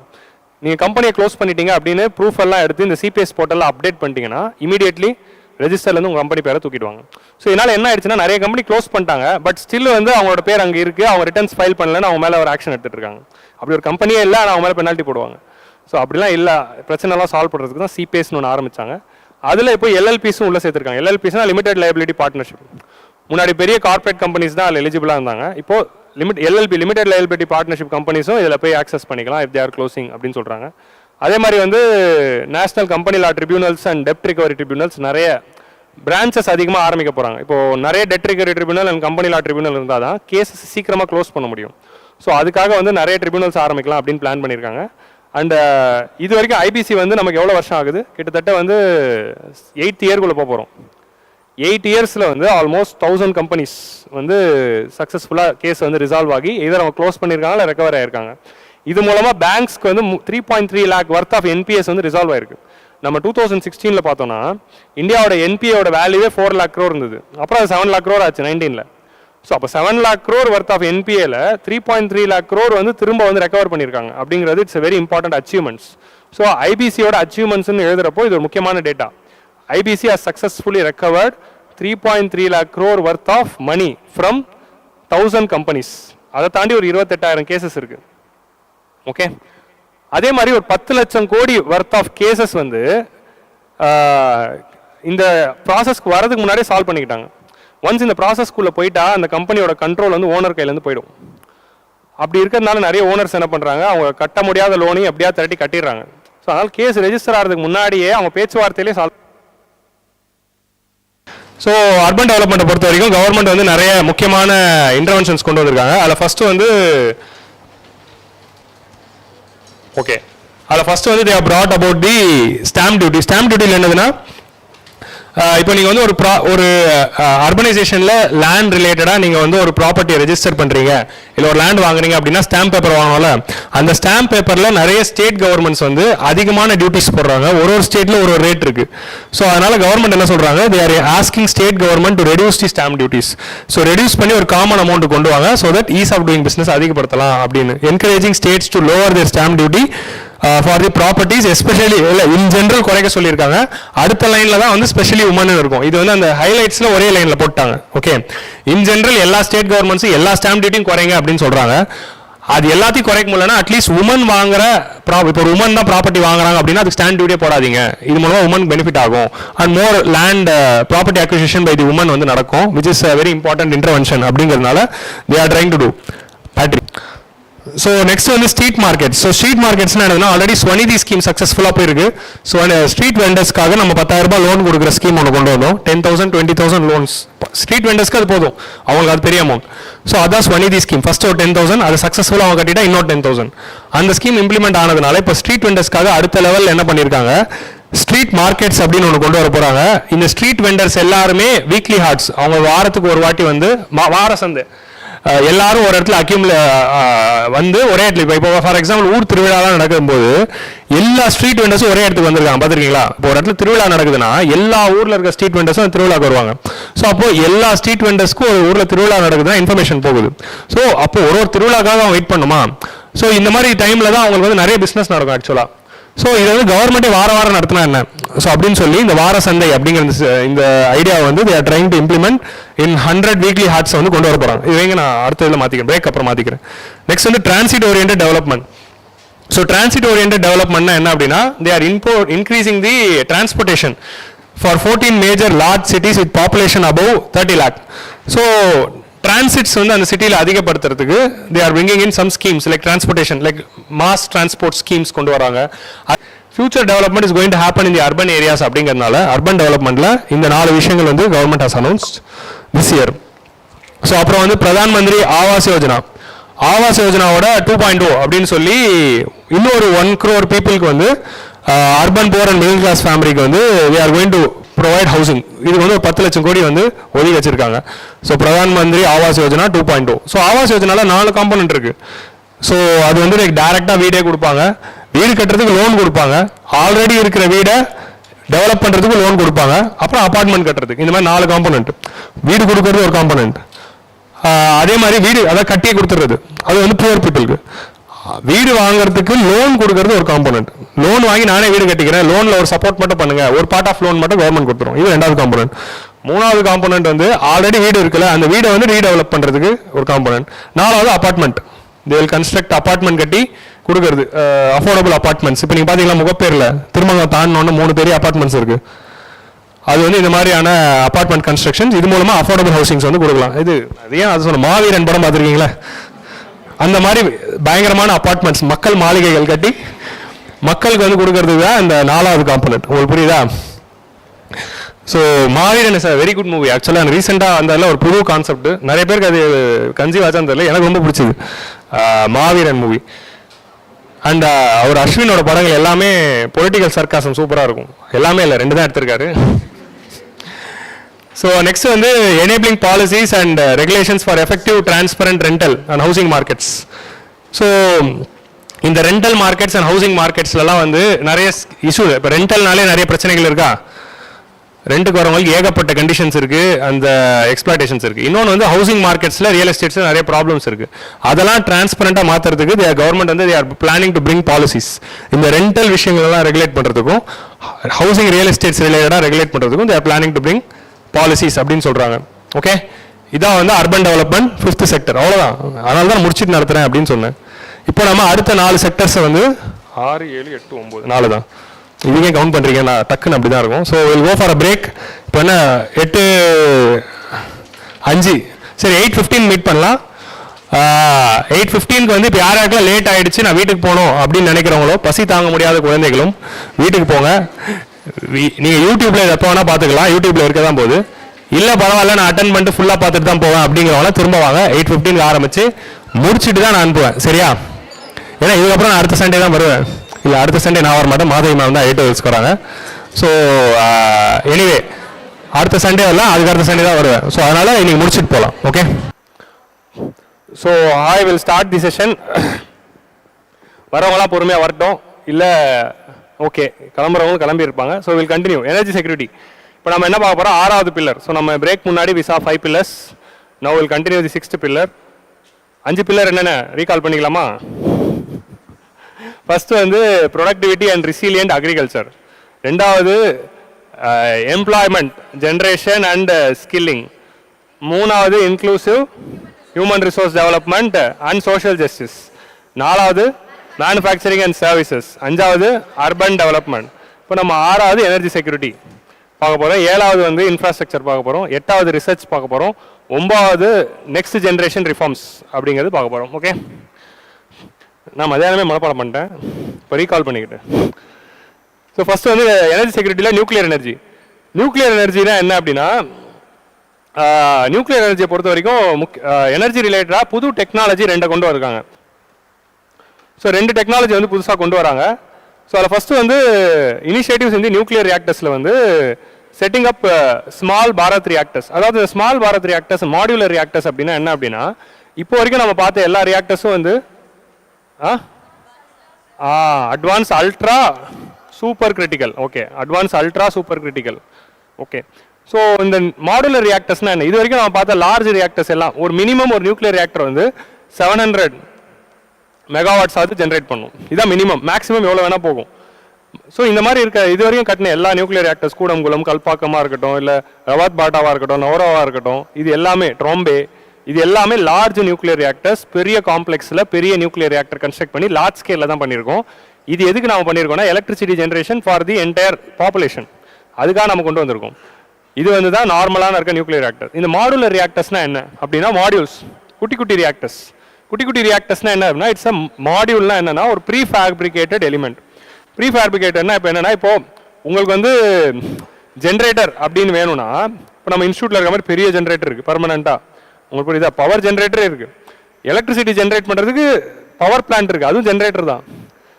இந்த பில்டிங்க்கு மட்டும் தேவைப்படுற கரண்ட் ஜென்ரேட் பண்ணுறதுக்கு இங்கே ஒரு குட்டி ஜென்ரேட்டர் இருக்கா? அப்போது என் பில்டிங்க்கு மட்டும் எனக்கு கரண்ட் தேவை அப்படின்னா, நான் ஒரு குட்டி ஜென்ரேட்டர் என் பில்டிங்கில் வச்சுருக்கேன். அந்த ஜென்ரேட்டர் வந்து குட்டி சைஸ்லேருந்து ஒரு லாரி சைஸ்லேருந்து ஆரம்பித்து பல சைஸில் வந்து ஜென்ரேட்டர்ஸ் வருது. அந்த ஜென்ரேட்டரே சிட்டிக்கே கரண்ட் கொடுக்கணும்னா அதான் வந்து பவர் பிளான்ட். ஸோ அந்த மாதிரி இப்போ நம்மக்கிட்ட இருக்க generator diesel generator. So diesel generators தான் இந்த மாதிரி மாடுலர் வெர்ஷனில் இருக்குது. மாடுலர் வெர்ஷன்னா ஒரு குட்டி இண்டஸ்ட்ரிக்கு, ஒரு குட்டி பில்டிங்க்கு, ஒரு அப்பார்ட்மெண்ட்டுக்கு, ஒரு ஒரு பர்டிகுலர் ஆர்கனைசேஷன்ஸ்க்கு தேவைப்படுற எலக்ட்ரிசிட்டியை மட்டும் ஜென்ரேட் பண்ணுறதுக்கு கம்மி அளவுக்கு அவுட்புட் தானே வரும். அப் டு 3 மெகாவாட், அதுதான் மேக்ஸிமம் சைஸ் அதோடது. ஸோ அந்த மாதிரி குட்டி குட்டி ஜென்ரேட்டர்ஸ் வந்து நியூக்ளியர் எனர்ஜி வச்சு டெவலப் பண்ணுறதுக்கு பேர் தான் மாடுலர் ரியாக்டர்ஸ். இப்போ வந்து நான் வந்து ஆதில் மோட்டார்ஸ் அப்படிங்கிற கம்பெனி ஆரம்பிக்கிறேன். என் கம்பெனிக்கு வந்து எலக்ட்ரிசிட்டி தேவையில்ல, அதுக்கு நான் என்ன பண்ணிப்பேன், ஒரு மாடுலர் ரியாக்டர் என் கம்பெனிக்குள்ளேயே வச்சுப்பேன், குட்டி நியூக்ளியர் ரியாக்டர். ஸோ என் கம்பெனிக்காக ஒரு குட்டி நியூக்ளியர் ரியாக்டர் என் கம்பெனிக்காக. ஸோ என் எம்ப்ளாயிஸ் மட்டும் ரேடியேஷனில் அஃபெக்ட் ஆகிறதுக்கு. ஸோ இந்த மாதிரி குட்டி குட்டியான மாடுலர் நியூக்ளியர் ரியாக்டர்ஸ் வந்து நிறைய பேர் ஜோக் புரியலன்னு நினைக்கிறேன். சரி விடுங்க. மாடுலர் நியூக்ளியர் ரியாக்டர்ஸ் சரி விடுங்க, அப்புறம் சிரிக்கிறீங்க. இந்த மாதிரி மாடுலர் நியூக்ளியர் ரியாக்டர்ஸை கன்ஸ்ட்ரக்ட் பண்ணுறது வந்து இதான் இதோட ஐடியா. ஸோ இது எப்படின்னா, இண்டஸ்ட்ரியிலேயே ப்ரீ ஃபேப்ரிகேட் பண்ணி குட்டி குட்டியாக ரெடி பண்ணி இண்டஸ்ட்ரியிலே ரெடி பண்ணிடுவாங்க. அது வீட்டில் வந்து வச்சிருவாங்க, வீட்டில் இண்டஸ்ட்ரியில் வந்து வச்சிருவாங்க. ஸோ இந்த மாதிரி மாடுலர் ரியாக்டர்ஸை இந்தியாவில் டெவலப் பண்ணலாம் அப்படிங்கிற பிளான். அப்படி டெவலப் பண்ணுறதுக்கான தேவைப்படுற R&D, அது ரிலேட்டட் ஸ்டார்ட் அப்ஸ், அது ரிலேட்டட் ரிசர்ச்சுக்கு ஃபண்டிங், அந்த ஐடியாவில் செட்டப் பண்ணுறது ஒரு புது ஐடியாவா எலக்ட்ரிசிட்டியை கொண்டு போகிறதுக்கு. So nuclear energy is very எஃபிஷியண்டான எனர்ஜி. சின்ன ரிசோர்ஸஸில் பெரிய கரண்ட் எடுக்கலாம். ஆனால் அதோட ப்ராப்ளமாக என்ன இருக்குன்னா, இந்த வேஸ்ட் ஹேண்ட்லிங் தான். அந்த நியூக்ளியர் எனர்ஜியோட அவுட்புட்டாக வரக்கூடிய அந்த வேஸ்ட் ஹேண்ட்லிங்கில் இருக்க இஷ்யூனால தான் நியூக்ளியர் எனர்ஜியோட கிரிட்டிசிசமாக இருக்கே தவிர, மற்றபடி one of the most efficient energy form அப்படின்னா அது நியூக்ளியர் எனர்ஜி தான். ஸோ நம்ம வேஸ்ட் ஹேண்ட்லிங்கை மட்டும் சஸ்டைனபிளாக ஒரு மெத்தடை கண்டுபிடிச்சிட்டோம் அப்படின்னா நியூக்ளியர் சூப்பராக யூஸ் பண்ணலாம். அப்படி ரேடியோ ஆக்டிவ் வேஸ்ட்டே வராமல் நியூக்ளியர் எனர்ஜி எடுக்கணும்னா அதுக்கு தான் fusion. But fusion is advance technology, அது இன்னும் ரிசர்ச் ஸ்டேஜில் தான் இருக்குது. ஸோ இதை வந்து ஃபோக்கஸ் பண்ணுறோம். அப்புறம் வந்து பம்ப்டு ஸ்டோரேஜ் பாலிசி அப்படிங்கிற ஒரு பாலிசியை கொண்டு வர போகிறோம். பம்ப்டு ஸ்டோரேஜ் பாலிசினா என்ன அப்படின்னா, இப்போ நம்ம ஃபியூச்சராக எலக்ட்ரிசிட்டி தேவை, நிறைய எனர்ஜி செக்யூரிட்டி கொடுக்கணும் அப்படின்னா புது புது விதத்தில் நான் கரண்ட் எடுத்துக்கிட்டே இருக்கணும். அதுக்கு ஒரு மாடுலர் ரியாக்டர் மாதிரி இப்போ அடுத்த ஐடியா. பம்ப்டு ஸ்டோரேஜ்னா என்ன, இது வந்து இன்ட்ரீம் பட்ஜெட்டில் இதை பற்றி பேசியிருந்தோம். பம்ப்டு ஸ்டோரேஜ்னா என்ன அப்படின்னா, இது வந்து ஒரு பேட்டரி. பேட்டரினா என்ன, கரண்ட்லேருந்து எடுத்து சார்ஜ் பண்ணிக்கிறோம், அப்புறம் கரண்ட்லேருந்து எடுத்து சார்ஜ் பண்ணிக்கிறோம். கரண்ட் போயிடுச்சுன்னா பேட்டரி நமக்கு கரண்ட் கொடுக்கும். ஸோ அப்போது இருக்கிற கரண்ட்டை ஸ்டோர் பண்ணுறது தான் பேட்டரியோட வேலை. அதுலேருந்து நம்ம கரண்ட் எப்போ வேணால் எடுத்துக்கலாம். ஒரு பவர் பேங்கோட வேலை. அந்த மாதிரி பவர் பேங்க்ஸை நம்ம உருவாக்குறோம். நாளைக்கு வந்து இப்போ என்னென்னா சோலார் இருக்குது, விண்ட் இருக்குது, அதுலேருந்து அப்பப்போ கரண்ட் வரும். அது எல்லாத்தையும் வந்து ஸ்டோர் பண்ணி வச்சுக்கணும்ல. அந்த மாதிரி எலக்ட்ரிசிட்டி ஸ்டோரேஜஸ் இருந்தால் தான் நம்ம ஃபியூச்சரில் அதை யூஸ் பண்ணிக்க முடியும். ஸோ அந்த மாதிரி ஒரு ஐடியா தான் வந்து பம்ப்டு ஸ்டோரேஜ் பாலிசி. இதோட ஐடியா என்ன அப்படின்னா, உங்ககிட்ட வந்து கரண்ட் இருக்கிறப்போ கரண்ட்டை யூஸ் பண்ணி மோட்டரை ஆன் பண்ணி, இப்போ உங்கள்கிட்ட என்ன இருக்குன்னா ஒரு மாடி மேலே ஒரு டேங்கை கட்டிட்டீங்க. ஓகே, உங்களுக்கு இப்போ என்னன்னா கரண்ட்டை யூஸ் பண்ணி மோட்டரை வச்சு தண்ணி எடுத்து டேங்க்கில் ஸ்டோர் பண்ணி வச்சுக்கிறீங்க. சரியா? இப்போ இதுதான் வந்து பேட்டரி. நான் டேங்க்கில் தண்ணி தானே ஸ்டோர் பண்ணேன் அப்படின்னு சொல்லுவீங்க. கரண்ட் இல்லாத டைம் என்ன பண்ணிக்கணும், இங்கே ஒரு ஹைட்ரோ எலக்ட்ரிக் பவர் பிளான்ட் இருக்குது. கரண்ட் இல்லாத டைம் மேலே இருந்து இந்த ஹைட்ரோ எலக்ட்ரிக் பிளான்ட்லேருந்து இந்த தண்ணியை நீங்கள் போட்டிங்கன்னா இந்த பிளான்ட் வந்து கரண்ட் கொடுத்துரும். ஸோ கரண்ட்டை யூஸ் பண்ணி தண்ணியை எடுத்து நான் ஒரு ரிசர்வாயரில் ஸ்டோர் பண்ணிக்கிறேன். கரண்ட் இல்லாத டைம் நான் என்ன பண்ணிக்கிறேன், அந்த ரிசர்வாயர் ஓப்பன் பண்ணி அதுலேருந்து தண்ணியை வச்சு நான் ஹைட்ரோ எலக்ட்ரிசிட்டி மூலமாக கரண்ட் எடுத்துக்கிறேன்.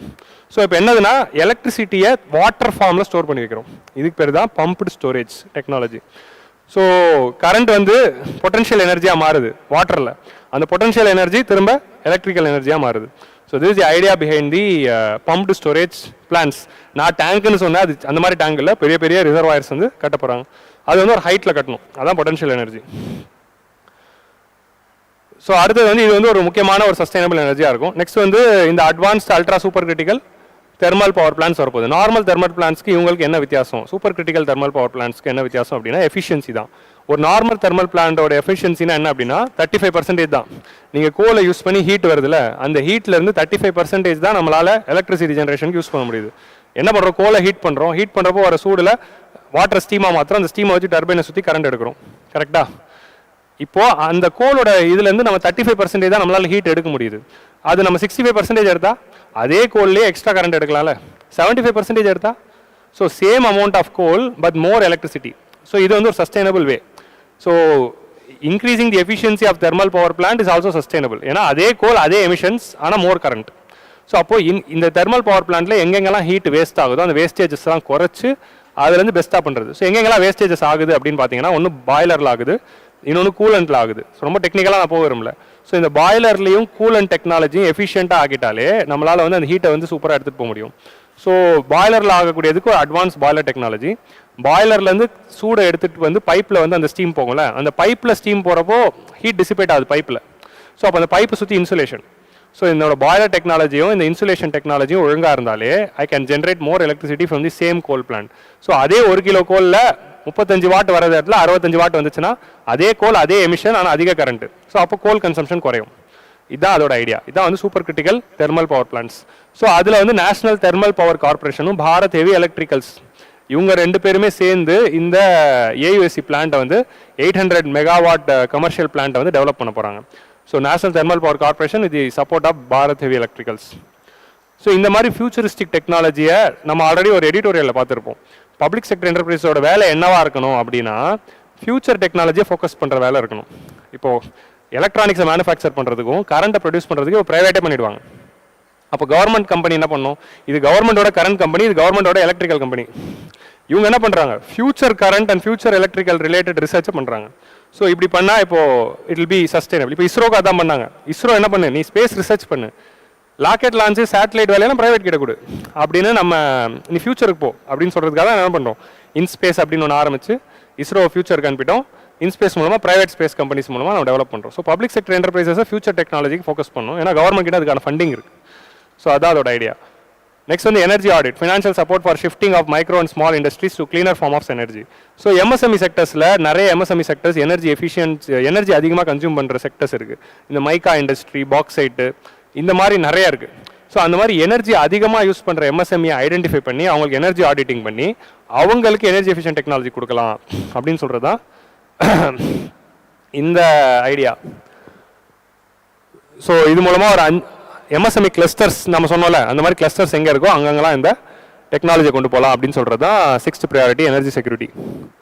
அதே மாதிரி வந்து எனர்ஜி செக்யூரிட்டியில் அடுத்து கவர்மெண்ட் லான்ச் பண்ண ஒரு முக்கியமான ஃப்ளாக்ஷிப் ஸ்கீம் தான் வந்து அப்போ சூரியோதயா அப்படின்னு பேர் இருந்தது. சூரியோதயா வந்து அரசியல் சார்ந்த பேராக இருக்குது, அதனால் உதயசூரியனோட ரிப்பீட்டாக இருக்குது. அப்படிலாம் இல்லை, நான் சும்மா விளையாட்டுக்கு சொல்கிறேன். அந்த ஸ்கீம் வேறு பேர் வச்சுக்கலாம் அப்படின்னு சொல்லி அப்படி பிஎம் சூரியகர் முஃப்த் பிஜ்லி யோஜனா அப்படின்னு பேர் மாற்றிட்டாங்க. ஸோ சூரியகர் முஃப்த் பிஜ்லி யோஜனா அப்படிங்கிற பேரில் சோலார் பவர் பிளான்ட்டை ஃபோக்கஸ் பண்ணுறாங்க. ஸோ சூரிய கர்னா என்ன? Solar house. முஃப்த் பிஜிலினா என்ன? No electricity. So free electricity. So solar houses மூலமாக ஃப்ரீ எலக்ட்ரிசிட்டி உங்களுக்கு கிடைக்கும். அது எப்படி ஃப்ரீ எலக்ட்ரிசிட்டி ஆகும்? எல்லாரும் கொஞ்சம் பணம் செலவு பண்ணி உங்கள் வீட்டு மாடியில் சோலார் பேனல் வச்சுக்கிட்டிங்கன்னா நீங்கள் கரண்ட் பில் கட்ட தேவையில்ல. அதுலேருந்து சோலார் பேனல் பாட்டி கரண்ட் கொடுக்க போது அதுலேருந்து உங்கள் வீடை பவர் பண்ணிக்கலாம். அது எக்ஸ்ட்ரா கரண்ட் ஜென்ரேட் பண்ணுச்சுன்னா அது கவர்மெண்ட்டுக்கே விற்றுக்கலாம். இதுதான் அதோட ஐடியா. ஆனால் சோலார் பவர் பிளான்ட் வாங்கி போடணும்னா அது ஹியூஜ் இன்வெஸ்ட்மெண்ட்டு. அதுக்கு பணம் இருக்காது. அந்த பணத்தை நீங்கள் எடுக்கிறதுக்கு பல நாள் ஆகும். உங்களுக்கு புரியுதா? அப்போது ஏன் வந்து இன்னும் இந்தியாவில் இந்த வீட்லேயும் சோலார் பேனல் போடல? ஏன்னா solar panel is capital intensive. அந்த பேனலை வச்சு அந்த எலக்ட்ரிசிட்டி வச்சு வீட்டில் லைனிங்லாம் மாற்றினா செலவாகுது. அங்கே சப்சிடி கொடுத்து அவனை வச்சுட்டோன்னா என்ன ஆகிடுது? எலக்ட்ரிசிட்டி வந்துருச்சு, அது ரெனியூபிள் எலக்ட்ரிசிட்டியாகவும் இருக்குது. அவனுக்கு கரண்ட் பில் செலவு மிச்சப்படுத்திட்டோம். கரண்ட் பில் செலவு மிச்சப்படுத்திட்டா 2 மாதத்துக்கு ஒரு வாட்டி 4000 ரூபாய் 2000 ரூபான்னு வருது, அவன் வேறு செலவு பண்ணிப்பான். ஸோ இது மூலமாக சிட்டிசன்ஸோட இன்கமும் அதிகப்படுத்துகிறோம், ரெனியூபிள் எனர்ஜியும் கொண்டு வரோம், எனர்ஜி செக்யூரிட்டி என்ஷோர் பண்ணுறோம். ஸோ ஒரே கல்லில் நிறைய மாங்காய். ஸோ இதுதான் வந்து இந்த சூரியகர் ஸ்கீமோட ரொம்ப முக்கியமான இம்பார்ட்டன்ஸ். ஸோ அதான் இதில் கொண்டு வரும். 1 crore house up to 300 month. So 300 unit electricity generate பண்ணுற மாதிரி ஒரு யூனிட்டை வந்து அவன் டெவலப் பண்ணிக்கலாம்.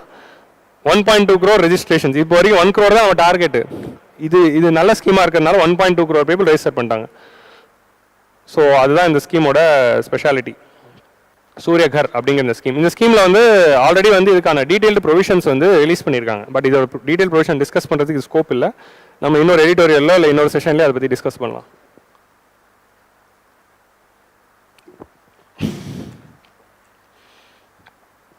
இதோட எக்ஸ்பெரிமெண்டல் வெர்ஷனாக வந்து பிஎம் குசும் ஸ்கீம் அப்படிங்கிற ஸ்கீமில் வந்து அக்ரிகல்ச்சரில் சோலரைசேஷன் ஆஃப் ஃபார்மிங் அப்படிங்கிற ஐடியாவில் தேவோட அப்ராட். ஸோ அது ஆல்ரெடி வந்து அக்ரிகல்ச்சரில் வந்து நம்ம ட்ரை பண்ணிட்டோம். இப்போ வந்து கிசான் உர்ஜா சக்தி உத்தம் மகா அபியான், அதான் அதோட ஃபுல் ஃபார்ம், கிசான் உர்ஜா சக்தி உத்தம் மகா அபியான். ஸோ அதில் ஆல்ரெடி நம்ம வந்து அக்ரிகல்ச்சரில் சோலரைசேஷன் ட்ரை பண்ணோம். இப்போது எவ்ரி ஹவுசஸ்லையும் ட்ரை பண்ண போகிறோம். ஓகே, அதான் இதோட ஐடியா. ஸோ 7th ப்ரையாரிட்டி வந்து இன்ஃப்ராஸ்ட்ரக்சர், கட்டுமானம். ஸோ ஆல்ரெடி வந்து நான் சொல்லியிருக்கேன், நெக்ஸ்ட் ஃபியூச்சருக்கு தேவைப்படுற இன்ஃப்ராஸ்ட்ரக்சருக்காக தான் நேஷனல் இன்ஃப்ராஸ்ட்ரக்சர் பைப்லைன் அப்படின்னு ஒரு 111 lakh crore வர்த்து ப்ராஜெக்ட் வந்து நம்ம லான்ச் பண்ணியிருக்கோம். அடுத்த ஒரு 15 years வச்சுக்கோங்க, 111 lakh crore வர்த்து அனௌன்ஸ் பண்ணியிருக்கோம். அது பப்ளிக் ப்ரைவேட் மோடில் தான் கொண்டு வர போகிறோம். அதுக்கு வருஷம் வந்து நம்ம பண்ணுறோம். ஸோ இனிமேல் தேவைப்படுற இன்ஃப்ராஸ்ட்ரக்சர் ஃபியூச்சரில் தான் வரப்போகுது அப்படின்னு ஒன்று இருக்குது. ஸோ அதே மாதிரி இன்னொரு டைமென்ஷன் என்னென்னா, நம்ம ஆல்ரெடி டிஸ்கஸ் பண்ணோம், பேண்டமிக்லேருந்து ரெக்கவரி. பேண்டமிக்லேருந்து எக்கனாமியை ரெக்கவர் பண்ணுறதுக்கு கவர்மெண்ட் யூஸ் பண்ணுற ரூட் வந்து கேபிட்டல் எக்ஸ்பெண்டிச்சர் ரூட். ஸோ எக்கனாமியை ரெக்கவர் பண்ணுறது எப்படி பண்ணலாம்? ஏதோ மக்களுக்கு டேரெக்டாக பணத்தை கொடுத்து பண்ணலாம், ரெவன்யூ எக்ஸ்பெண்டிச்சர் அதிகப்படுத்தலாம். அப்படி இல்லைனா என்ன பண்ணலாம்னா கேபிட்டல் எக்ஸ்பெண்டிச்சர் மூலமாக ரெக்கவர் பண்ணலாம். அது வந்து ஜான் மேட் கீன்ஸோடைய கீனிசியன் ஐடியா. ஸோ என்னன்னா, எக்கனாமி டிப்ரெஷனில் இருக்குன்னா கவர்மெண்ட் கேபிட்டல் எக்ஸ்பெண்டிச்சர் அதிகப்படுத்திட்டா, இப்போ ஒரு ரோடு போடுறாங்க அப்படின்னா அந்த ரோட்டில் வந்து ஒரு 1000 பேர் வேலை செய்வாங்களா, அவங்க 1000 பேருக்குமே சேலரி கிடைக்குதா, அது மூலமாக அவங்க கையில் பணம் போயிடுது. ஒரு 1000 பேருக்கு கையில் பணமும் போச்சு, ரோடு வந்துருச்சு. ஸோ இதுதான் கேபிட்டல் எக்ஸ்பெண்டிச்சர். நாளைக்கு அந்த ரோடுனால என்ன பெனிஃபிட் வரும்? நிறைய இண்டஸ்ட்ரீஸு, நிறைய டிரான்ஸ்போர்ட்டேஷனு, கூட்ஸு, மக்கள் தான் யூஸ் பண்ண போகிறாங்க. ஸோ அதனால் எக்கனாமி இன்னும் டெவலப் ஆகும். ஸோ அதான் multiplier effect of capital expenditure. So government வந்து 1 rupee ரெவன்யூ எக்ஸ்பெண்டிச்சர் பண்ணாங்கன்னா 0.98 rupees தான் திரும்ப வருது. இதான் வந்து மல்டிப்ளையர் எஃபெக்ட் அப்படின்னு சொல்லுவாங்க. 1 rupee ரெவன்யூ எக்ஸ்பெண்டிச்சர் பண்ணால் 0.98 தான் வரும். ஆனால் 1 rupee கேபிட்டல் எக்ஸ்பெண்டிச்சர் இந்த மாதிரி இன்ஃப்ராஸ்ட்ரக்சர் ப்ராஜெக்ட்ஸில் பண்ணாங்க அப்படின்னா 2.25 வரைக்கும் வரும் ரிட்டர்ன்ஸ். லாங் ரன்ல 10-15 வருஷத்தில் அது வந்து 4.5 கூட மாறலாம் அப்படின்னு சொல்கிறாங்க. பட் இப்போதைக்கு 2.25 வச்சுக்கலாம், multiplier effect of capital expenditure. இந்த ஐடியா பேஸ் பண்ணி தான் 19th கிரேட் டிப்ரெஷன்லேருந்து எப்படி அமெரிக்கா ரெக்கவர் ஆச்சோ அதே மாதிரி நம்மளும் பேண்டமிக்லேருந்து ரெக்கவர் பண்ணும். ஸோ நீங்கள் பேண்டமிக்லேருந்து இந்த வருஷம் வரைக்கும் பார்த்தீங்கன்னா capital expenditure is always on the increase for the infrastructure construction. So அது இந்த வருஷமும் தொடருது. இந்த வருஷம் one of the highest capital expenditure allocation எவ்வளோ? ஈஸி நம்பர்,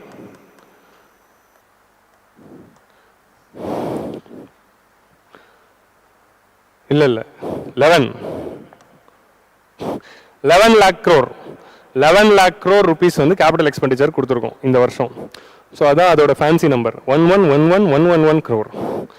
ஸோ ஃபேன்சியாக வந்து முடிவு பண்ணிட்டாங்க. So provision of 11 lakh crore worth infrastructure which is almost 3.4% of GDP வந்து நம்ம இந்த வருஷம் கேபிட்டல் எக்ஸ்பெண்டிச்சர் கொடுத்துருக்கோம். That is the highest. 1.5 lakh crore to states as long-term interest-free loans for the resource allocation. So, இதில் என்ன பண்ணுறோம் அப்படின்னா interest-free loans வந்து சென்ட்ரல் கவர்மெண்டோட கேபிட்டல் எக்ஸ்பெண்டிச்சர் அதிகப்படுத்தாமல் ஸ்டேட் கவர்மெண்ட்டும் அதிகமாக பண்ணணும் அப்படிங்கிறதுக்காக interest-free loans for 50 years வந்து கொடுக்குறோம். ஸ்டேட் கவர்மெண்ட் என்ன பண்ணலாம், சென்ட்ரல் கவர்மெண்ட் கிட்ட இருந்து லோன் எடுக்கலாம், 50 வருஷம் லோன் அது. ஓகேவா, அந்த லோன் வந்து interest free loans, no need to pay interest. வருஷம் வெறும் வாங்கின கடனை அசலை கொஞ்சம் கொஞ்சமாக கட்டி முடிச்சிட்டாலே போதும். ஸோ இந்த மாதிரி வந்து interest free long term loans வந்து நிறைய கொடுத்துருக்கோம். நெக்ஸ்ட் வந்து அது 1.5 lakh crore. நெக்ஸ்ட் வந்து பிரதான் மந்திரி கிராம் சதக் யோஜனாவில் வந்து ஒரு அடிஷ்னலாக 25,000 ஹேபிடேஷன்ஸ்க்கு இந்த வருஷம் கட்ட போகிறோம். ஸோ கிராம் சதக் யோஜனா வந்து 2000 இப்போ வாஜ்பாயோட 2 முக்கியமான ரோட் ஸ்கீம் சொல்லுவாங்க. வாஜ்பாயோட இன்னி வரைக்கும் அவரோட பேர் சொல்கிற 2 ஸ்கீம்ஸ் எதுனா, ஒன்று வந்து கோல்டன் குவாட்ரிலேட்டரல், இன்னொன்று வந்து gram Sadak Yojana. So road வேஸில் ஒரு முக்கியமான ரெவல்யூஷன் நடந்திருக்கும். ஸோ அதில் கிராம் சதக் யோஜனானா என்ன, ஒரு கிராமத்துக்கு ரோடு போகணும் அப்படிங்கிறது அதோட ஐடியா. ஸோ அதில் என்னென்னா மினிமம் 500 people ஒரு கிராமத்தில் இருந்தாங்கன்னா அவங்களுக்கு ஒரு ரோடு. அதே ஹில்லி ரீஜனாக இருந்தால் 250 people. ஸோ அப்படி என்ன ஆகுனா ஒரு கிராமம் வளர வளர நிறைய புது கிராமங்கள் 250 criteria 500 criteria வந்திருக்கும். அந்த மாதிரி புது கிராமங்கள் ஒரு 25,000 ஐடென்டிஃபை பண்ணி அவங்களுக்கு ரோடு போடுறோம். ஸோ அதான் வந்து Pradhan Mantri gram Sadak Yojana phase 4. phase 1 வந்து நிறைய ரோட்ஸ் கட்டணும், phase 2ல வந்து நிறைய ரோட்ஸ் கட்டணும்.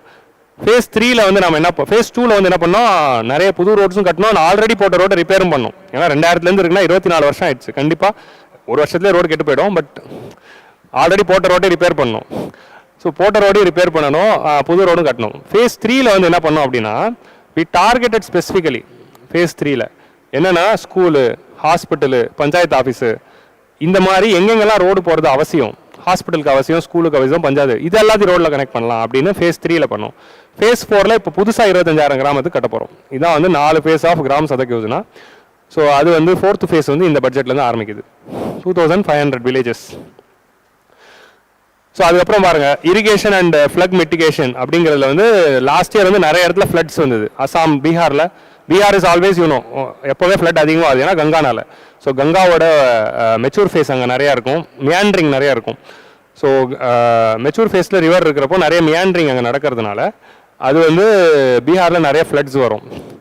ஸோ பீகார் உண்மையாலே பீகாரில் ஃப்ளட்ஸ் வரும். சரியா, இதுக்கு அரசியலுக்கு சம்மந்தம் இல்லை. கோசி ரிவரே வந்து சாரோ ஆஃப் பீகார்னு சொல்லுவோம். ஏன்னா ஹிமாலயாஸ்லேருந்து வர ரிவர் அப்படியே வந்து மெச்சூர் ஃபேஸுக்கு மாறும்போது மியாண்ட்ரிங்னால பயங்கரமாக ஃப்ளட்டிங் வரும். ஸோ நெக்ஸ்ட் வந்து அசாமில் ஃப்ளட் வந்துச்சு, இமாச்சல் பிரதேஷில் வந்தது, உத்தரகண்டில் வந்தது, சிக்கிமில் வந்தது, சென்னையிலேயும் வந்துச்சு, தூத்துக்குடியிலேயும் வந்துச்சு. பட் இந்த 5 ஸ்டேட்டை மட்டும் நம்ம செலக்ட் பண்ணியிருக்கோம். இங்கே வந்து நம்ம வந்து இந்த அரிய வகை ஸ்டேட்ஸ்க்கு வந்து நம்ம வந்து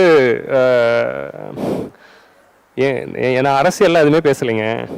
ஒரு வருஷத்தில் எல்லா ஸ்டேட்டையும் நம்ம கவனிக்க முடியாது, ஒரு வருஷம் ஒரு ஸ்டேட் நம்ம பார்ப்போம், அந்த மாதிரி தான். ஸோ பீகார் வந்து frequently suffered from the floods. So நேபாளிலேருந்து வர நிறைய ரிவர். ஸோ அதனால் Kosi Mechi intra state link project அப்படிங்கிற இந்த ப்ராஜெக்ட் வந்து தே ஹவ் லான்ச். அண்ட் அசாமில் இங்கே எல்லா இடத்துலையும் என்னென்னா ஃப்ளட் கண்ட்ரோலுக்காக நம்ம ப்ராஜெக்ட்ஸ் கொண்டு வர போகிறோம் அப்படிங்கிற மாதிரி ஃப்ளட் கண்ட்ரோல் மிட்டிகேஷன் ஸ்டெப்ஸ் எடுக்கிறதுக்கு we will be providing. So இந்த 5 ஸ்டேட்டும் பார்த்து வச்சுக்கோங்க, பட்ஜெட்டில் சொல்லப்பட்ட ஸ்டேட்ஸ். இப்போ மெயின்ஸில் இது எப்படி யூஸ் பண்ணலாம், மெயின்ஸில் ஃப்ளட் ரிலேட்டடாக கொஸ்டின் வந்துச்சுன்னா recently 5 states suffered huge floods அப்படின்னு சொல்லி எழுதி வரலாம். ஏன்னா வருஷம் ஃப்ளட் வரும். நீங்கள் கண்ணு மூட்டு சென்னை, மும்பை எழுதிடலாம் அர்பன் ஃப்ளட்டிங்கு. ஏன்னா எல்லா வருஷமும் ஃப்ளட்டிங் நடக்கும். இந்த வருஷம் புதுசாக வந்து பெங்களூரும் சேர்ந்துக்குச்சு, எல்லா வருஷமும் ஃப்ளட் வருதுக்கு. ஸ்டேட்ஸ்னால் இவங்கள அந்த ஸ்டேட்ஸ் இல்லை. ஸ்பெஷாலிட்டி என்னதுன்னா ஹிமாச்சலும் சிக்கிமும் நீங்கள் நோட் பண்ணணும். ஹிமாச்சலும் சிக்கிம்லேயும் வந்து glacial lake out burst flood வந்துச்சு, GLOF split. Glacier lake out பஸ்னா என்ன, கிளேசியர்ஸ் நிறைய வருதுல்ல, இந்த கிளேசியர்ஸ் வந்து அப்படியே இங்கே ஸ்டோர் ஆகிறப்போ என்ன ஆகும், இந்த மாதிரி ஒரு ரிசர்வாயர் மாதிரி ஃபார்ம் ஆகிடும். ஃபார்ம் ஆகிட்டப்போ இங்கே தண்ணி தேங்கிடும். டக்குன்னு என்ன ஆகிடும், இங்கே ஸ்டோப் ஸ்டெபிலிட்டி வீக் ஆனவுடனே இந்த கிளேசியர் வந்து திரும்ப பிரேக் ஆகிடும். பிரேக் ஆகிறப்போ இந்த தண்ணி எல்லாம் ஃப்ளட்டாக வரும்.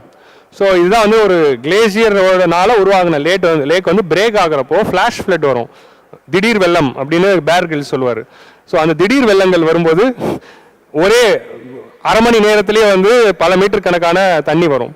ஸோ அந்த மாதிரி ஃப்ளாஷ் ஃப்ளட்ஸ்லாம் வரும்போது it will be cause a huge damage. So சிக்கிம்லேயும் ஹிமாச்சல்லையும் கிளாஃப் நடந்துச்சு. அண்ட் உத்தரகண்ட்லேயும் வேணும், we had one of the severe flood this year. நம்மளுடைய அலக்நந்தா இல்லை, இன்னொன்று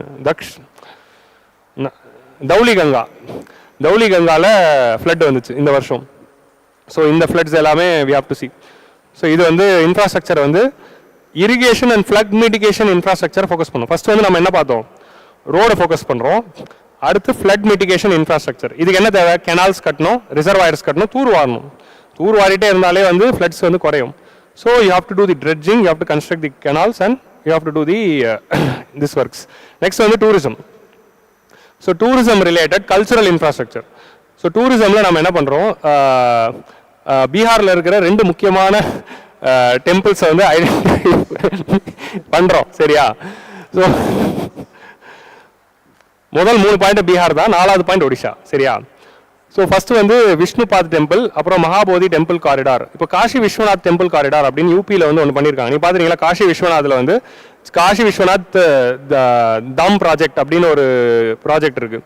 ஸோ காஷி விஸ்வநாத் தாம் ப்ராஜெக்ட் அதில் என்னதுன்னா, அந்த காஷி விஸ்வநாத் டெம்பிள்லையும் அங்கே இருக்க ரிவர் காட்ஸ் இருக்குல்ல, காஷி விஸ்வநாத் எதுக்கு போகிறாங்க, எல்லாரும் போயிட்டு காசியில் கங்காவில் வந்து குளிச்சுட்டு கோயிலுக்கு வருவாங்க.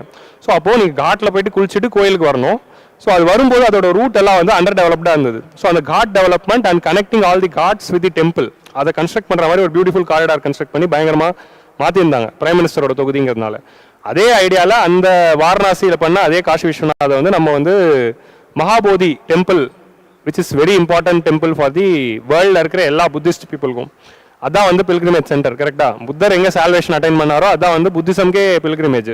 அது வந்து லோக்கல் லெவல் மட்டும் இல்லை, இன்டர்நேஷனல் லெவல். ஏன்னா உலகத்தில் Buddhism is a very important religion, many கண்ட்ரீஸில் இருக்குது.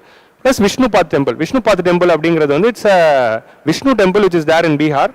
அது வந்து இந்த ராஜ்க்கு இந்த மகாபோதி பக்கத்தில் தான் இருக்கும். விஷ்ணுபாத் டெம்பிள் வந்து ஹிஸ்டாரிக்கலி சிக்னிஃபிகண்ட். ஏன்னா அந்த டெம்பிளை வந்து ரீஸ்டோர் பண்ணது வந்து அஹல்யா பாய் ஹோல்கர் அப்படிங்கிற ஒரு மராத்தி குயின் வந்து ரீஸ்டோர் பண்ணியிருப்பாங்க ஆஃப்டர் தி டிஸ்ட்ரக்ஷன். ஸோ அதனால் வந்து இண்டோரோட குயின் அவங்க. ஸோ அந்த டெம்பிள்னாலே எனக்கு அவங்க பேர் தான் ஞாபகம் வரும், அஹல்யா பாய் ஹோல்கர். அவங்க வந்து அதை ரீஸ்டோர் பண்ணியிருப்பாங்க. அந்த டெம்பிளை வந்து இப்போ திரும்ப வந்து நம்ம இன்னும் வந்து இந்த மாதிரி காசி விஸ்வநாதர் மாதிரி பண்ண போகிறோம். ஸோ அதான் இதோட 2.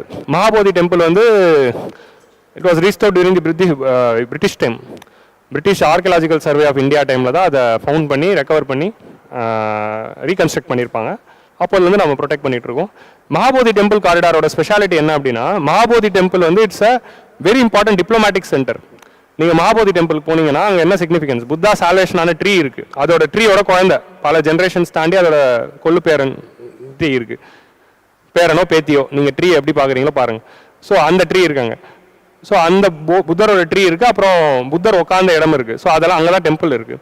ஸோ இங்கே புத்திஸ்ட் கண்ட்ரிஸ் எல்லாருமே அவங்களுடைய ஒரு சென்டர் வச்சுருக்காங்க. இப்போ நீங்கள் அங்கே போனீங்கன்னா சவுத் கொரியன் புத்திஸ்ட் சென்டர், அப்புறமா வந்து Thailand centre, Myanmar centre, Indonesia centre, Sri Lanka centre அப்படின்னு எம்பசி மாதிரி எல்லாருமே அங்கே பேஸ் வச்சுருப்பாங்க. ஏன்னா அந்த ஊர் சிட்டிசன்ஸ் அங்கே வரும்போது அவங்க ரிலேட்டடாக அங்கே பார்த்துக்கிறதுக்கு அங்கே அப்படியே ஒரு எம்பசி மாதிரி இருக்கும் அந்த என்டையர் காம்ப்ளெக்ஸ்லையும்.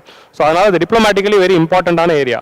ஸோ அதை இன்னும் நம்ம அடுத்த லெவலுக்கு கொண்டு போகிறது ஐஆர் பாயிண்ட் ஆஃப் வியூ ரொம்ப முக்கியமான ஒரு விஷயம். புத்திஸ்ட் கண்ட்ரிஸோட ரிலேஷன்ஸ் இன்னும் நல்லா ஆகும். The same applies to Nalanda also. Nalanda வந்து இப்போ ரீசெண்டாக நலந்தா யூனிவர்சிட்டி வந்து ரீகன்ஸ்ட்ரக்ட் பண்ணியிருக்காங்க. ஞாபகம் இருக்கா? நலந்தா யூனிவர்சிட்டி யார் கட்டினா? குமாரகுப்தா சக்கராதித்யா அப்படிங்கிறவர் 427வது ஏடியில் தான், ஆமாம் ஏடியில் தான் கட்டினார். குப்தா டைனாஸ்டியில் ஒரு முக்கியமான restoration work. So Nalanda university is considered to be a global university வேறு என்னென்ன ட்ராவலர் ஹுவான் ஸ்வாங் ஐட் சிங். இப்போது இதை பார்த்த உடனே நீங்கள் வந்து எந்த டெம்பிளை கட்டுறாங்கன்னு கேள்வி வராது, அந்த டெம்பிளோட ஹிஸ்ட்ரியிலேருந்து கொஸ்டின் வரும். இப்போ நலந்தா யூனிவர்சிட்டி பற்றி கொஸ்டின் வந்து நிதிஷ்குமாரும் மோடியும் போய் திறந்தாங்கன்னு வராது. யார் கட்டினா? குமாரகுப்தா கட்டினாருன்னு தான் வரும். உங்களுக்கு புரியுதா? யார் டிஸ்ட்ராய் பண்ணா? 3 டிஸ்ட்ரக்ஷன்ஸ் நடந்திருக்கு. ஹூனாஸ் டிஸ்ட்ரக்ஷன், ஃபர்ஸ்ட் வந்து ஹூனாஸ் அட்டாக், ரெண்டாவது வந்து சஷாங்கா ஆஃப் கவுடா. சஷாங்கா ஆஃப் கவுடாக்கும் ஹர்ஷவர்தனாவுக்கும் சண்டை வரும். அதனால ஹர்ஷவர்தனா மேலே பகை இருக்கிறதுனால சஷாங்கா ஆஃப் கவுடாவே வந்து அதை டிஸ்ட்ராய் பண்ணியிருப்பாரு. 3வது தான் பக்தியார் கில்ஜி. ஸோ இது வந்து ஹூனாஸ் இன்வேஷன், நெக்ஸ்ட்டு சஷாங்கா ஆஃப் கவுடா, 3வது வந்து பக்தியார் கில்ஜி. 3 பேரை டிஸ்ட்ராக்ட் பண்ணாங்க. அதை ரீகன்ஸ்ட்ரக்ட் பண்ணி சரி பண்ணணும். அதை ஃபர்ஸ்ட் ஐடென்டிஃபை பண்ணது யார்? புக்கனன் அலெக்சாண்டர் ஏதோ ஒருத்தர், அவர் தான் பண்ணார். அதுக்கான நோட்ஸ் எல்லாம் இருக்குது, பாருங்கள். நீங்கள் இந்த மாதிரி தான் அதோட ஹிஸ்டாரியாவது பார்க்கணும். அலெக்சாண்டர் கன்னிங்ஹாம் டைமில் தான் அதை வந்து புத்திஸ்ட் சென்டர் அப்படின்னே கண்டுபிடிச்சிருப்பாங்க. அப்புறம் 2000 அப்துல் கலாம் பிரைம் மினிஸ்டர் ஆகும்போது தான் இது திரும்ப அந்த யூனிவர்சிட்டி கட்டினா என்ன அப்படின்னு சொல்லியிருப்பாரு. ஸோ ஆமால கட்டலாம்ல அப்படின்னு சொல்லி அப்புறம் என்ன பண்ணியிருப்பாங்க, எல்லா புத்திஸ்ட் கண்ட்ரிஸ்கிட்டையும் ஜாயின்ஸ் வெஞ்சரா புத்திஸ்ட் கண்ட்ரிஸ் எல்லாரும் கூட சேர்ந்து ஜாயிண்ட் வெஞ்சராக சேர்ந்து மன்மோகன் சிங் டைமில் அதுக்கான அடிக்கல் நாட்டு விழா நடந்திருக்கும். அது அப்போ கட்ட ஆரம்பித்தது, இப்போ கட்டி முடிச்சு திறப்பு விழா நடந்துச்சு. ஸோ பிரைம் மினிஸ்டர் மோடியும் பீகார் சீஃப் மினிஸ்டரும் போய் திறந்து வச்சாங்க. ஸோ இதுதான் வந்து அந்த நலந்தா யூனிவர்சிட்டியோட சிக்னிஃபிகன்ஸ். ஸோ இந்த மாதிரி நான் ஒன்றுத்துக்கு மட்டும் எக்ஸாம்பிள் சொன்னல, இது மாதிரி எல்லாத்துக்கும் போய் படிக்கணும்.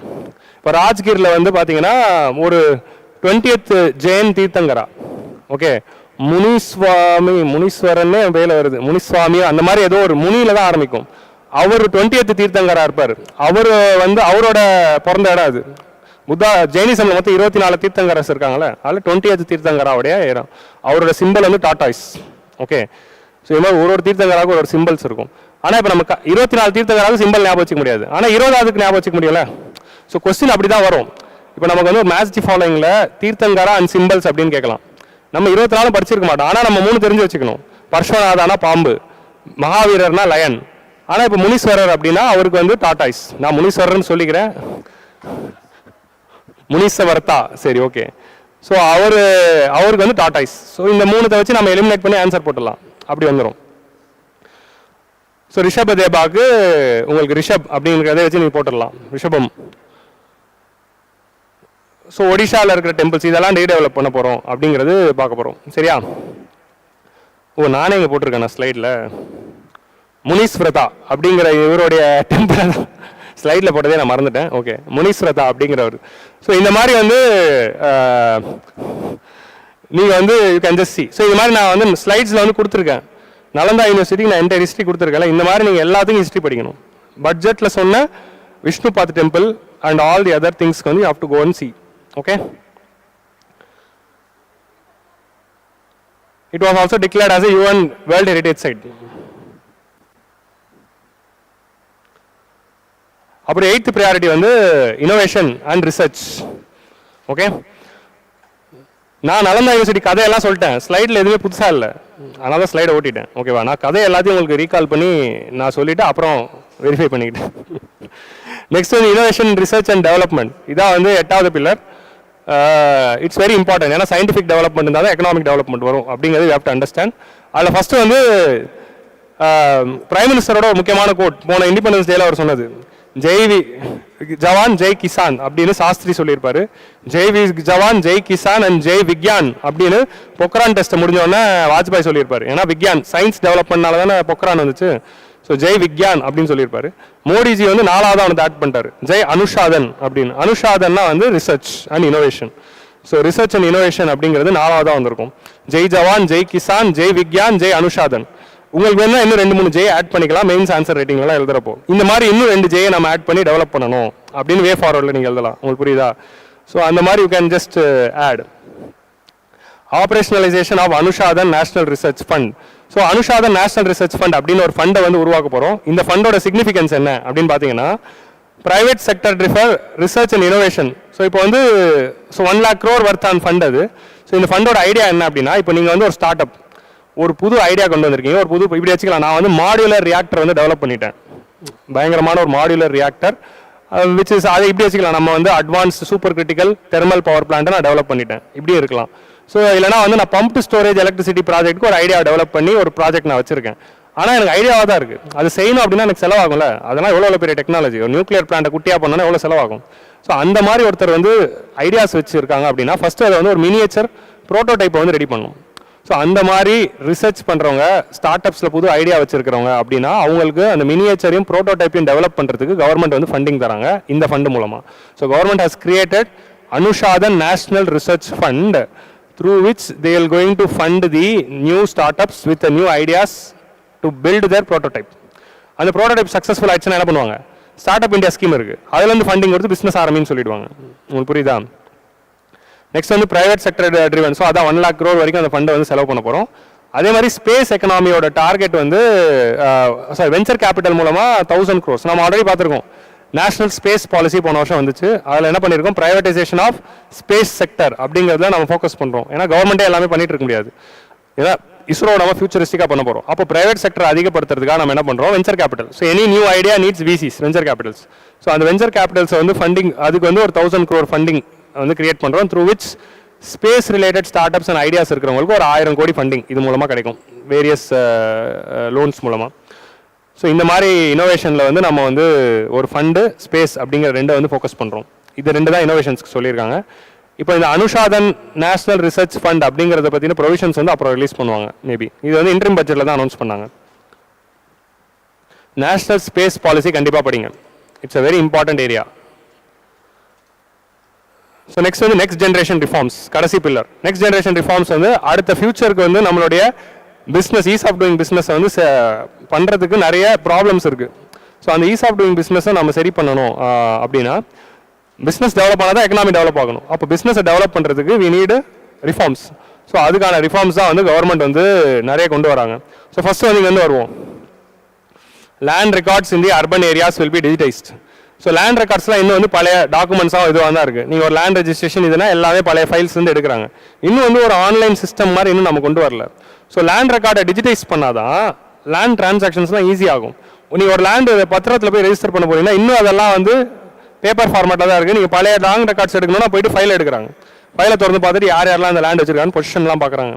ஸோ அப்படி பார்க்குறது எல்லாமே இன்னும் ஃபைலில் பார்த்தோம்னா எத்தனை நாள் அந்த ஃபைல் இருக்கும். ஸோ லேண்ட் எப்போ டிஜிட்டைஸ் பண்ணுறோமோ அப்போ தான் வந்து ஒரு ஃபேக்டர் ஆஃப் ப்ரொடக்ஷனே எஃபிஷியன்ட் ஆகுது. So we have to increase the efficiency of factor of production through technology. இதான் வந்து 9th பில்லரோட ஐடியா. அதில் land first.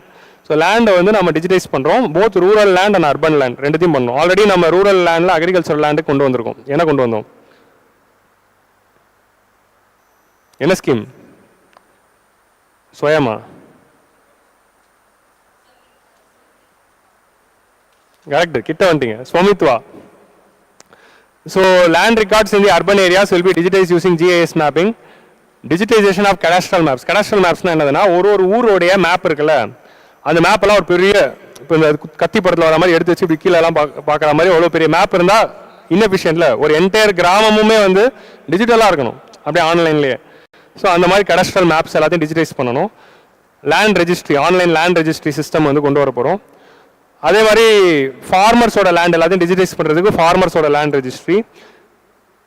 So survey the areas and create map. So ஃபுல்லாக வந்து லேண்ட் யூனிக் லேண்ட் பார்சல், ஒரு லேண்ட் ஐடென்டிஃபிகேஷனுக்கு வந்து என்னன்னா லேண்ட் பார்சல் ஐடென்டிஃபிகேஷன் நம்பர் அப்படின்னு ஒன்று கிரியேட் பண்ணி லேண்டுக்கு ஒரு ஆதார் கொண்டு வரும்.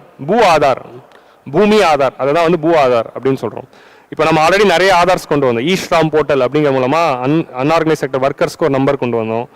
இந்த மாதிரி நிறைய இருக்குல்ல. ஸோ அந்த மாதிரி வந்து லேண்டுக்கு வந்து ஒரு லேண்ட் யூனிட்டுக்குமே ஒரு நம்பர், யூனிக் நம்பர். அந்த லேண்ட் யார் பேரில் இருக்குது அப்படிங்கிற அந்த டேட்டா வந்து எல்லாமே டிஜிட்டைஸ் ஆகணும் அப்படிங்கிற மாதிரி ஐடியாவில் தே ஆர் பிரிங்கிங். ஸோ இது வந்து rural and urban land related டிஜிட்டைசேஷனுக்காக நம்ம வந்து ஈஸ் ஆஃப் டூயிங் பிஸ்னஸ் அதிகப்படுத்துறதுக்கும் ஃபேக்டர்ஸ் ஆஃப் ப்ரொடக்ஷனை எஃபிஷியன்ட் ஆக்கிறதுக்கும் அதை டெக்னாலஜி மூலமாக ஆக்கிறதுக்கு இந்த ப்ராஜெக்ட். ஓகே, ஸோ இது வந்து ஒரு முக்கியமான line which you have to understand. Increasing the efficiency of factors of production using technology. So இது மூலமாக என்ன ஆகுது? எக்கனாமியோடைய மல்டிப்ளையர் எஃபெக்ட் அதிகமாகுது. ஸோ அதுக்கப்புறம் வந்து taxonomy for climate finance and availability of capital for climate adaptation. இப்போ என்னன்னா லோன் வாங்க போகிறீங்க, இப்போ புதுசான விஷயங்கள் வருது, இல்லை புது டெக்னாலஜி வருது, கிளைமேட் சேஞ்சில் நிறைய இஷ்யூஸ் வருது, அதுக்கெல்லாம் புது விதமான லோன் வரணும். இப்போ நீங்கள் எதுக்கு லோன் வாங்குறீங்க அப்படின்னு கேட்டால் நீங்கள் என்ன சொல்லுவீங்க? நான் வந்து கிளைமேட் அடாப்டேஷன்ஸ்க்காக நான் வாங்குறேன் அப்படின்னா பேங்கோட ஹிஸ்ட்ரியில் அந்த மாதிரி ஒரு லோனே கொடுத்துருக்க மாட்டாங்க. அப்போது யூ நீட் நியூ டெர்மினாலஜிஸ். இது ஒரு டெர்மினாலஜி, அதுக்கு ஒரு டெஃபினிஷன் கொடுத்து இந்த டெர்மினாலஜிக்கு இந்த மாதிரி புதுசாக இஷ்யூஸ் வந்துச்சுன்னா அந்த இஷ்யூஸ் எல்லாத்தையும் அப்டேட் பண்ணி நியூ டாக்ஸானமி கொண்டு வந்து அதுக்கு ஒரு டெஃபினிஷன் கொடுத்து ஒரு புது வேர்டை கிரியேட் பண்ணாதான் அது வந்து பாலிசி மேக்கிங்கில் வர, அது பேஸ் பண்ணி லா கொண்டு வரலாம், அது பேஸ் பண்ணி லோன்ஸ் கொண்டு வரலாம். இந்த மாதிரி எல்லா இடத்துலையும் அது யூஸ் ஆகும். உங்களுக்கு புரியுதா? ஸோ இப்போ கிளைமேட், இப்போ வந்து advance super critical thermal power பிளான்ட்டை நான் டெவலப் பண்ண போகிறேன் அப்படின்னா என்னன்னு கேட்பாங்க. ஸோ அதுக்கு அந்த டெஃபினிஷனே இருக்காது. ஸோ இந்த மாதிரி டாக்ஸானமிஸ்லாம் நம்ம நிறைய கொண்டு வரணும். So taxonomy for climate finance, FDI and overseas investment simplified. நம்ம இப்போ பிரைம் மினிஸ்டரோட one of the diaspora policy என்னது? டயஸ்போரா கிட்ட எப்போ பார்த்தாலும் ஏன்பா இந்தியாவில் வந்து இன்வெஸ்ட் பண்ணு அப்படின்னு சொல்லுவார். அப்படி இன்வெஸ்ட் பண்ணும்போது அவங்க ஏகப்பட்ட தடைகள் இருக்குது. ஃபாரின் எக்ஸ்சேஞ்ச் மேனேஜ்மெண்ட் ஆக்ட் அப்படிங்கிற அந்த ஆக்டுக்குள்ள.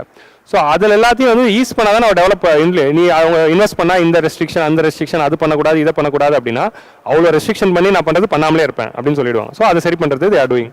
நெக்ஸ்ட் வந்து என்ன NPS வத்சல்யானா ஒருத்தர் வந்து நேஷனல் பென்ஷன்ஸ் ஸ்கீமுக்குள்ளே வரணும் அப்படின்னா அவங்க 18 years 21 years ஏஜுக்கு அப்புறமா தான் ஒரு ப்ரொவிஷன்ஸ்குள்ளே வராங்க. அவங்களுக்கு குழந்தை பிறக்கிறப்போ குழந்தை பிறந்துக்கு போதே அவங்க பேரில் NPSல அக்கௌண்ட் ஆரம்பிக்கிறதுக்கான ஒரு ப்ரொவிஷன் இது. NPSனா என்ன அப்படின்னா NPS is very important savings. நீங்கள் அதை வந்து பென்ஷனுக்காக போடணும்னு இல்லை, பணத்தை சேவ் பண்ணுறதுக்காகவே போடலாம். ஏன்னா நீங்கள் பேங்க்கில் பணம் போட்டால் உங்களுக்கு எவ்வளோ 3% தான் வரும், எஃப்டியில் போட்டால் ஒரு 4-5% வருமா, ஆனால் இதெல்லாம் போட்டால் 7-8 வரும், விச் இஸ் ஆல்வேஸ் பெட்டர் தென் எஃப்டியில் போடுறதுக்கு நீங்கள் என்பிஎஸ்ல போட்டிங்கன்னா இன்னும் அதிக ரிட்டர்ன்ஸ் வரும். கரெக்டாக? அதனால தான் நிறைய பேர் என்ன பண்ணுவாங்க, எஃப்டியில் போடுறதுக்கு பதிலாக என்பிஎஸ்ல போடுவாங்க. உங்களுக்கு புரியுதா? பேங்க்கில் பணமாக வச்சுக்கிறது இந்த மாதிரி போட்டு வச்சுக்கலாம். நீங்கள் எப்படி 10 வருஷம் கழித்து தான் எடுக்க போகிற அப்படின்னா அதே எஃப்டி போட்டு வைக்கணும். ஸோ ஒரு சிலர் கோல்டு வாங்கி வைப்பாங்க, ஒரு சிலர் லேண்ட் வாங்கி வைப்பாங்க, ஒரு சிலர் வேறு ஏதாவது வாங்கி வைப்பாங்க, ஸ்டாக்ஸில் போடுவாங்க. இப்போ என்பிஎஸ்ல உங்கள் குழந்தையோட பேரில் நீங்கள் ஒரு அக்கௌண்ட் ஆரம்பிக்கிறீங்க, அது பேங்க்கில் எஃப்டி ஆரம்பிக்கிறீங்கன்னா அது எவ்வளோ ரிட்டர்ன் வரப்போகுது? 4% தான் வரப்போகுது. என்பிஎஸ்ல போட்டால் 8 வரும். அப்போ என்பிஎஸ்ல குழந்தை பேர்லேயே அக்கௌண்ட் ஆரம்பிக்கிறதுக்கு தான் NPS வட்சல்யா. A plan for the contribution by parents and guardians for the minors. 18 வயசு ஆன பிறகு அது நார்மல் பென்ஷன் அக்கௌண்ட்டாக மாற்றிக்கலாம். ஸோ இது வந்து ஃபியூச்சர் டெமோகிராஃபிக் டிவிடெண்டுக்கு ஒரு முக்கியமான இன்வெஸ்ட்மெண்ட். எல்லாம் டெமோகிராஃபிக் டிவிடெண்ட் பாயிண்ட் ஆஃப் வியூவில் நீங்கள் அதை புரிஞ்சுக்கணும். Improvement of data governance, collection and processing. So data and statistics. இப்போ ஃபியூச்சர் ஃபுல்லாகவே வந்து டேட்டா அண்ட் ஸ்டாட்டிஸ்டிக்ஸ் நிறைய இருக்குது.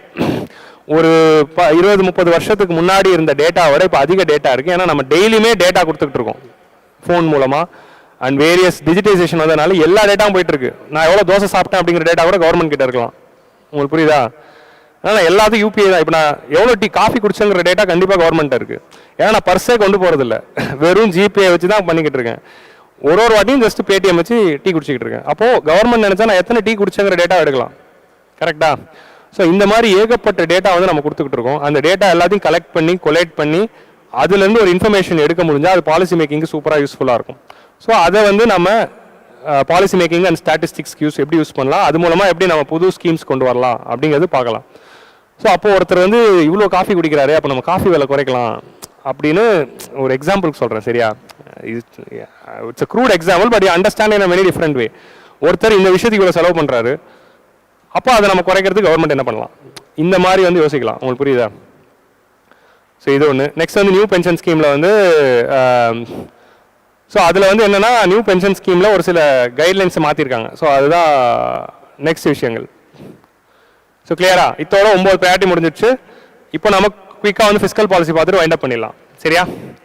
ஃபிஸ்கல் பாலிசியில் வந்து இது வந்து எதுவுமே நீங்கள் மனப்பாடம் பண்ண தேவையில்லை.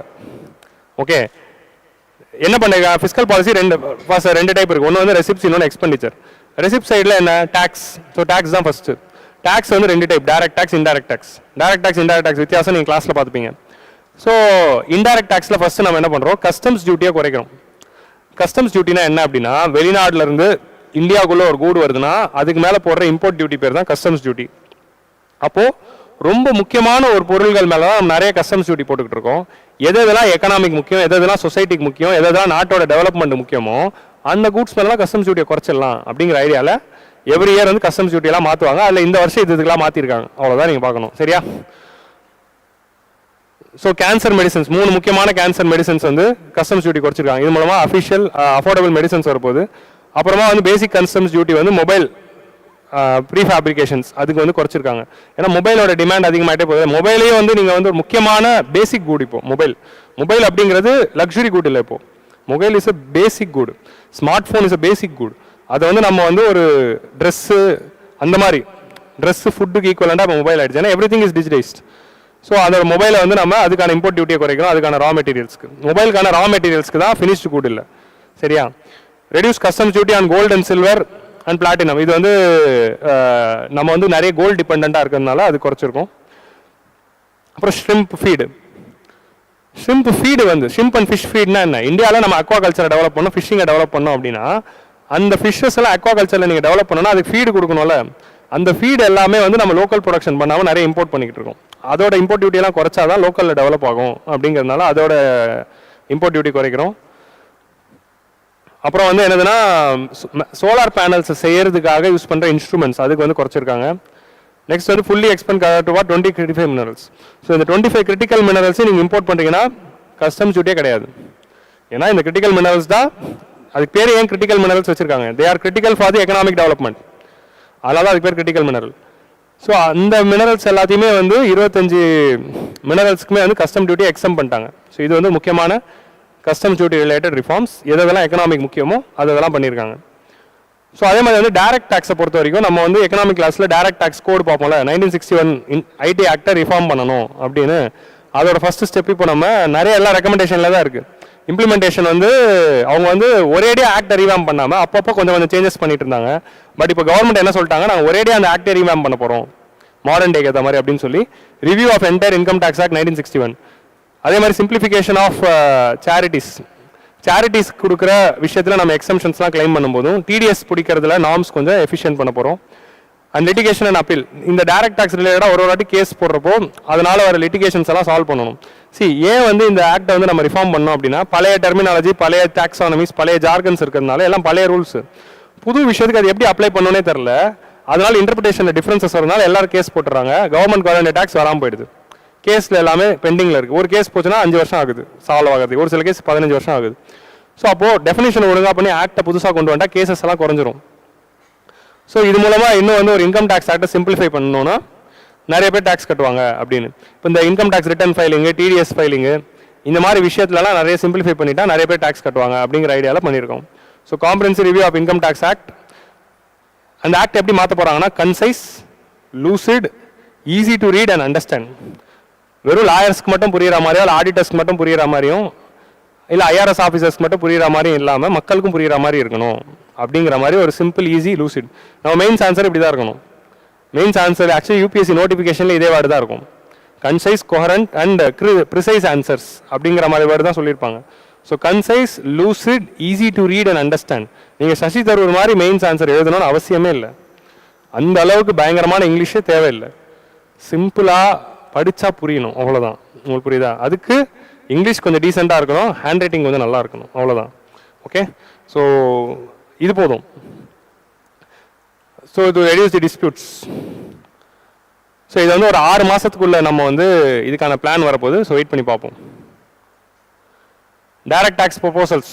ஸோ டைரக்ட் டேக்ஸை பொறுத்த வரைக்கும் 2 முக்கியமான டேக்ஸ் பற்றி பேசுகிறாங்க. ஒன்று வந்து கேபிட்டல் கெயின் டேக்ஸ், இன்னொன்று வந்து ஏஞ்சல் டேக்ஸ். சரியா? கேபிட்டல் கெயின் டேக்ஸ்னா என்ன, ஏஞ்சல் டேக்ஸ்னா என்னங்கிறத கிளாஸில் பார்ப்போம்.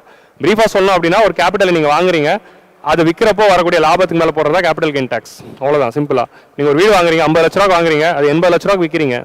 ஒரு 3 வருஷம் கழிச்சு 30 லட்ச ரூபா வந்துருச்சுல, இந்த 30 லட்ச ரூபாய்க்கு மேலே போடுறது தான் கேபிட்டல் கெயின் டேக்ஸ். 50 இப்போ 1 கோடிக்கு வீடு வாங்குறீங்க, 2 கோடிக்கு விற்கிறீங்கன்னா அப்போ வீடோட விலை எவ்வளோ ஆயிருக்கு? 1 கோடி ஏறி இருக்குல்ல, அந்த 1 கோடிக்கு மேலே போகிற டேக்ஸ் தான் கேபிட்டல் கெயின் டேக்ஸ். ஒரு ஷேரை வந்து 100 ரூபாய்க்கு வாங்குறீங்க, 150 ரூபாய்க்கு விற்கிறீங்க, ஷேரோட விலை எவ்வளோ அதிகமாக இருக்குது? 50 ரூபா. ஸோ இந்த மாதிரி கேபிட்டல் கெயின் டேக்ஸை லாங் டேர்ம், ஷார்ட் டேர்ம் அப்படின்னு பிரிப்பாங்க. ஒரு சில இதுக்கு 1 இயர் இருக்கும், ஒரு சில இதுக்கு 2 இயர், ஒரு சில இதுக்கு 3 இயர்ஸ் இருக்குது. ஸோ அந்த short time, long term capital gain டேக்ஸை பண்ணியிருக்காங்க. இப்போ நம்ம ஒரு எடிட்டோரியல் போன வாரம் என்ன பார்த்தோம் அப்படின்னா, டாக்ஸிங் தி பில்லியனியர்ஸ் அப்படிங்கிறது பார்த்தோம். பில்லியனியர்ஸ் மேலே டேக்ஸ் போடுங்க, வெல்த் டேக்ஸ் கொண்டு வாங்க அப்படின்னு சொன்னோம். அதெல்லாம் ஒன்றும் கொண்டு வரல. பட் இவங்க என்ன பண்ணியிருக்காங்க அப்படின்னா, ஸோ இந்த மாதிரி கேபிட்டல் கெயின்ஸ் அதிகமாக ஆட் பண்ண போகிறா, நிறைய இன்வெஸ்ட்மெண்ட்ஸ் பண்ணுறவங்க, நிறைய ஸ்டாக்ஸ் வச்சுருக்கிறவங்க, இந்த மாதிரி இருக்கிறவங்க தானே. ஸோ அதுக்கு மேலே டேக்ஸ் போடலாம். ஸோ இந்த மாதிரி ஷேர்ஸை வந்து பல்காக வாங்கி பல்காக விற்கிறவங்க, ஏன்னா நீங்கள் கேபிட்டல் கெயின் டேக்ஸ் எலிஜிபிள் ஆனால் மினிமம் ஒரு 1.25 லேக் இருக்கணும். நீங்கள் ஒரு வருஷத்தில் 1.25 லேக் வர்த் கேபிட்டல் கெயின்ஸ் பண்ணியிருந்தால் தான் டேக்ஸ் போட போகிறாங்க. இப்போ நீங்கள் 100 ரூபாய்க்கு ஒரு ஷேரை வாங்கி 150 ரூபாய்க்கு விற்றீங்கன்னா அந்த 50 ரூபா டேக்ஸ் இல்லை. நீங்கள் வாங்கின ஷேருக்கும் வித்த ஷேருக்கும் 1.25 லேக் டிஃபரன்ஸ் இருந்தால் தான் கேபிட்டல் கெயின் டேக்ஸ். 1 லட்ச ரூபாய்க்கு ஷேர் வாங்கி அது 2 லட்ச ரூபாய்க்கு விற்கிறப்போ கூட 1 லட்சம் தான் வருது, அதுக்கும் இல்லை. உங்களுக்கு புரியுதா? ஸோ நீங்கள் 10 லட்ச ரூபாய்க்கு ஒன்று வாங்கி 15 லட்ச ரூபாய்க்கு விற்கிறப்போ 5 லட்சம் ஆகுதா? அப்போ 5 லட்ச ரூபாய் அதுக்கு எலிஜிபிள். ஸோ இந்த மாதிரி 1.25 லேக் த்ரெஷோல்டு வச்சு தான் நம்ம போடுறோம். ஸோ இது மூலமாக ரிச்சை நம்ம டேக்ஸ் பண்ணிடலாம் அப்படிங்கிற ஒரு மெத்தடுக்காக தான் கேபிட்டல் கெயின் டேக்ஸை அதிகப்படுத்தியிருக்காங்க. பட் கிரிட்டிசிசம் என்ன அப்படின்னா, லாஸ்ட் 3 இயர்ஸில் வந்து நிறைய மிடில் கிளாஸ் பீப்புள், ரிச்சஸ்லாம் காலங்காலமாக ஷேர் மார்க்கெட்டில் இருக்காங்க. ஆனால் லாஸ்ட் 3 இயர்ஸோட சிக்னிஃபிகன்ஸ் என்ன அப்படின்னு பார்த்தீங்கன்னா, பேண்டமிக்னால நிறைய மிடில் கிளாஸ் பீப்புள் தான் ஷேர் மார்க்கெட்டுக்குள்ளே வந்திருக்காங்க. ஏன்னா last 3 years is a very big boom year for share market. So எப்போ ஷேர் மார்க்கெட் பபுள் பர்ஸ்ட் ஆகும் அப்படிங்கிற ஒரு கொஸ்டினும் ரைஸ் பண்ணுறாங்க. ஏன்னா பயங்கரமாக பூம் ஆயிருக்கு, அது எப்போனா ஃபால் ஆகலாம். ஸோ அதை ஸ்ட்ரீம்லைன் பண்ணுறதுக்கு இந்த டேக்ஸ் தேவைப்படும் அப்படின்றாங்க. ஆனால் லாஸ்ட் 3 இயர்ஸில் அதிகமாக வந்து மிடில் கிளாஸ் பீப்புள் தானே, அப்போ இந்த டேக்ஸ் வந்து மிடில் கிளாஸ் பீப்புளை தான் திரும்ப வந்து அஃபெக்ட் பண்ணுது அப்படிங்கிற ஒரு கிரிட்டிசிசமும் வைக்கிறாங்க with respect to capital gain tax. But கவர்மெண்டோட ஆர்குமெண்ட் வந்து இல்லை, இதெல்லாம் ஷேர் மார்க்கெட்லேருந்து 1.25 லேக்ஸ் மேலே பண்ணுறவங்களுக்கு தான் அப்படிங்கிறத அவங்க சொல்கிறாங்க. Okay, so short term capital gain tax for the financial assets will attract 20%, long term capital gain tax வந்து 12.5%. ஸோ ஃபினான்ஷியல் அசெட்ஸ்க்கு எல்லாமே வந்து ஷார்ட் டேர்முக்கு லாங் டேர்முக்கு வந்து லிஸ்டட் கம்பெனிக்கு 1 இயர், அன்லிஸ்டட் கம்பெனிக்கு 2 இயர், மிச்சம் எல்லா அசெட்டும் வீடு, தங்கம், இந்த மாதிரி விஷயத்துக்குலாம் 3 இயர்ஸ். அதை வச்சு தான் ஷார்ட் டேர்ம் லாங் டேர்ம் முடிவு பண்ணுறோம். ஸோ அதான் இதோட ஐடியா. நெக்ஸ்ட் வந்து angel tax. So angel tax அப்படிங்கிற டேக்ஸே நம்ம அபாலிஷ் பண்ணிட்டோம். புதுசாக ஸ்டார்ட் அப்ஸ்க்கு ஃபண்டிங் கொடுக்குறவங்க தான் வந்து ஏஞ்சல் இன்வெஸ்டர்ஸ். எந்த ஒரு எதிர்பார்ப்பும் இல்லாமல் டேரெக்டாக பணம் கொடுக்குறவங்க பேர் தான் ஏஞ்சல் இன்வெஸ்டர். நீ பிஸ்னஸ் ஆரம்பிப்பா, நான் உனக்கு ஹெல்ப் பண்ணுறேன், லாபம் வரும்போது எனக்கு கொடு அப்படின்னு இந்த பெரிய பெரிய பணக்காரர்கள்லாம் வந்து ஒரு ஏஞ்சல் மாதிரி வந்து ஸ்டார்ட் அப்ஸ்க்கு ஹெல்ப் பண்ணுறதுனால தான் அவங்களுக்கு ஏஞ்சல் இன்வெஸ்டர் அப்படின்னு பேர். ஏன்னா அவங்க வந்து இமீடியட் ரிட்டர்ன்ஸ் கேட்கறது இல்லை, அவங்களோட எக்ஸ்பீரியன்ஸையும் ஷேர் பண்ணுறாங்க. யார் யார் இந்த ரட்டன் டாட்டா, அந்த மாதிரி பில் கேட்ஸ், இந்த மாதிரியான பர்சன்ஸ் இவங்களாம் ஏஞ்சல் இன்வெஸ்டர்ஸாக இருக்காங்க. ஸோ அந்த மாதிரி ஏஞ்சல் இன்வெஸ்டர்ஸ்க்கு மேலே ஏஞ்சல் டேக்ஸ்னு ஒன்று போட்டாங்க. அது ஏன் போட்டாங்கிறது கிளாஸில் பார்ப்போம். அந்த ஏஞ்சல் டேக்ஸ் இருக்கிறதுனால ஏஞ்சல் இன்வெஸ்ட்மெண்ட் பாதிக்கப்படுது அப்படிங்கிற அந்த இஷ்யூ வந்து ரைஸ் பண்ணதுனால கவர்மெண்ட் வந்து ஒரு 4 இயர்ஸ் பேக் வந்து என்ன பண்ணாங்க, 4-5 இயர்ஸ் பேக் ஏஞ்சல் டேக்ஸ் வந்து ஈஸ் பண்ணாங்க. இப்போ டோட்டலாகவே அபாலிஷ் பண்ணிட்டாங்க. ஸோ இந்த பட்ஜெட் ஒரு முக்கியமான turning point, angel tax was abolished. So இதை வந்து நம்ம வந்து நோட் பண்ணிக்கணும். லாஸ்ட் 10 இயர்ஸில் பார்த்தீங்கன்னா 2015 வெல்த் டேக்ஸ் அபாலிஷ் பண்ணாங்க. அப்புறம் வந்து 2022 நினைக்கிறேன் டிவிடெண்ட் டிஸ்ட்ரிபியூஷன் டேக்ஸ் அப்படின்னு ஒரு டேக்ஸ் இருந்தது, அதை அபாலிஷ் பண்ணாங்க. இப்போ ஏஞ்சல் டேக்ஸ் அபாலிஷ் பண்ணியிருக்காங்க. ஸோ ரீசெண்ட் 10 வருஷத்தில் 3 டேக்ஸ். ஓகே, 10 வருஷம் பட்ஜெட்டையும் படித்ததுனால என் ஞாபகத்தில் இருக்கிறது சொல்கிறேன். ஸோ வெல்த் டேக்ஸ், அப்புறம் டிவிடெண்ட் டிஸ்ட்ரிபியூஷன் டேக்ஸ், அப்புறம் இப்போ ஏஞ்சல் டேக்ஸ், 3 டேக்ஸ் வந்து அபாலிஷ் பண்ணி டாக்ஸேஷனில் சிம்பிளிஃபிகேஷன் பண்ணியிருக்கோம். அப்புறம் டொமஸ்டிக் க்ரூஸ். ஸோ அதே மாதிரி வந்து டைமண்ட்ஸ், இவங்களுக்குலாம் வந்து என்ன பண்ணியிருக்காங்க, சேஃப் ஹார்பர் ரேட்ஸ் அப்படிங்கிறது கொண்டு வந்திருக்காங்க. சேஃப் ஹார்பர்னா என்ன அப்படின்னா, டைமண்ட் அப்படிங்கிறது India is the world's largest polishing hub அப்படின்னு இருக்கிறதுனால டைமண்ட் பிஸ்னஸில் இந்தியா ஒரு முக்கியமான செக்டர். ஸோ அப்போ நம்ம டைமண்டுக்கு மேலே போடுற டாக்ஸஸ் வந்து கொஞ்சம் கம்மியாக போடணும், இல்லைனா அந்த பிஸ்னஸ் அஃபெக்ட் ஆகிடும். ஸோ அதனால் என்ன பண்ணுறாங்க, டைமண்ட் கம்பெனிஸ் எல்லாத்துக்குமே வந்து safe harbour rate. Safe harbour ரேட்ஸ்னால் என்ன அப்படின்னா, நீங்கள் வந்து ஃபாரின் மைனிங் டைமண்ட் கம்பெனிஸ் என்ன பண்ணுறாங்க, இந்தியாவுக்கு எக்ஸ்போர்ட் பண்ணுறாங்களே, அவங்க இந்தியாவில் வந்து பாலிஷிங்லாம் பண்ணுறாங்க. அவங்க சேஃப் ஹார்பர் ரேட்னா என்னதுன்னா, நீ இந்த கைட்லைன்ஸ் எல்லாம் ஃபாலோ பண்ணால் உனக்கு கம்மி டேக்ஸ், அதான் சேஃப் ஹார்பர். நீ இதை மீறிட்டேன்னா டேக்ஸ் போடுவேன். ஸோ இந்த மாதிரி சேஃப் ஹார்பர் அப்படிங்கிற ஒரு கண்டிஷன், இது வந்து டாக்ஸேஷனில் ஒரு டெர்மினாலஜி. நான் சொல்கிற இந்த கண்டிஷன்லாம் நீ ஃபாலோ பண்ணால் கம்மி டேக்ஸ், நீ ஃபாலோ பண்ணலன்னா அதிக டேக்ஸ், அவ்வளோதான் இருக்கும். ஸோ அந்த மாதிரி சேஃப் ஹார்பர் ரேட்ஸ் கொண்டு வராங்க. ஸோ தட் அந்த இண்டஸ்ட்ரி சரியாக இருக்கணும், அட் த சேம் டைம் கவர்மெண்டோட ரெகுலேஷனும் இருக்கணும். ஸோ கவர்மெண்ட் ரெகுலேஷன்ஸை ஃபாலோ பண்ணுறவங்க கம்மி டேக்ஸ், ஃபாலோ பண்ணாமலே நீ இருக்கலாம், அதிக டேக்ஸ் கட்டிக்கோ, அவ்வளோதான். ஸோ இந்த மாதிரி ஒரு ஐடியாவில் சேஃப் ஹார்பர் ரேட்ஸ் கொண்டு வராங்க. Cruise tourism is going to be future. இந்தியாவுக்கு வந்து 15,000 கிலோமீட்டர் ஆஃப் கோஸ்ட் இருக்குது. அதில் 7,000 கிலோமீட்டர் வந்து நம்ம வந்து பெனின்சுலாலே வச்சுருக்கோம். ஸோ இந்த இவ்வளோ பெரிய ஒரு கோஸ்ட் வச்சுக்கிட்டு நம்ம வந்து க்ரூஸ் டூரிசம் இன்னும் டெவலப்பே ஆகலை. க்ரூஸ் டூரிசம்னா என்ன, பெரிய கப்பலில் இந்த மன்மத நம்ம படத்தில் வரும்ல, வேறு எந்த படம் எக்ஸாம்பிள் சொல்கிறதுன்னு எனக்கு தெரியல, மன்மத நம்ம தான் எனக்கு ஞாபகம் வருது, எனக்கு தெரியாது என்னதுங்க. சரி, அது இது ஓகே, இர்ஃபான் வியூஸில் வேறு தான், அதெல்லாம் தெரில. எனக்கு அந்த படம் தான் ஞாபகம் வருது. ஒரு பெரிய க்ரூஸ்னா என்ன அப்படின்னா, நீங்கள் அது ஒரு பெரிய கப்பல் இருக்கும், அதில் போய் நீங்கள் ஏறிட்டீங்கன்னா அந்த கப்பல் வந்து ஒரு டைட்டானிக் வந்து டிரான்ஸ்போர்ட்டேஷன் க்ரூஸ் இல்லை. ஸோ என்னன்னா, நீங்கள் அந்த கப்பல் வந்து என்னதுன்னா நடுக்கடலுக்கு போயிட்டு ஒரு வாரம் நின்று திரும்ப கரைக்கு வந்துடும். நீங்கள் ஒரு வாரம் எங்கேயா சுற்றுலா போகிறதுக்கு நடுக்கடலுக்கு போயிட்டு வரலாம், அவ்வளோதான். அந்த கப்பலுக்குள்ளே எல்லா வசதிகளும் இருக்கும், அவ்வளோதான். அதான் க்ரூஸ். இல்லை ஒரு இடத்துலேருந்து இன்னொரு இடத்துக்கு போகிறதுக்கு நடுவில் அந்த லக்ஸூரியஸாக போகிறது ஒரு டூரிசம். அந்த ட்ராவலே வந்து டூரிஸ்ட் எக்ஸ்பீரியன்ஸ். நீங்கள் போகிற டெஸ்டினேஷன் இல்லை, நீங்கள் போகிற ட்ராவல் எக்ஸ்பீரியன்ஸை டூரிசமாக மாற்றுறது தான் க்ரூஸ். ஓகே, ஸோ அந்த க்ரூஸ் டூரிசமை பூஸ்ட் பண்ணுறதுக்கு நம்ம வந்து கொண்டு வந்திருக்கோம். இப்போ ரீசெண்டாக கூட வந்ததில்ல, கார்டில்யா இந்தியா ஸ்ரீலங்காவுக்கு ஆரம்பிச்சிருக்காங்க, இந்தியா கொழும்புக்கு, சரியா. ஸோ கோவா போகிறவங்களாம் ஃபியூச்சரில் இது ட்ரை பண்ணலாம். பட் பிளான் ஒர்க் அவுட் ஆகாது, பிளான் போடுங்க, சரியா. ஸோ கார்பரேட் டேக்ஸ் ரேட் ஒரு ஃபாரின் கம்பெனிஸ் வந்து ஃபாரின் கம்பெனிஸ்க்குலாம் கார்பரேட் டேக்ஸ் ரேட் 40% இருந்தால் 35% குறைச்சிருக்காங்க. ஸோ இது வந்து ஒரு முக்கியமான டெசிஷன், கிளியரா. நெக்ஸ்ட் வந்து with respect to the direct taxes, நம்ம இன்கம் டேக்ஸ் ஸ்லாப்ஸை வந்து மாற்றிருக்கோம். ஸ்லாப்ஸ் பற்றிலாம் நம்ம கிளாஸில் டீட்டெயிலாக பார்க்கலாம். ஸோ இன்கம் டேக்ஸ் ஸ்லாப்ஸ் வந்து இதுக்கு முன்னாடி வந்து இப்படி இருந்தது, 3 lakhs கீழே இருந்தால் 0 டேக்ஸ், 3 to 6 lakh 5, 6 to 9 வந்து 10, 9 to 12 15, இப்படி இருந்தது என்ன பண்ணியிருக்காங்க, கொஞ்சம் மாற்றிருக்காங்க, குட்டியாக ட்வீக் பண்ணியிருக்காங்க. அது வந்து 3 இருந்ததை எப்படி மாற்றிருக்காங்க அப்படின்னா, அதே 3 lakhs கீழே இருந்தால் நோ டேக்ஸ், 3 to 7 lakh இருந்தால் 5%. ஆனால் இந்த 5% வந்து இட் இஸ் உங்களுக்கு வந்து இதை வந்து கேஷ்பேக்காக கொடுத்துருவாங்க. அதான் வந்து ரிபேட்ஸ் அப்படின்னு சொல்லுவாங்க. ரிபேட்னா என்ன அப்படின்னா, அப் டு 7 lakh வரைக்கும் ரிபேட் இருக்குது. நீங்கள் 7 lakh வரைக்கும் பெர் ஆனம் ஏர்ன் பண்ணுற ஒரு பர்சனாக இருந்தீங்க அப்படின்னா 3 lakh கீழே இருந்தால் டேக்ஸை கட்ட தேவையில்ல, ரிட்டர்னே ஃபைல் பண்ண தேவையில்ல. 3 to 7 lakh நீங்கள் இருக்கீங்க அப்படின்னா நீங்கள் என்ன பண்ணணும், ரிட்டர்ன்ஸ் ஃபைல் பண்ணணும், 5% டேக்ஸை கட்டிடணும். கவர்மெண்ட் அப்புறம் அந்த பணத்தை திரும்ப கொடுத்துருவாங்க. அது வந்து ஒரு அக்கௌண்டிங் பர்பஸ்க்காக அதை வச்சிருக்கோம்.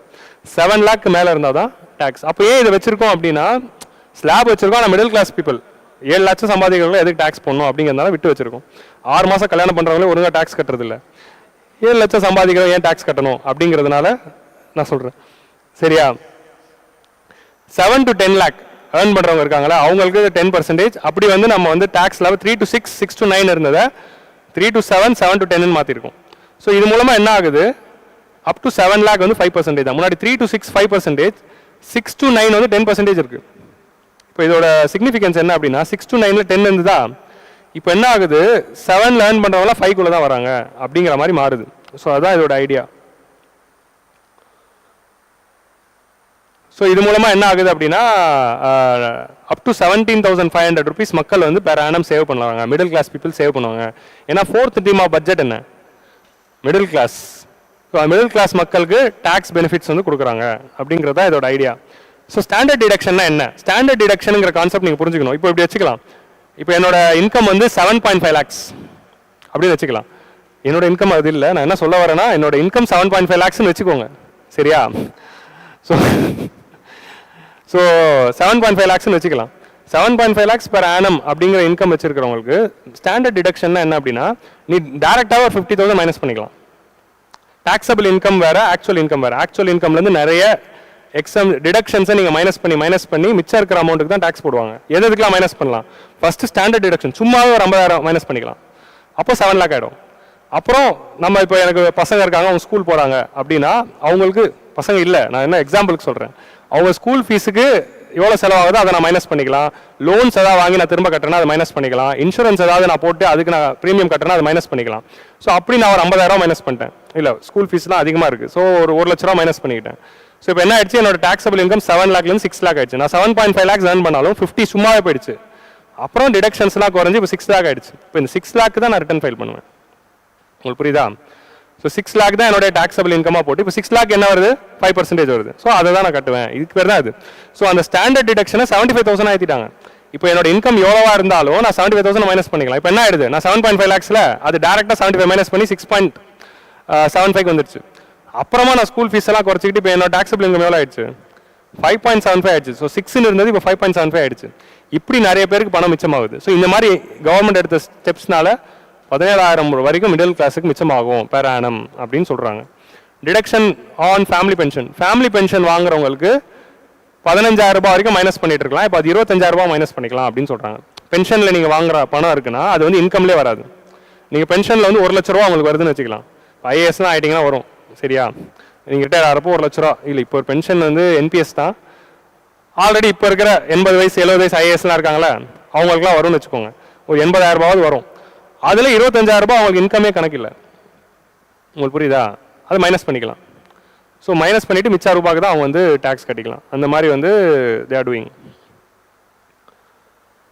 ஸோ இதான் வந்து டேக்ஸ் ரிஜிமை பற்றி நம்ம கொண்டு வந்தது. ஸோ அப்புறம் வழக்கமாக நம்ம பட்ஜெட்டில் பார்க்குறது ரெசிப்ட்ஸில் வந்து வேர் த ருபி கம்ஸ் ஃப்ரம். கவர்மெண்ட்க்கு 1 ரூபா வருமானம் வருதுன்னா இது வந்து நம்ம ப்ரிலிம்ஸ் பாயிண்ட் ஆஃப் வியூவில் பார்க்கணும். நானும் ஒரு 10 வருஷமாக படிக்கிறேன், கேள்வியே கேட்கறது இல்லை. குரூப் 1 எக்ஸாமில் கேட்டாங்க, சரியா? குரூப் 2ல் கேட்டாங்க. ஸோ அதில் மார்க் வந்தது. யூபிஎஸ்சியில் கேட்கறது இல்லை, பட் இருந்தாலும் எப்போ வேணால் கேட்கலாம். ஏன்னா பழைய ட்ரெண்டுக்கு அவங்க கொஞ்சம் மாறுறாங்க. ஸோ அதனால் வந்து இந்த வாட்டி வந்து ஹையஸ்ட் ரேட் வந்து பாரோயிங்ஸ் தான், கடன் மூலமாக தான் அதிகமாக வருது. ஸோ கடன் நம்ம எடுத்துடலாம். கவர்மெண்ட்க்கு வர இன்கமில் கடன் மூலமாக தான் அதிகமான பணம் வருது. அதை தாண்டி இன்கம் வேறு எங்கேருந்து வருதுன்னா income tax. Income tax is having the highest share of 19%. Next வந்து அடுத்து வந்து நமக்கு ஜிஎஸ்டி. ஸோ 2 வருஷத்துக்கு முன்னாடி ஜிஎஸ்டி தான் ஃபஸ்ட் இருந்துச்சு. ஸோ லாஸ்ட் இயர்லேருந்து இன்கம் டேக்ஸ் வந்து ஃபஸ்ட் வந்துருச்சு. ஸோ இன்கம் டேக்ஸ் ஃபஸ்ட் இடத்த பிடிக்குது. டேக்ஸ் கலெக்ஷன்ஸில் highest tax collection income tax. அப்புறம் ஜிஎஸ்டி 2வது இடம் பிடிக்குது. 3வது இடம் வந்து கார்பரேட் டேக்ஸை பிடிக்குது. ஸோ அதுக்கப்புறம் 4வது இடம் வந்து எக்ஸைஸ் டியூட்டி. 5வது இடம் தான் கஸ்டம்ஸ் டியூட்டி. நான் வெறும் டேக்ஸை வச்சு மட்டும் சொல்கிறேன். அதை தாண்டி நான் டேக்ஸ் ரெசிப்ட்ஸ் 9%. அதை கண்டுக்க வேணாம். டேக்ஸ் ரெசிப்ட்ஸில் ஹையஸ்ட் டேக்ஸ் வந்து இன்கம் டேக்ஸ். ஸோ எது வந்து ஹையஸ்ட் அப்படின்னு கேட்டாங்க, ஜிஎஸ்டி அப்படின்னு ஆன்சர் இருந்தது. இப்போ வந்து அடுத்த வருஷம் குரூப் 1ல் ஒரு கொஸ்டின் வரும், எது ஹையஸ்ட் டேக்ஸ்னு. நம்ம இன்கம் டேக்ஸ்ன்னு போடுவோம், ஆனால் கீழே ஜிஎஸ்டின்னு கொடுத்துருப்பாங்க. உங்களுக்கு புரியுதா? அதுதான் டிஎன்பிசி. உங்களுக்கு புரியுதா? ஏன்னா அவங்க அதை படிச்சிருக்க மாட்டாங்க, கொஸ்டின் எடுக்கிறவங்க. சரியா? அவங்க வந்து படிக்காததுனால அவங்க என்ன பண்ணுவாங்க, ஆன்சர் கீழே என்ன கொடுப்பாங்க, ஜிஎஸ்டின்னு தான் கொடுப்பாங்க. இல்லை, ஒரு சில கீ எடுக்கிறவங்களுக்கு ஜிஎஸ்டி வந்ததே தெரிஞ்சிருக்காது. அவங்க இன்னும் வந்து வேல்யூ ஆடட் டேக்ஸில் இருப்பாங்க. வேட்டு காலத்தில் வேட்டுன்னு ஆன்சர் கொடுத்து அதுக்கு டிக்கு போட்டிருப்பாங்க. உங்களுக்கு புரியுதா? ஒரு கீயை எடுக்க தெரில. ஓகே, இதோடு நிறுத்திக்கலாம். எவ்வளோ பெரிய கன்ஃபியூஷன். ஜிஎஸ்டி எதுக்கு மேலே போடுறாங்க? ஃபைனல் குட்ஸ் மேலே தானே போடுறாங்க. வாங்குறப்போ கன்சூமர் பே பண்ணுறதா, மேனுஃபேக்சரிங் காஸ்ட் மேலே போடுறாங்க. சரி விடுங்க. ஸோ நெக்ஸ்ட் வந்து ருபி கம்ஸ் ஃப்ரம், இது வந்து போன வருஷம் பார்த்தீங்கன்னா ஜிஎஸ்டி தான் ஹையஸ்ட் இருந்தது. இந்த வருஷம் வந்து இன்கம் டேக்ஸ் ஹையஸ்ட் வந்துச்சு. இதை நான் டிஎன்பிசிக்கு சொல்லிக்கிறேன், இன்கம் டேக்ஸ் தான் ஹையஸ்ட்ல இருக்கு. சரியா? ஸோ நெக்ஸ்ட் வந்து இதுக்கான ரீசன் என்ன, ஏன் ஜிஎஸ்டியோட இன்கம் டேக்ஸ் அதிகமாச்சு அப்படிங்கிறதுக்கு அவங்க மேம் வந்து எக்ஸ்பிளேஷன் கொடுத்தாங்க. என்னன்னா, இன்கம் டேக்ஸ்ல நம்ம லாஸ்ட் 5 வருஷத்துல எடுத்த இன்கம் டேக்ஸை ஃபைல் பண்ணுறதுல சிம்பிளிஃபை பண்ணியிருக்கோம், டேக்ஸ் லேப்ஸை வந்து மாற்றிருக்கோம், டிடக்ஷன்ஸ்லாம் மாற்றிருக்கோம். அப்படிங்கிறதுனால நிறைய பேர் முன் வந்து கட்டுறாங்க, இன்கம் டேக்ஸ் தானே கட்டிக்கலாமே அப்படின்னு. அதே மாதிரி நிறைய இடத்துல வந்து நீங்கள் அப்ளை பண்ணுறப்போ இன்கம் டேக்ஸ் ரிட்டர்ன் ஒரு டாக்குமெண்ட்டாக கொடுத்தா தான் இந்த ஸ்கீமில் நீங்கள் எலிஜிபிள் அப்படின்னு சொல்கிறோம். அப்போ இன்கம் டேக்ஸ் ரிட்டர்ன் ஒன்று இருந்தால் தான் நிறைய ஸ்கீமில் நம்ம எலிஜிபிளாக இருக்கும். இப்போ ஃபார் எக்ஸாம்பிள் நீங்கள் ஓபிசி நான் கிரீமி லேயர் எடுத்திருந்தீங்கன்னு வச்சுக்கோங்களேன், பேரண்ட்ஸோட இன்கம் டேக்ஸ் ரிட்டர்ன்ஸை நீங்கள் ஃபைல் பண்ணணும் 3 வருஷத்தோடது. ஸோ அப்போ இன்கம் டேக்ஸ் ரிட்டர்ன்ஸ் வந்து ஃபைல் பண்ணுறப்போ அது வேறு கேட்பாங்க. அப்போ ஓபிசி நான் கிரீமி எடுக்கிறது இன்கம் டேக்ஸ் ரிட்டர்ன் பண்ணுறாங்க எல்லாருமே இன்கம் டேக்ஸ் கட்டலனாலும் அவங்க அம்மா அப்பா போய் கட்ட வச்சிருவாங்க. உங்களுக்கு புரியுதா? இது மூலமாக என்ன ஆகுது, யூபிஎஸ்சியில் ஓபிசி நான் கிரீமி போட்ட எல்லா அம்மா அப்பாக்களும் இன்கம் டேக்ஸ் ரிட்டர்ன் கட்டிடுறாங்க, ஃபைல் பண்ணிடுறாங்க. உங்களுக்கு புரியுதா? சரி, அதுக்காக போய் எல்லாரும் பண்ணணும்னு நான் சொல்ல. என்னன்னா, யாரெல்லாம் இன்கம் டேக்ஸ் எலிஜிபிள் பேரண்ட்ஸ் இருக்காங்களோ எல்லாருமே ரிட்டர்ன்ஸ் ஃபைல் பண்ணி வச்சுக்கிட்டா இந்த ஓபிசி நான் கிரீமி லேயர் இஷ்யூல நமக்கு பெரிய பிரச்சனை வராது. இந்த வருஷத்துலேருந்து பயங்கர ஸ்க்ரூட்டனி இருக்க போகுது, ஏன்னா பெரிய கெட்ட பேர் வந்துருச்சு. ஸோ அதனால எல்லா விதத்துலையும் பயங்கரமான ஸ்க்ரூட்டனி வரும். ஸோ அதனால வந்து இந்த மாதிரி இன்கம் டேக்ஸ் ரிட்டர்ன்லாம் இருந்தால் சேஃபாக இருக்கும். ஏன்னா கவர்மெண்ட்கே நம்ம இதான் இன்கம்னு காட்டியாச்சு. ஓகே, ஸ்டேட் கவர்மெண்டோட இன்கம் சர்டிஃபிகேட் வந்து அவங்க கன்சிடர் பண்ணிக்கிறதே இல்லை. அது ஸ்டேட் கவர்மெண்ட்ல தாசில்தார் ஆஃபீஸில் எப்படி வாங்கிக்கலாம் அப்படின்னு எல்லாருக்கும் தெரியுது. அதனால இன்கம் டேக்ஸ் ரிட்டர்னை காட்டணும் அப்படிங்கிற அடுத்த கண்டிஷன் வந்து ஓபிசி நான் கிரீமி லேயர்லாம் கம்பல்சரி ஆக்குறாங்க. ஸோ இதை வந்து நீங்கள் ஞாபகம் வச்சுக்கோங்க. ஸோ இந்த மாதிரி நிறைய பேர் இன்கம் டேக்ஸ் ரிட்டர்னை ஃபைல் பண்ணுறதுனால நிறைய பேர் ஃபைல் பண்ணுறாங்க. When tax payment is efficient, more people will come and pay. So அதான் நம்ம பிரின்சிபல்ஸ் ஆஃப் டாக்ஸேஷனில் பார்ப்போம். ஸோ அதனால தான் இன்கம் டேக்ஸோட ரிட்டர்ன்ஸ் வந்து அதிகமாக இருக்குது அப்படின்னு ஒரு பெர்ஸ்பெக்டிவ் வந்து வி ஹேவ் டு கிவ். அவங்க ஸ்பீச்லேயே சொன்னாங்க, நாங்கள் வந்து பயங்கரமாக ரிஃபார்ம்ஸ் பண்ணியிருந்ததுனால தான் இப்படி ஆச்சு. ஸோ ருபி கோஸ் டு, நம்ம பண்ணுற ₹1 செலவு வந்து எங்கே போகுது அப்படின்னு நீங்கள் பார்த்தீங்கன்னா ஹையஸ்ட் எதுக்கு போகுது, ஷேர் டு ஸ்டேட்ஸ். ஓகே, நம்ம ஃபினான்ஸ் கமிஷன் மூலமாக ஸ்டேட்டுக்கு நம்ம பார்த்தாலும் எடிட்டோரியல்ஸில் சென்ட்ரல் கவர்மெண்ட் ஸ்டேட் கவர்மெண்ட்டுக்கு டேக்ஸ் ஷேர் பண்ணுறாங்கன்னு, அதுதான் ஹையஸ்ட் ஷேர் கவர்மெண்டோட செலவில். அதை தாண்டி ஆக்சுவலில் வந்து 2வது ஹையஸ்ட் எது வருது, இன்ட்ரெஸ்ட் பேமெண்ட். வாங்குற ₹100 செலவு பண்ண ₹100 99% இன்ட்ரெஸ்ட் பேமெண்ட்டுக்கே போயிடுது. அப்போ மிச்சம் மக்களுக்காக எவ்வளோ செலவு பண்ணுறோம், 81% தான் மக்களுக்காக போகுது அப்படிங்கிறது நம்ம புரிஞ்சுக்கிறோம். ஸோ அப்போ கவர்மெண்ட் ₹100 செலவு பண்ணுதுன்னா 81 தான் மக்களுக்கு போகுது, மிச்சம் 19 எங்கே போகுது, வட்டியாக போகுது. ஸோ அதுதான் வந்து இன்ட்ரெஸ்ட் பேமெண்ட்ஸை கொண்டு வரணும், கம்மி பண்ணணும். ஸோ அதை தாண்டி மிச்சதெல்லாம் நீங்கள் பார்த்துக்கோங்க. போன வருஷமும் இதே 2 தான் டாப் 2ல இருந்த அதே 2 படங்கள் தான் இந்த வருஷமும் டாப் 10 வரிசைகளில் இருக்குது அப்படின்னு சுரேஷ்குமார்லாம் சொல்லுவார். உங்களுக்கு தெரியாது சுரேஷ்குமாரை, சரி விடுங்க. உங்களுக்கு இட்ஸ் பிரசாந்த் தான் தெரியும்ல, இல்லை ப்ளூ சட்டை தெரியும். ஓகே, ஸோ இது முடிஞ்சிச்சு. இனிமேல் சும்மா ஸ்லைட்ஸ் கொஞ்சம் நேரம் பார்த்துட்டு வைண்ட் அப் பண்ணிக்கலாம். சரியா? இது வரைக்கும் கண்டென்ட் இருந்ததுங்க, இதுக்கப்புறம் சும்மா டேட்டா தான். இது இப்போ நீங்கள் படிக்கணும்னு அவசியம் இல்லை, நீங்கள் ஸ்லைட்ஸ் போகிறப்ப வீட்டில் பார்த்துக்கோங்க, ஏன்னா எல்லாரும் மறந்துட போறீங்க. என்னன்னா இந்த வருஷத்தோட டோட்டல் எக்ஸ்பெண்டிச்சர் எவ்வளோ. ஸோ டோட்டல் ரெசிப்ட்ஸ் ஆக்சுவலி என்னதுன்னா இதில் வந்து கவர்மெண்டோடைய டோட்டல் எக்ஸ்பெண்டிச்சர் வந்து யூ கேன் சி. ஓகே,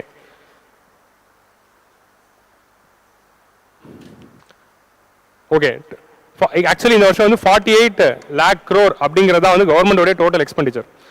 இந்த அடுத்த 1 year கவர்மெண்ட் எவ்வளோ செலவு பண்ண போகிறாங்க அப்படின்னா 48 lakh crore. அதுதான் வந்து கவர்மெண்டோடைய பட்ஜெட்டோட வேல்யூ.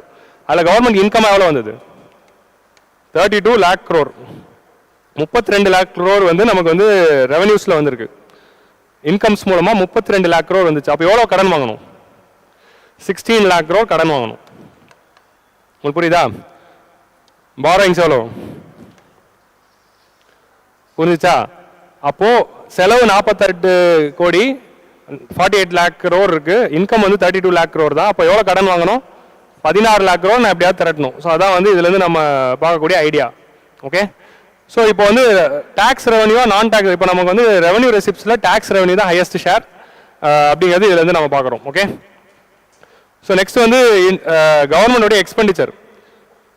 எக்ஸ்பெண்டிச்சரில் நமக்கு வந்து இருங்க ஓகே டேக்ஸ் ரெவன்யூ கவர்மெண்டோடைய வந்து நான் டேக்ஸ் ரெவன்யூவில் எது ஹையஸ்ட் ரெசிப்ட்ஸில் வந்து டேக்ஸ் ரெசிப்ட்ஸ் தான் ஹையஸ்ட்டாக இருக்குது சரியா ரெவன்யூ ரெசிப்ட்ஸில் டேக்ஸ் ரெசிப்ட்ஸ் தான் ஹையஸ்ட்டாக இருக்குது இது ஃபஸ்ட் அட்டெம்ப்டர்ஸ்க்கு புரியாது பட் இருந்தாலும் நான் சீனியர்ஸ்க்காக நடத்திக்கிட்டு இருக்கேன் ஃபஸ்ட் அட்டெம்ப்டர்ஸ் கிளாஸில் பார்த்தோன்னே வில் அண்டர்ஸ்டாண்ட் நான் டேக்ஸ் ரெவன்யூவில் எதோட ஷேர் வந்து ஹையாக இருக்குது அப்படின்னு பார்த்தீங்கன்னா டிவிடெண்ட்ஸ் அண்ட் ப்ராஃபிட்ஸ் தான் வந்து நான் டேக்ஸ் ரெவன்யூவில் ஹையாக இருக்குது ஸோ அதை தாண்டி வந்து நெக்ஸ்ட் வந்து அதர் நான் டேக்ஸ் ரெவன்யூஸ் அப்புறம் வந்து இன்ட்ரெஸ்ட் பேமெண்ட்ஸ் அப்புறம் டோட்டல் எக்ஸ்பெண்டிச்சர் வந்து 48 lakh crore இந்த வருஷம் 48 lakh crore எவ்வளோ இன்ட்ரெஸ்ட்டுக்கு போயிடுது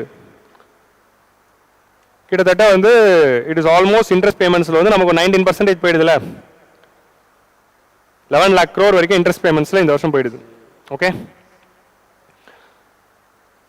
எக்ஸ்பெண்டிச்சர் இந்த மேஜர் ஐட்டம்ஸ் கவர்மெண்ட் எக்ஸ்பெண்டிச்சர் பண்ணுறதுல மேஜர் எக்ஸ்பெண்டிச்சர் டிஃபென்ஸுக்கு தான் இந்த வருஷம் டிஃபென்ஸுக்கு வந்து 4.5 lakh crore வந்து ஸ்பெண்ட் பண்ண போகிறோம் டிஃபென்ஸ்க்காகவே so including both revenue and capital எல்லாமே சேர்த்து 4.5 அடுத்தது வந்து ரூரல் டெவலப்மெண்ட் அடுத்தது வந்து அக்ரிகல்ச்சர் ஸோ இப்போ நீங்கள் அக்ரிகல்ச்சர் இந்த வருஷம் எவ்வளோ ஒதுக்கிருக்கோம்னா 1.5 lakh crore ஒதுக்கிருக்கோம் அப்படிங்கிறது புரிஞ்சுக்கலாம் எஜுகேஷனுக்கு எவ்வளோ 1.25 lakh crore ஹெல்த்துக்கு வந்து 89,000 ஸோ ஹெல்த் இஸ் கெட்டிங் 89,000 அப்படிங்கிறது we have to see health 89 education 1.25 and defense is getting 4.5 அப்படிங்கிறது you have to see so அதே மாதிரி வந்து tax receipts and non tax receiptsல பார்க்குறப்போ tax receipts உடைய direct okay tax குள்ள direct tax indirect tax அப்படின்னு பார்க்குறப்போ direct tax உடைய share is higher than indirect tax so which is a sign of efficiency tax collectionsல indirect tax ஓட direct tax collections அதிகமாக இருந்தால் that economy is efficient அப்படின்னு நம்ம பார்த்துருக்கோம் ஸோ அதான் இங்கே இருக்குது அது ஏன் நமக்கு ஃபர்ஸ்ட் அட்டெம்ப்ட் நான் கிளாஸில் சொல்கிறேன் பட் இப்போ ஜஸ்ட் ஹேவ் an ஐடியா இல்லை 2 வருஷம் தான் வந்து இன்டைரக்ட் டேக்ஸ் வந்து அதிகமாக இருக்கும்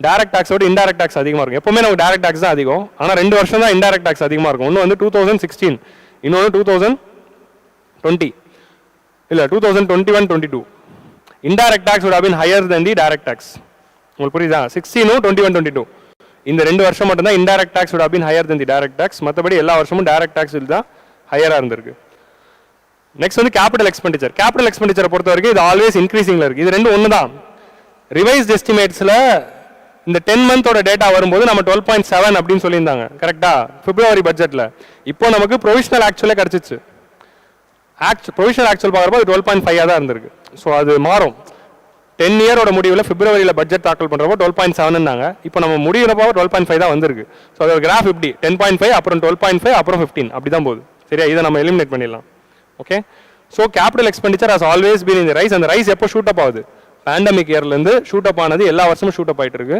ஸோ அதனால மல்டிப்ளையர் எஃபெக்ட் இன் எக்கானமி அதிகமாக போகுது அப்படிங்கிறது we are understanding from this thing அப்புறம் டெபிசிட்டை பொறுத்த வரைக்கும் we have to understand one important thing fiscal glide path so government வந்து பேண்டமிக் இயர் வரைக்கும் பார்த்தீங்கன்னா நம்மளுடைய எஃப்ஆர்பிஎம் ஆக்டில் என்ன டார்கெட் இருக்கு ஃபிஸ்கல் டெபிசிட் 3% தான் இருக்கணும் அப்படின்னு டார்கெட் இருக்கு okay so fiscal deficit should be 3% அப்படின்னு எஃப்ஆர்பிஎம்ல நம்ம டார்கெட் வச்சிருக்கோம் அதை நோக்கி தான் வந்து நம்ம போயிட்டு இருந்தோம் 4.5 4.1 அப்படின்னு குறைச்சு ஆல்மோஸ்ட் அச்சீவ் பண்ற மாதிரி இருக்கிறப்போ 2019 ஒரு ஸ்லோ டவுன் வருது எக்கனாமிக்ல ஒரு சில பிரச்சனைனாலையும் குளோபல் எக்கனாமியில ட்ரேட் வார்னாலையும் லோக்கல் எக்கனாமியில ஒரு சில ரிஃபார்ம்ஸ் பண்ணிட்டதுனாலையும் ஸ்லோ டவுன் வந்துச்சு லைக் ஜிஎஸ்டி மாதிரியான ரிஃபார்ம்ஸ் பண்ணதுனால கொஞ்சம் இனிஷியல் ஸ்லோ டவுன் இருக்கும் அதனால கொஞ்சம் செலவு அதிகமாச்சு சரி அடுத்த வருஷம் சரியாயிடும் பார்த்தா பேண்டமிக் வந்துருச்சு ஸோ அதனால நிறைய கடன் வாங்க வேண்டியதாக போயிடுச்சு fiscal deficit is nothing but borrowings ஒரு வருஷம் கவர்மெண்ட் எவ்வளோ கடன் வாங்குது அப்படிங்கிறதா ஃபிஸ்கல் டெபிசிட் சரியா ஸோ கவர்மெண்ட் வாங்குற கடன் வந்து டக்குன்னு ஷூட் அப் ஆயிடுச்சு ஸோ கடன் வந்து 3% ஆஃப் ஜிடிபி தான் இருக்கணும் ஆனால் அது வந்து 9.2 ஆயிடுச்சு ஸோ கவர்மெண்ட் 2021 பட்ஜெட்டில் சொல்கிறப்போ என்ன சொன்னாங்க ஃபிஸ்கல் கிளைட் பார்த்து சொன்னாங்க ஆமாம் இது பேண்டமிக்னால எமர்ஜென்சியில் அதிகமாக கடன் வாங்கிட்டோம் ஆனால் we will achieve 4.5 by which year we will achieve 4.5 by 2025-26 அதாவது அடுத்த ஃபினான்ஷியல் இயருக்குள்ள 4.5 ரீச் பண்ணுவோம் அப்படின்னு சொல்லி ஃபிஸ்கல் கிளைட் பாத் அப்படிங்கிற அந்த பாத்தை வந்து சொல்லியிருந்தாங்க அந்த பாத்தை நோக்கி தான் கவர்மெண்டோடைய ஃபிஸ்கல் கன்சாலிடேஷன் போயிட்டு இருக்கு ஸோ அது 6.7 ஆச்சு 6.4 ஆச்சு 5.8 ஆச்சு இதை நம்ம விட்டுருங்க 5.8 ஆச்சு அப்புறமா அது வந்து இப்போ 4.9 அப்படின்னு இருக்கு ஆக்சுவலி இன்ட்ரீம் பட்ஜெட்ல நீங்க ஞாபகம் இருக்கு அப்படின்னு பார்த்தீங்கன்னா இன்ட்ரீம் பட்ஜெட்ல 5.1 தான் இருந்துச்சு இந்த வருஷத்துக்கான ஃபிஸ்கல் டெபிசிட் 5.1 சொன்னாங்க பட் இப்போ கடனை குறைச்சிருக்காங்க குறைச்சு ஃபுல் பட்ஜெட் வரும்போது 4.9 இன்னும் குறைச்சிக்கிட்டாங்க ஸோ அடுத்த வருஷம் எவ்வளோ ரீச் ஆகிடும்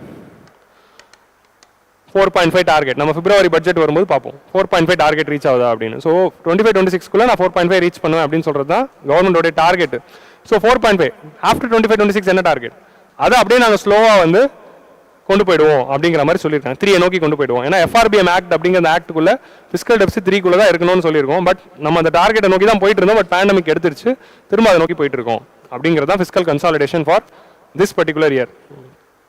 okay, so transfers to states. இப்போ நம்ம போன கிளாஸ்ல வந்து ஃபினான்ஸ் கமிஷன் பற்றி பார்த்தோமா? ஃபினான்ஸ் கமிஷனுடைய ட்ரான்ஸ்ஃபர்ஸ் போகுது. ஸோ இது வந்து சென்ட்ரல் கவர்மெண்ட் ஸ்டேட் கவர்மெண்ட்டுக்கு நிறைய விதமான ட்ரான்ஸ்ஃபர்ஸ் பண்ணுறாங்க. அதில் highest share finance commission. Devolution அப்படிங்கிறது ஃபினான்ஸ் கமிஷன் கொடுக்குற ஷேர் டு தி ஸ்டேட்ஸ். இது என்ன அப்படின்னா ஃபினான்ஸ் கமிஷனோட கிராண்ட். டெவல்யூஷன்னா என்ன? எவ்ரி ஸ்டேட்டுக்கு அந்த ஃபார்முலாவை பேஸ் பண்ணி பிரித்து கொடுக்குறது தான் டெவல்யூஷன். அதுதான் ஹையஸ்ட் ஷேர். ஒரு சில ஸ்பெஷல் ஸ்டேட்டுக்கு ஆர்டிகல் 275 280 இது பண்ணுவோம். 280 கொடுக்குறது தான் டெவல்யூஷன். ஆர்டிகல் 275 ஒரு சில ஸ்பெஷல் ஸ்டேட்டுக்கு கிராண்ட்ஸ் கொடுக்கலாம்.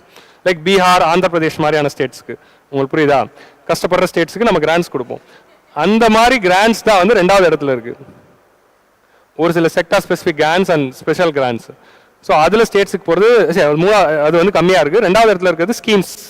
சென்ட்ரலி ஸ்பான்சர்ட் ஸ்கீம்ஸ் மூலமாக நம்ம கொடுக்குறது தான் 2வது. ஸோ அப்போ சென்ட்ரல் கவர்மெண்ட் ஸ்டேட் கவர்மெண்ட் கொடுக்குறதுல ஹையஸ்ட் ஷேர் வந்து ஃபினான்ஸ் கமிஷனில் போகுது. 2வது ஸ்கீம்ஸில், 3வது வந்து அதர் ஃபினான்ஸ் கமிஷன் கிராண்ட்ஸ்.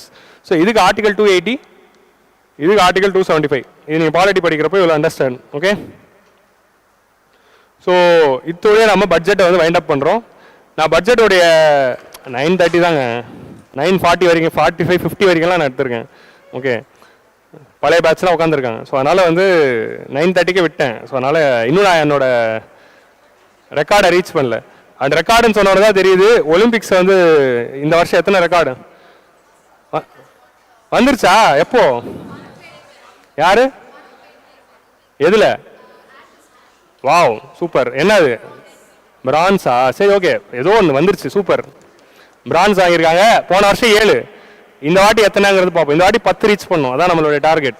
சரியா? So with this will wind up the session.